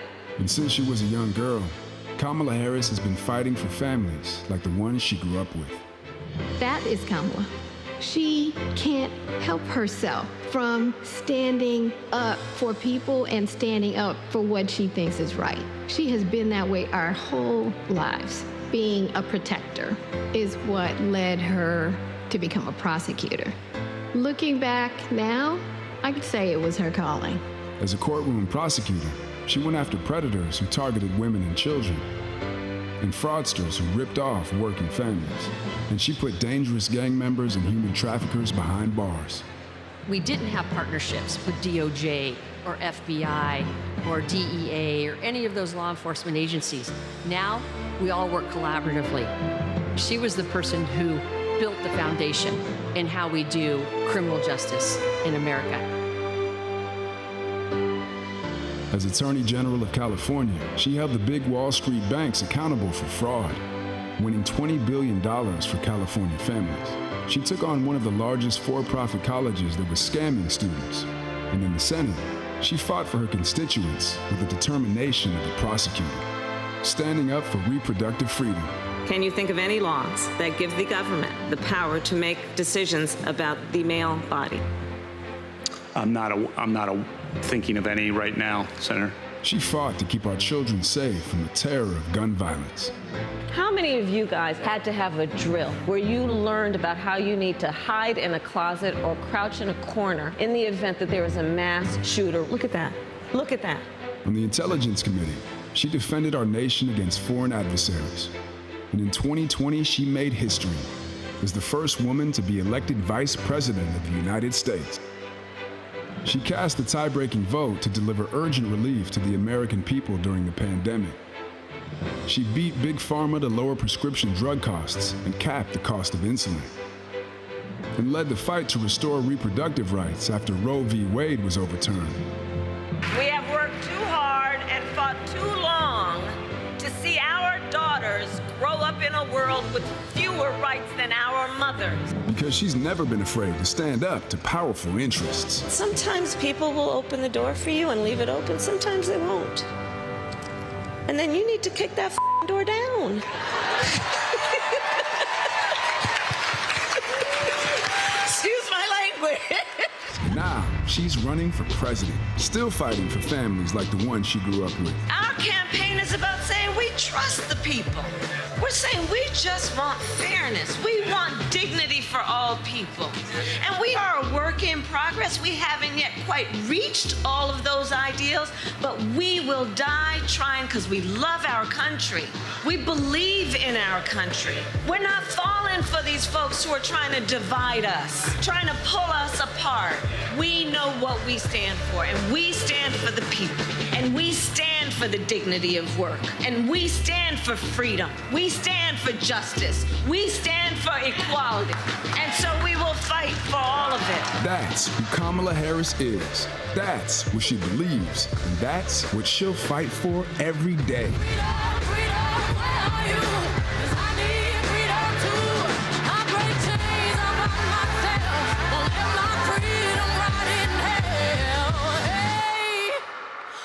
Keep running, cause the winner don't quit on themselves.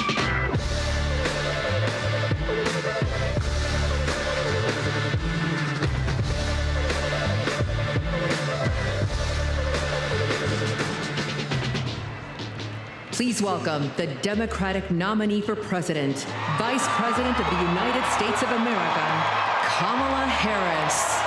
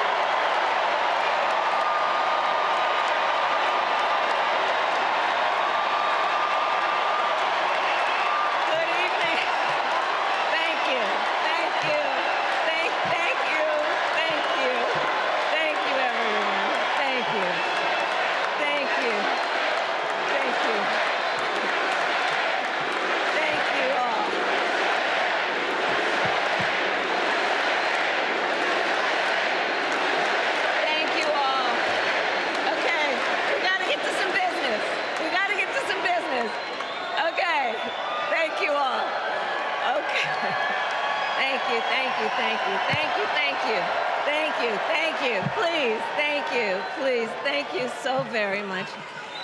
Thank you, everyone. Thank you, everyone. Thank you. Okay, let's get to business. Let's get to business. All right.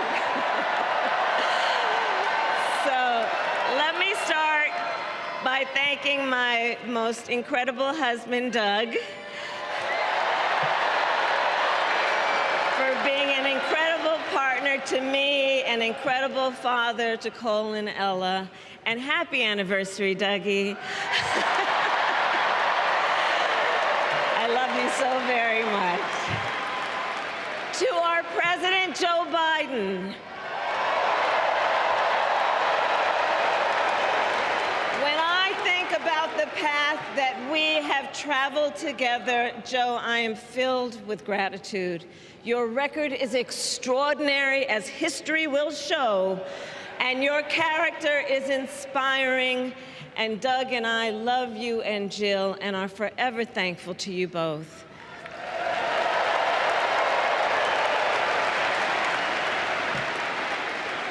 And to Coach Tim Walz,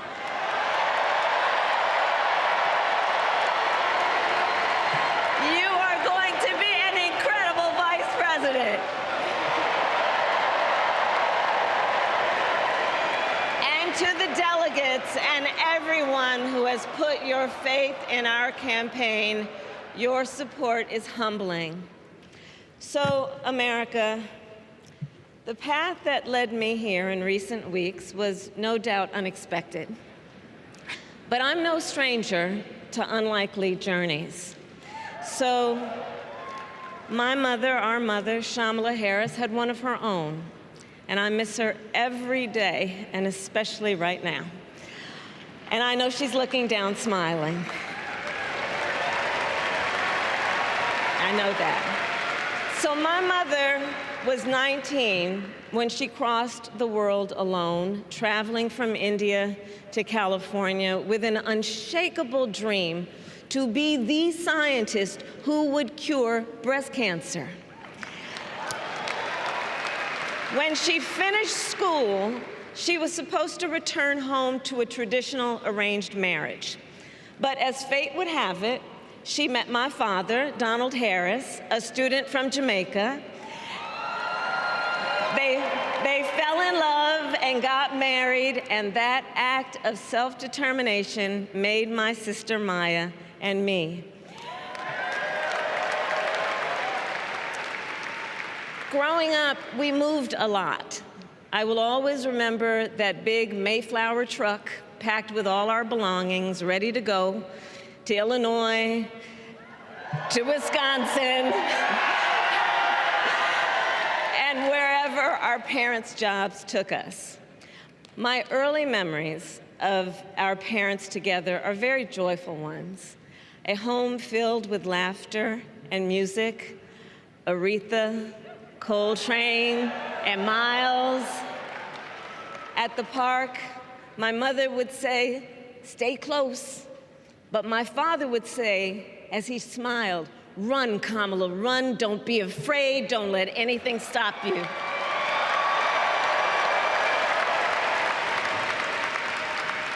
From my earliest years, he taught me to be fearless. But the harmony between my parents did not last. When I was in elementary school, they split up. And it was mostly my mother who raised us. Before she could finally afford to buy a home, she rented a small apartment in the East Bay. In the Bay, you either live in the hills or the flatlands. We lived in the flats. A beautiful working-class neighborhood of firefighters, nurses, and construction workers, all who tended their lawns with pride. My mother, she worked long hours, and like many working parents, she leaned on a trusted circle to help raise us. Mrs. Shelton, who ran the daycare below us and became a second mother.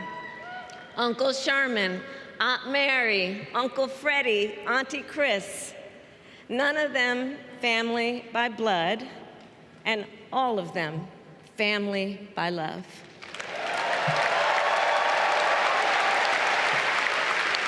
Family who taught us how to make gumbo, how to play chess, and sometimes even let us win. Family who loved us, believed in us, and told us we could be anything and do anything. They instilled in us the values they personified: community, faith, and the importance of treating others as you would want to be treated, with kindness, respect, and compassion.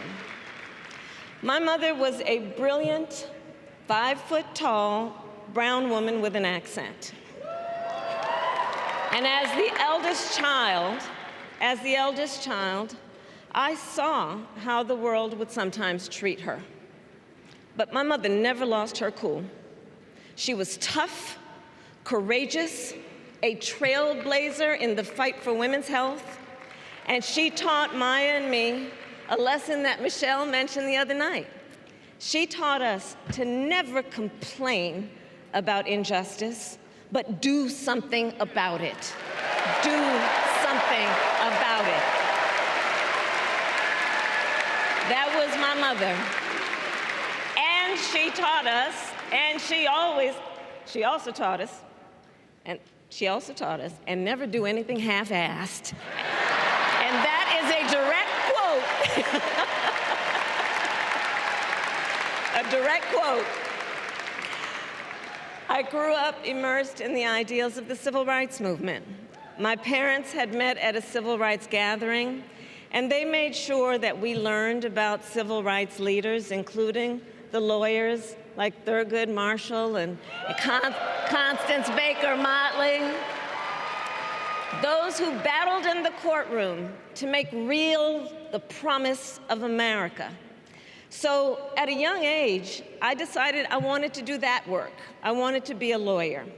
And when it came time to choose the type of law I would pursue, I reflected on a pivotal moment in my life.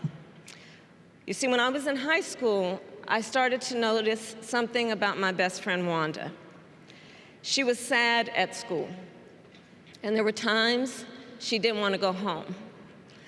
So one day I asked if everything was all right, and she confided in me that she was being sexually abused by her stepfather. And I immediately told her she had to come stay with us, and she did.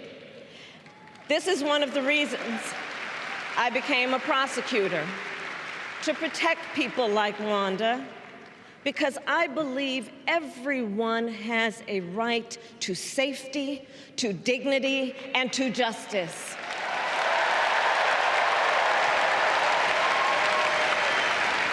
As a prosecutor, when I had a case, I charged it not in the name of the victim, but in the name of the people. For a simple reason. In our system of justice, a harm against any one of us is a harm against all of us.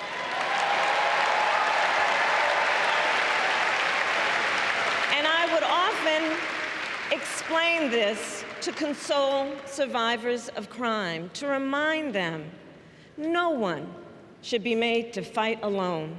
We are all in this together. And every day in the courtroom, I stood proudly before a judge and I said 5 words: Kamala Harris for the people.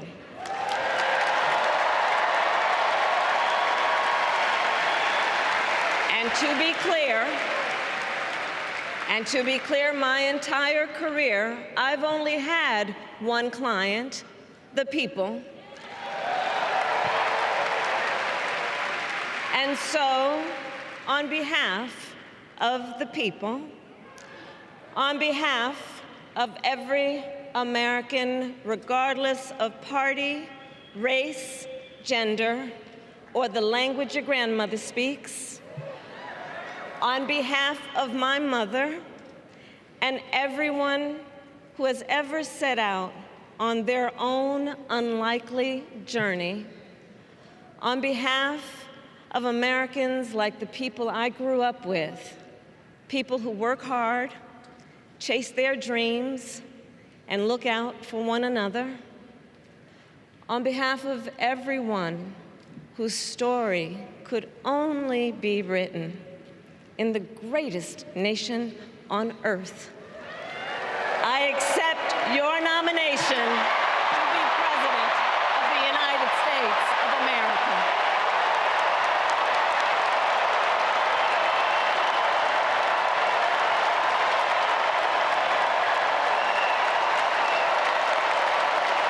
And with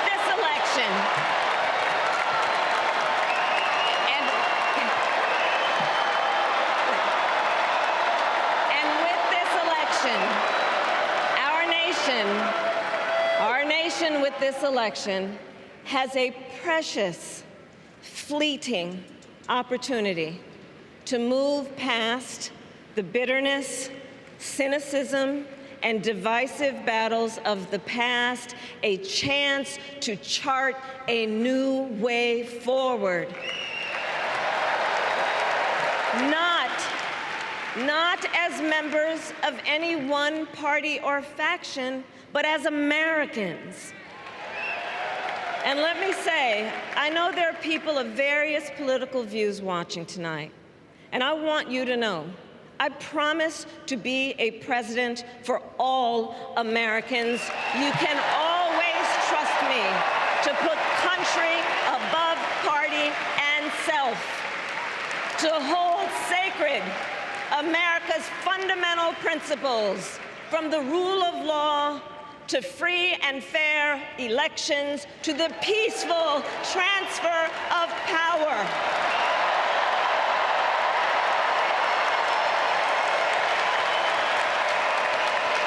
I will be a president who unites us around our highest aspirations, a president who leads and listens, who is realistic, practical, and has common sense, and always fights for the American people.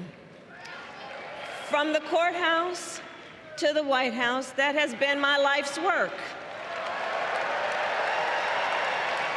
As a young courtroom prosecutor in Oakland, California, I stood up for women and children against predators who abuse them. As Attorney General of California, I took on the big banks, delivered $20 billion for middle-class families who faced foreclosure, and helped pass a homeowner Bill of Rights, one of the first of its kind in the nation. I stood up for veterans and students being scammed by big for-profit colleges, for workers who are being cheated out of their wages, the wages they were due, for seniors facing elder abuse. I fought against the cartels who traffic in guns and drugs and human beings, who threaten the security of our border and the safety of our communities. And I will tell you, these fights were not easy, and neither were the elections that put me in those offices. We were underestimated at practically every turn, but we never gave up, because the future is always worth fighting for.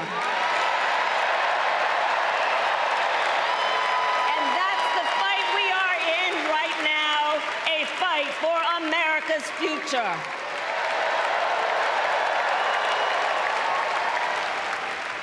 Fellow Americans, this election is not only the most important of our lives, it is one of the most important in the life of our nation. In many ways, Donald Trump is an unserious man. But the consequences of putting Donald Trump back in the White House are extremely serious. Consider not only the chaos and calamity when he was in office, but also the gravity of what has happened since he lost the last election. Donald Trump tried to throw away your votes. When he failed, he sent an armed mob to the United States Capitol, where they assaulted law enforcement officers. When politicians in his own party begged him to call off the mob and send help, he did the opposite. He fanned the flames. And now, for an entirely different set of crimes, he was found guilty of fraud by a jury of everyday Americans and separately found liable for committing sexual abuse. And consider what he intends to do if we give him power again. Consider his explicit intent to set free violent extremists who assaulted those law enforcement officers at the Capitol. His explicit intent to jail journalists, political opponents, and anyone he sees as the enemy. His explicit intent to deploy our active duty military against our own citizens. Consider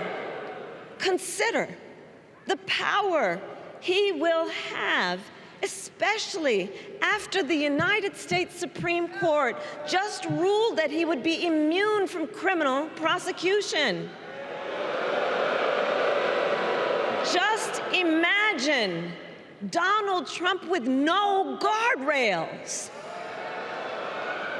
and how he would use the immense powers of the presidency of the United States, not to improve your life, not to strengthen our national security, but to serve the only client he has ever had, himself.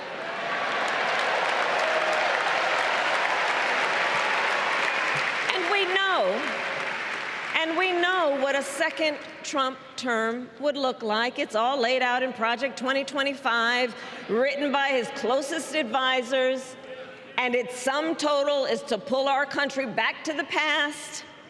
But America, we are not going back. We are not going back. We are not going back. We are not going back to when Donald Trump tried to cut Social Security and Medicare. We are not going back to when he tried to get rid of the Affordable Care Act, when insurance companies could deny people with pre-existing conditions. We are not going to let him eliminate the Department of Education that funds our public schools. We are not going to let him end programs like Head Start that provide preschool and childcare for our children. America, we are not going back.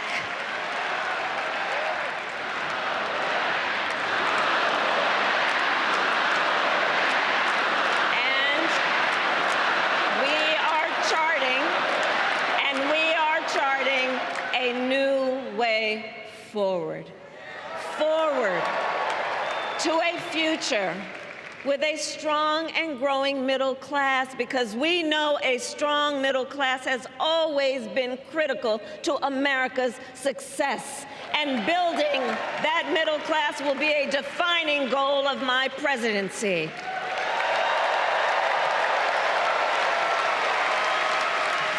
And I'll tell you, this is personal for me. The middle class is where I come from. My mother kept a strict budget. We lived within our means, yet we wanted for little.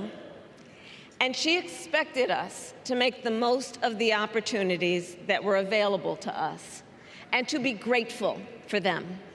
Because, as she taught us, opportunity is not available to everyone. That's why we will create what I call an opportunity economy where everyone has the chance to compete and a chance to succeed. Whether you live in a rural area, small town, or big city. And as president, I will bring together labor and workers and small business owners and entrepreneurs and American companies to create jobs, to grow our economy, and to lower the cost of everyday needs like health care and housing and groceries. We will provide access to capital for small business owners and entrepreneurs and founders. And we will end America's housing shortage and protect Social Security and Medicare. Now compare that to Donald Trump, because I think everyone here knows he doesn't actually fight for the middle class.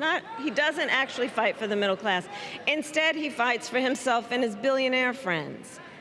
And he will give them another round of tax breaks that will add up to $5 trillion to the national debt. And all the while, he intends to enact what in effect is a national sales tax, call it a Trump tax, that would raise prices on middle-class families by almost $4,000 a year.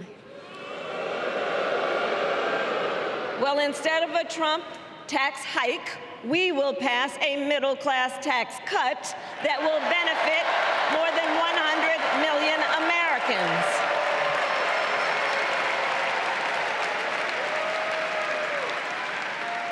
Friends, I believe America cannot truly be prosperous unless Americans are fully able to make their own decisions about their own lives, especially on matters of heart and home. But tonight, in America, too many women are not able to make those decisions. And let's be clear about how we got here. Donald Trump handpicked members of the United States Supreme Court to take away reproductive freedom. And now he brags about it. In his words, quote, "I did it and I'm proud to have done it," end quote. Well, I'll tell you, over the past 2 years, I've traveled across our country, and women have told me their stories. Husbands and fathers have shared theirs. Stories of women miscarrying in a parking lot, developing sepsis, losing the ability to ever again have children, all because doctors are afraid they may go to jail for caring for their patients. Couples just trying to grow their family, cut off in the middle of IVF treatments. Children who have survived sexual assault, potentially being forced to carry a pregnancy to term. This is what's happening in our country because of Donald Trump. And understand, he is not done. As a part of his agenda, he and his allies would limit access to birth control, ban medication abortion, and enact a nationwide abortion ban with or without Congress. And get this, he plans to create a national anti-abortion coordinator and force states to report on women's miscarriages and abortions. Simply put, they are out of their minds.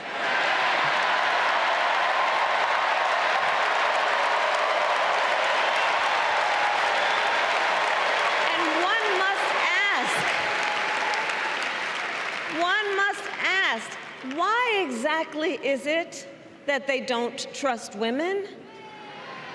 Well, we trust women. We trust women.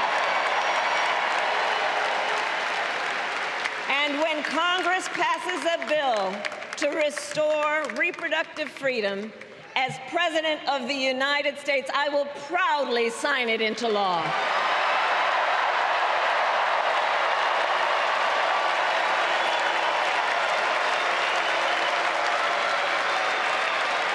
In this election, many other fundamental freedoms are at stake. The freedom to live safe from gun violence in our schools, communities, and places of worship. The freedom to love who you love openly and with pride. The freedom to breathe clean air and drink clean water and live free from the pollution that fuels the climate crisis. And the freedom that unlocks all the others, the freedom to vote. With this election, we finally have the opportunity to pass the John Lewis Voting Rights Act and the Freedom to Vote Act.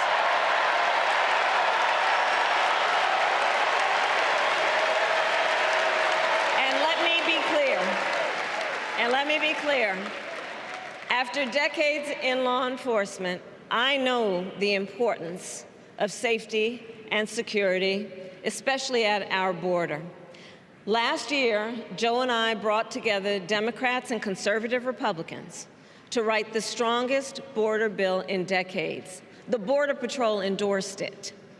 But Donald Trump believes a border deal would hurt his campaign. So he ordered his allies in Congress to kill the deal. Well, I refuse to play politics with our security. And here is my pledge to you. As president, I will bring back the bipartisan border security bill that he killed, and I will sign it into law. I know we can live up to our proud heritage as a nation of immigrants and reform our broken immigration system. We can create an earned pathway to citizenship and secure our border.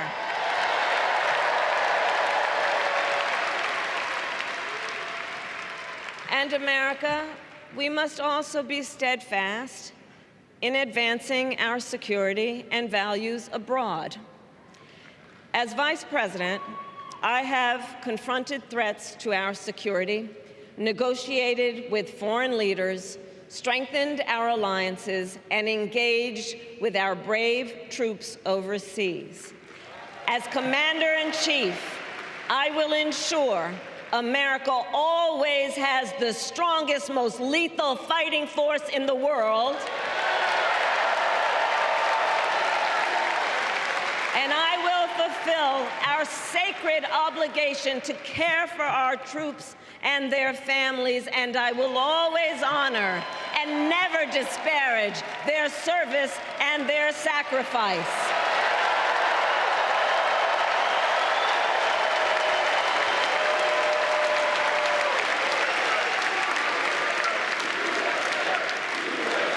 I will make sure that we lead the world into the future on space and artificial intelligence, that America, not China, wins the competition for the 21st century, and that we strengthen, not abdicate, our global leadership.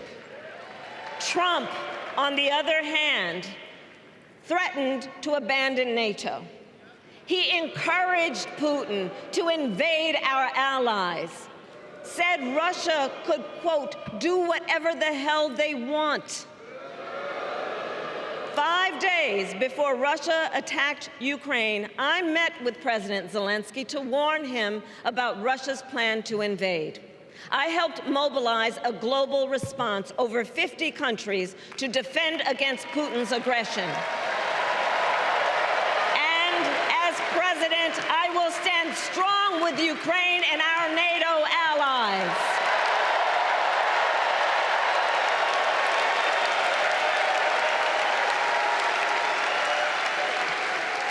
With respect to the war in Gaza, President Biden and I are working around the clock because now is the time to get a hostage deal and a ceasefire deal done.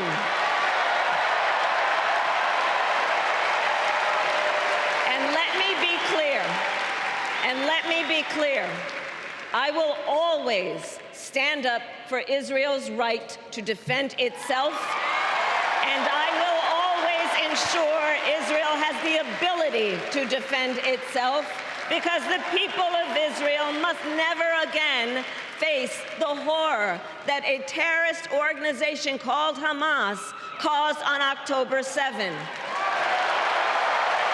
including unspeakable sexual violence and the massacre of young people at a music festival. At the same time, what has happened in Gaza over the past 10 months is devastating. So many innocent lives lost. Desperate, hungry people fleeing for safety over and over again. The scale of suffering is heartbreaking. President Biden and I are working to end this war such that Israel is secure, the hostages are released, the suffering in Gaza ends, and the Palestinian people can realize their right to dignity, security, freedom, and self-determination.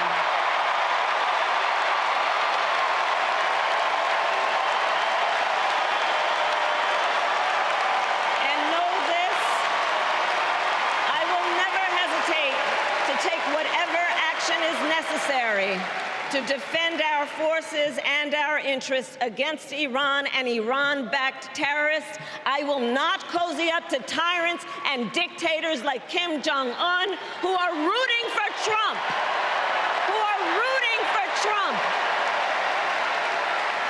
Because, you know, they know he is easy to manipulate with flattery and favors. They know Trump won't hold autocrats accountable because he wants to be an autocrat himself. And as president, I will never waver in defense of America's security and ideals, because in the enduring struggle between democracy and tyranny, I know where I stand and I know where the United States belongs.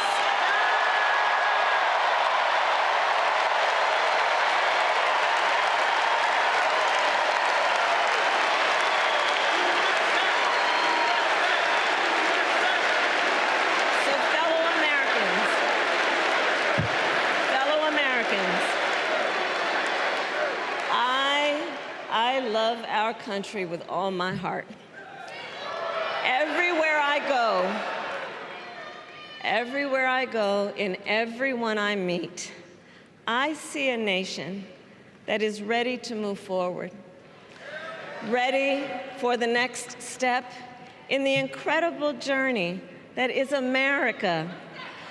I see an America where we hold fast to the fearless belief that built our nation and inspired the world, that here in this country, anything is possible, that nothing is out of reach. An America where we care for one another, look out for one another, and recognize that we have so much more in common than what separates us. That none of us has to fail for all of us to succeed. And that in unity there is strength. You know, our opponents in this race are out there every day denigrating America, talking about how terrible everything is. Well, my mother had another lesson she used to teach. Never let anyone tell you who you are. You show them who you are. America, let us show each other and the world who we are and what we stand for. Freedom, opportunity, compassion, dignity, fairness, and endless possibilities.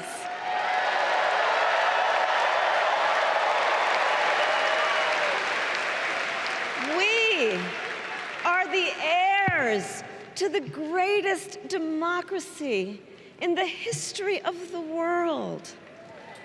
And on behalf of our children and our grandchildren and all those who sacrificed so dearly for our freedom and liberty, we must be worthy of this moment. It is now our turn to do what generations before us have done, guided by optimism and faith, to fight for this country we love, to fight for the ideals we cherish, and to uphold the awesome responsibility that comes with the greatest privilege on earth, the privilege and pride of being an American.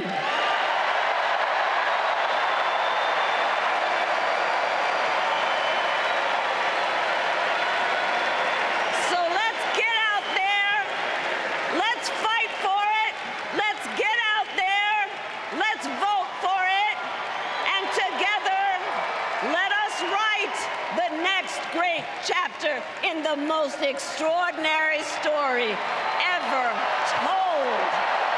Thank you. God bless you, and may God bless the United States of America. Thank you all.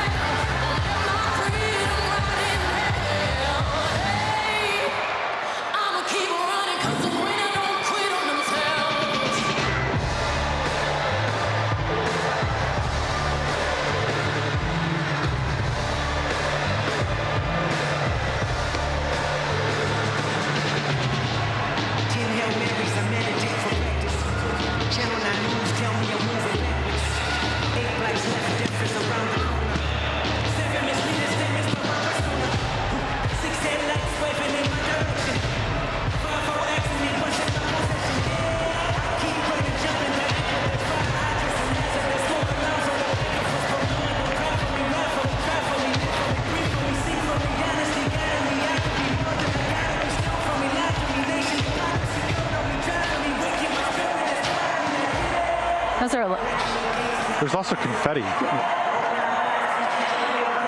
Let's go to Joe Snell, who's on the floor amid the balloon drops and the delegates. Joe. There was this feeling all week of anticipation, a build-up to this moment, almost a sense of nervous energy. And then we saw Harris walk on stage. There were the Kamala banners. There were the American flags waving. There were huge applause. Electricity and energy don't really describe it. It was like this nervousness was washing away. And in its place was a celebration, but also a sense of relief that the party had made it to. And he told me the diversity of the moment, the build up to being here, and then finally it having happened, it feels like it's ushering in a new era for the party.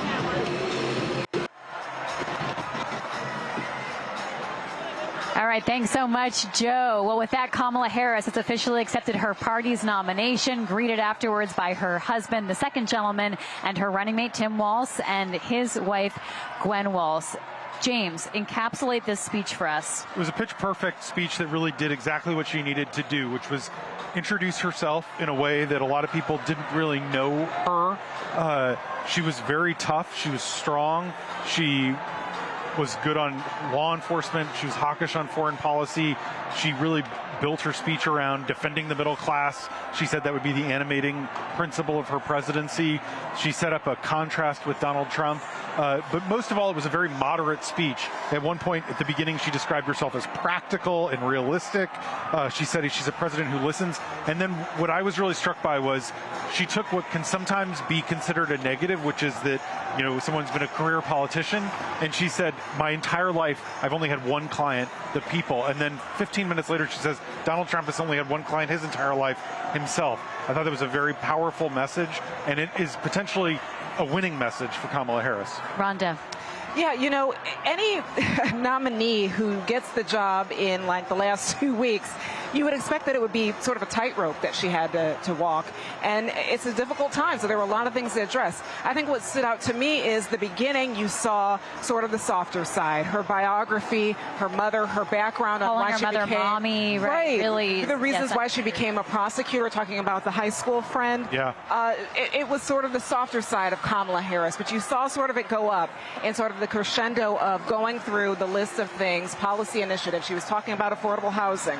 She was talking about economic policy. She did hit on immigration and foreign affairs, which are two areas that some folks believe she might be anemic in, but she came out really forceful on them, especially when it came to the war in the Mideast. And I know you all heard it too. There was a lot of applause when she said she called for a ceasefire now. She also said, let me be clear, I believe Israel has the right to defend itself, but I believe Palestine also have rights too, and we need to end the suffering there. That really got a lot of applause. So again, she had to walk a tightrope. This was a very difficult speech probably for any politician to meet the moment. But, you know, if we are to listen to the crowd of her supporters, I think they think she did the job. The words she used to talk about the Palestinian people, that they need dignity, security, freedom, and self-determination, which is key. Those James. are the key two words. Yes. And I thought she got the balancing act perfect. There were, you know, we were watching to see if anyone would interrupt her speech. Yep. There were like one or two people who were yelling "Free, free Palestine," but especially otherwise, when she was talking about Israel and having the full-throated support for Israel and its ability to defend itself. But the self-determination piece, that's statehood. Yep. That's what she's talking about. Talking about a two-state solution. And really in throwing herself behind that. And I think she did. You know, she nodded to both sides of the Democratic coalition, and in the process, it was part of the way she tied it into foreign policy, saying, I'm going to be tough on Iran. I'm not going to let them mess with us. I'm going to be tough on North Korea. I'm going to make sure that we have the most lethal fighting force in the country. It is a tonal and substantive contrast from when she ran for president in 2019. Back then, she campaigned on cutting the defense budget. A very different moment. Now she's someone who sounds like a commander-in-chief, sounds like a hawk, and I think that that's very significant. How different was this message from a Biden message, James? It's a really good question. I think 80% of it is probably very similar. She's talking about holding the line, democracy versus autocracy. It's a completely different. Even if the words, a lot of the words, especially in the back half, the policy half, could have been delivered by Biden, he couldn't deliver that speech credibly. And I think she is her own person, her own politician. She nodded to Biden at the top, but then was herself the rest of the way. And when it comes specifically to the issue that has been bubbling below the surface here, the question of these uncommitted delegates, just a handful, 30 of them, but a voice that's been recognized and listened to here. Was her message different on Gaza? Her message is much more certainly tonally pro-Palestinian. And basically what she said without saying is, compare me to Donald Trump. Yeah. I mean, Joe Biden would always say, don't compare me to the almighty, compare me to the alternative. That's his line, not hers. But in the contrast that she set up on foreign policy, she's telling the uncommitted voters, like, really, you think Donald Trump's going to be better for the Palestinian cause than me? And I do think ultimately that's why they will vote for her. So 100,000 balloons have dropped here in the United Center. Some of them are still, I guess there's some confetti trickling down, some balloons still stuck in the rafters, but the party is in full swing. This is feeling like a very celebratory crowd, Rhonda. It is, and you go back to, I was even thinking about this when she was on the stage. So many people I talked to are like, well, I don't know if she has it. Before Biden steps aside, they thought, well, there was a short list of people that he might say, these are the people who should get it. But there's no question after you hear something like that. I think she made people comfortable with her. She introduced herself and made them comfortable with the idea that she can lead the country. I think, and she hit all of those notes with brevity as well. This was not a long, winding speech. It checked a lot of boxes. We were wondering if she could stick the landing, something that Donald Trump really failed to do at his convention when he went off the teleprompter script, interjected many things. James, you did the word count on Trump. Yeah, I mean, Trump, in his speech, the text was like 2,900 words, and as delivered was over 13,000 words. In this case, she stuck very close to script. I was going along as she was going. She was, the teleprompter we can read from up here. We can see the prompter that she's reading off of. It included things like pause, pause for applause, and she stuck to the script. I really liked the moment where she said, I've always been underestimated. I thought she delivered it in a way that didn't feel kind of like, I've always been underestimated, but really was sort of like, to your point, Rhonda, like people thought that she wouldn't necessarily be able to rise to the moment 2 months ago, that in the context of everything, it is like, wow, she really has been underestimated. And so the delivery, I think, really is something that you wouldn't have gotten just from looking at the text. She really got it just right. Let's bring Jan Rieger into the conversation, who's in Washington watching all of this. So, Jan, we've had a lot of questions about Kamala Harris's policy. What did you learn from this speech? I mean, she laid out multiple things that she would do as president, right? She's talking about signing this bipartisan border deal, send it to her desk. She's talking about some of the economic policies that we heard her talk about. She talked about foreign policy in some more depth than we've heard. This was a speech where she was drawing the contrast, as stark a contrast as you can draw with Trump. And as James and Rhonda were just talking about, part of this speech was introducing herself to voters, but part of this speech, the purpose is to reform that anti-Trump coalition, the anti-Trump majority that exists in the country. If you just look at the elections, 2016, 2018, 2020, 2022, Harris can do that both with the contrast and by siphoning, feeding off this energy, harnessing it together. She did that in this speech. I think she really kind of hit the mark she needed to hit in this speech tonight. Thanks, JM. Well, we've all been watching along with you, Kamala Harris accepting the Democratic nomination. But let's talk about the man she is running against. Let's go to Rich Matthews, who's here in the United Center. Rich, do we know if former President Trump was watching? Oh, yeah, Libby, we know, and he was watching. In fact, just before the speech, he said he was going to be fair but critical and told his supporters to watch his kind of live stream of the event on Truth Social. I thought, man, it'll be a good idea. I'm going to count these posts. I honestly couldn't keep up. I counted more than 35 posts on Truth Social from Trump during the speech. I'm only going to read a small handful of them here. Early on, he said she stands for incompetence and weakness. The world is laughing at us. Then when she started talking about the border, he had two. He said, she wants to spend all of our money on illegal immigrants who are invading our country, adding, she said, no specific programs, all talks, no action. Why didn't she do it 3.5 years ago? And just one more, she said she's going to lower the cost of housing, but houses were more affordable under Trump. For the former president's part, today he was campaigning along the border in Arizona. He was with Sheriff's Department and also Border Patrol union members. And tomorrow he's holding a rally in Glendale, Arizona. Libby? All right, gives us a good sense of what Donald Trump is up to. It's a choice. I mean, you would certainly expect the campaign to go after the opponent, especially when it's their night, they're on stage. But what do you make, James, of Trump truthing, dozens of times as the speech was going on? It smacks of desperation, honestly. He feels like this race is slipping away from him, that he wanted to run against Joe Biden. He spent their convention focused on Biden, and he is struggling to figure out how to run against Kamala Harris. He feels that she has the energy right now that he doesn't, and he's trying to do anything to get it back, including shaking up his campaign, bringing in new people, which are really old people from 2016 and 2020, and he's desperate to change the trajectory of this race that right now is moving her way. It doesn't mean he won't be able to, but this is what he knows. He is a counterpuncher, and this is his way of doing that tonight, using the platform that he has.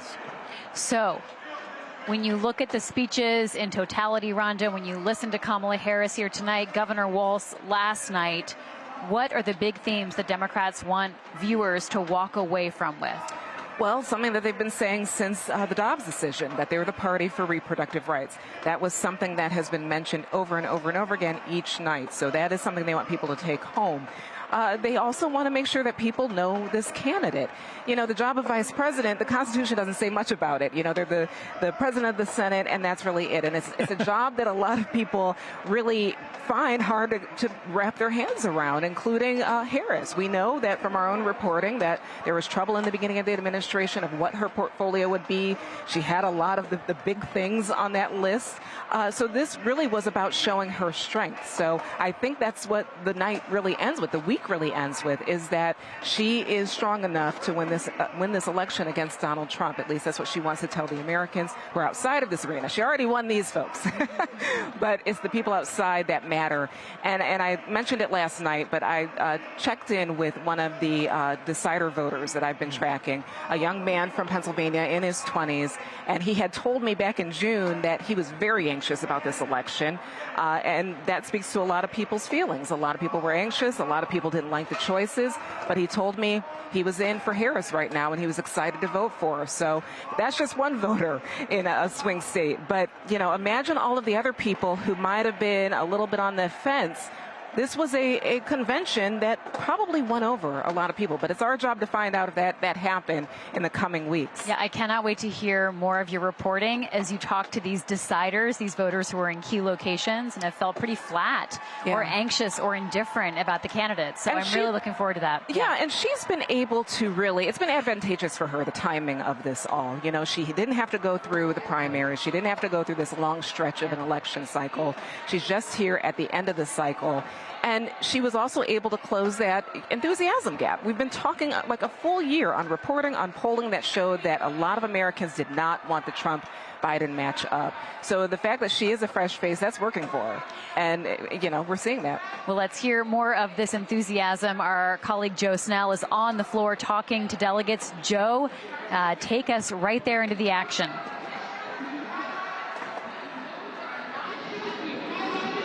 That's right.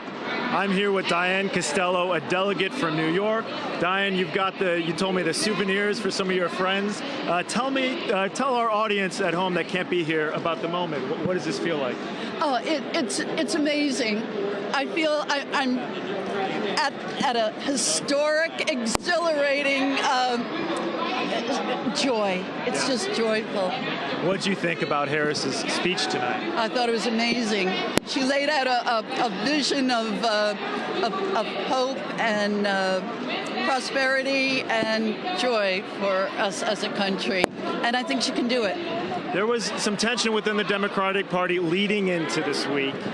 How do you feel like the party's unified Well, I was all in for Joe Biden, but as it unfolded, my appreciation for what he did grew, and my excitement for Kamala Harris just grew and grew. And tonight, I realized just how awesome she is. Libby, back to you. Thank you so much, Joe. It's so interesting to hear that delegate saying she had the loyalty to Joe Biden. She is now fully on board. You know, we talked about how, well, she didn't have to work that hard to win this room over. It's like Donald Trump. He had the room at hello, except, Rhonda, I mean, a month or two ago, that was not a guarantee. So the fact that she had this room in rapt attention, as well as just had, in really prolonged applause, hugely warm reception, is no small thing, really. I've covered the full arc of the story of Democrats wanting to get another candidate. Yeah. It started off, as sort of the whispered thing. You even remember Dean Phillips, who ran against Biden in the primary. I was in New Hampshire, and he's right. He was saying we can't have Biden as our nominee. He's now like the prophet, right? Right, exactly. And it was only like a few fringe voices, and everybody tried to tamp it down. Then there was that debate. I remember being outside of the DCCC in D.C. waiting for House Democrats to meet and figure out what they were going to say. A lot of them went in and said, "Yeah, we're supporting Biden. Yeah, we're supporting Biden." But then it was just a few days later that he made that announcement. So it has been sort of this roller coaster ride. But I think what happened for Democrats is they got the unity quickly. They didn't let the factions that were calling for Biden, that were loud about calling for Biden, to step aside. They didn't let that to get too far in front. And were able to manage the messaging enough to let him do it, and then they had the unity. So I think they're like voters that our colleague just spoke to. It's sort of like national Democrats gave everyone permission to be like, okay, well, we can say that we think we need another candidate. Biden gave them permission. He did that on Monday night as well, and people felt more comfortable about it. But I think it's just the timing, that it was not a prolonged revolt from House Democrats. It was just, okay, this is what we're saying. The president eventually got in line, and then they were able to bring the whole party in. The historical look at this of how Joe Biden chose to step down, how pivotal characters like Nancy Pelosi, like Barack Obama had a say in this process and how we got to this moment. I can't wait to read about it decades from now. Let's go to J.M. Rieger to give us a summation. Tonight, the short view of history, J.M., the newspaper version of it all, as you reflect on this week and look at what's to come. What are your final thoughts? This was really the convention in some ways where women shined through, right? If you think of the major speeches that stood out that folks were talking about, Hillary Clinton on Monday, Michelle Obama Tuesday, Oprah last night, Harris tonight, right? And this comes as reproductive health, women's health is on a presidential ballot more than it's been in half a century. And that's a central part of what has formed the anti-Trump coalition that Biden rode to victory in 2020, that Democrats rode to midterm victories in 2018 and 2022, and is likely going to be key to Harris if they win in November. And the fact that they were able to kind of harness that energy this week, I thought was especially notable, if not entirely surprising. Moving forward here, what I'm looking for is where does the race stand when we get through Labor Day in that final sprint? We're 75 days from the election at this point. We know that the Democrats are likely going to get a bump out of the convention polling-wise, as parties usually do at these national conventions. But where does this race stand as we expect it to be a dead heat come November? About 7-10 days from now, I think that's going to give us some clear indications of how this plays out in the final stretch. All right, thank you so much, J.M. Rhonda, your reflections and thoughts as we get ready to gavel out and close the book on the DNC. This has been a busy summer of news, and who knew that we would be at this point right now. But the thing is, even though this is an energized crowd, everybody's leaving here feeling good, this is going to be a hard-fought campaign on both sides. The polling is just too tight. No one really has this, and I think Democrats are aware of that. It's right now, on us as reporters to find out how much this week resonated with voters. Does it change anything? and see where it goes. But this is going to be a fervent campaign. As JM mentioned, Labor Day is usually the official kickoff to that, running around and campaigning across the country, the finish line. It's going to be a fervent campaign for Harris to try to get across the country and keep this momentum going. That's her challenge. That's always been the challenge, and we'll see where it goes. If you dozed off earlier in the night, woke up to hear Kamala Harris's speech and watch this wrap up, don't worry, you did not miss Beyonce. She did not perform here tonight. There were lots of rumors, lots of innuendo and suggestions, a lot of teasing that along, even by campaign staffers, to keep the eyeballs in tune. But I'm hearing from some people who are here in the room who were a little disappointed and let down that didn't happen tonight. So the danger in raising the bar is that sometimes if you don't hit that bar, people end up a little sad. The surprise guest, the special guest, ultimately was Kamala Harris. The friends we made along the way. James, final thoughts from you tonight. I was struck all week by the degree to which Democrats have sort of reclaimed patriotism. Obviously, freedom was a big message, and freedom in not just like a narrow, traditionally Republican sense, like the freedom to own guns, but tonight we saw, the freedom from gun violence. That kind of is the framing that Franklin Roosevelt used when he talked about the four freedoms, a freedom from hunger, for example, and the miniature flags were handed out. I mean, Kamala Harris at one point said, "I love our country with all my heart." She was wearing a U.S. flag lapel pin on her black dress, and she had 10 different U.S. flags arrayed behind her on stage. But I thought one of the smartest flourishes, just from a speech perspective, was she said that America cannot be prosperous without personal freedom. And then she said, especially on what she called matters of heart and home. And I thought that was so interesting because when you look at the polls, Trump actually has his best advantage on, besides immigration, the economy. There's a lot of people. I've talked to independent voters who are like, oh yeah, like Trump's crazy, but he's he knows how to run the government like a business, that kind of thing. And Kamala Harris squarely addressed that and said, no, like you can't grow the economy if you're going after abortion rights and gay rights. And I thought that really neatly tied a bow around the freedom message, but also reclaiming that Democrats are just as patriotic as Republicans. Well, thank you so much, James and Rhonda, and all of our colleagues at the Washington Post who've been part of this coverage. And thank you for joining us for all of this. Now, there are only about 10 weeks to go until Election Day. Between here and there, we've got Kamala Harris's first big sit-down interview since becoming the nominee. We've got debates, and we will be here for every twist and turn of the race. Find our coverage on our website, our app, or look for us as the Washington Post on YouTube. From all of us, thank you so much and have a good night.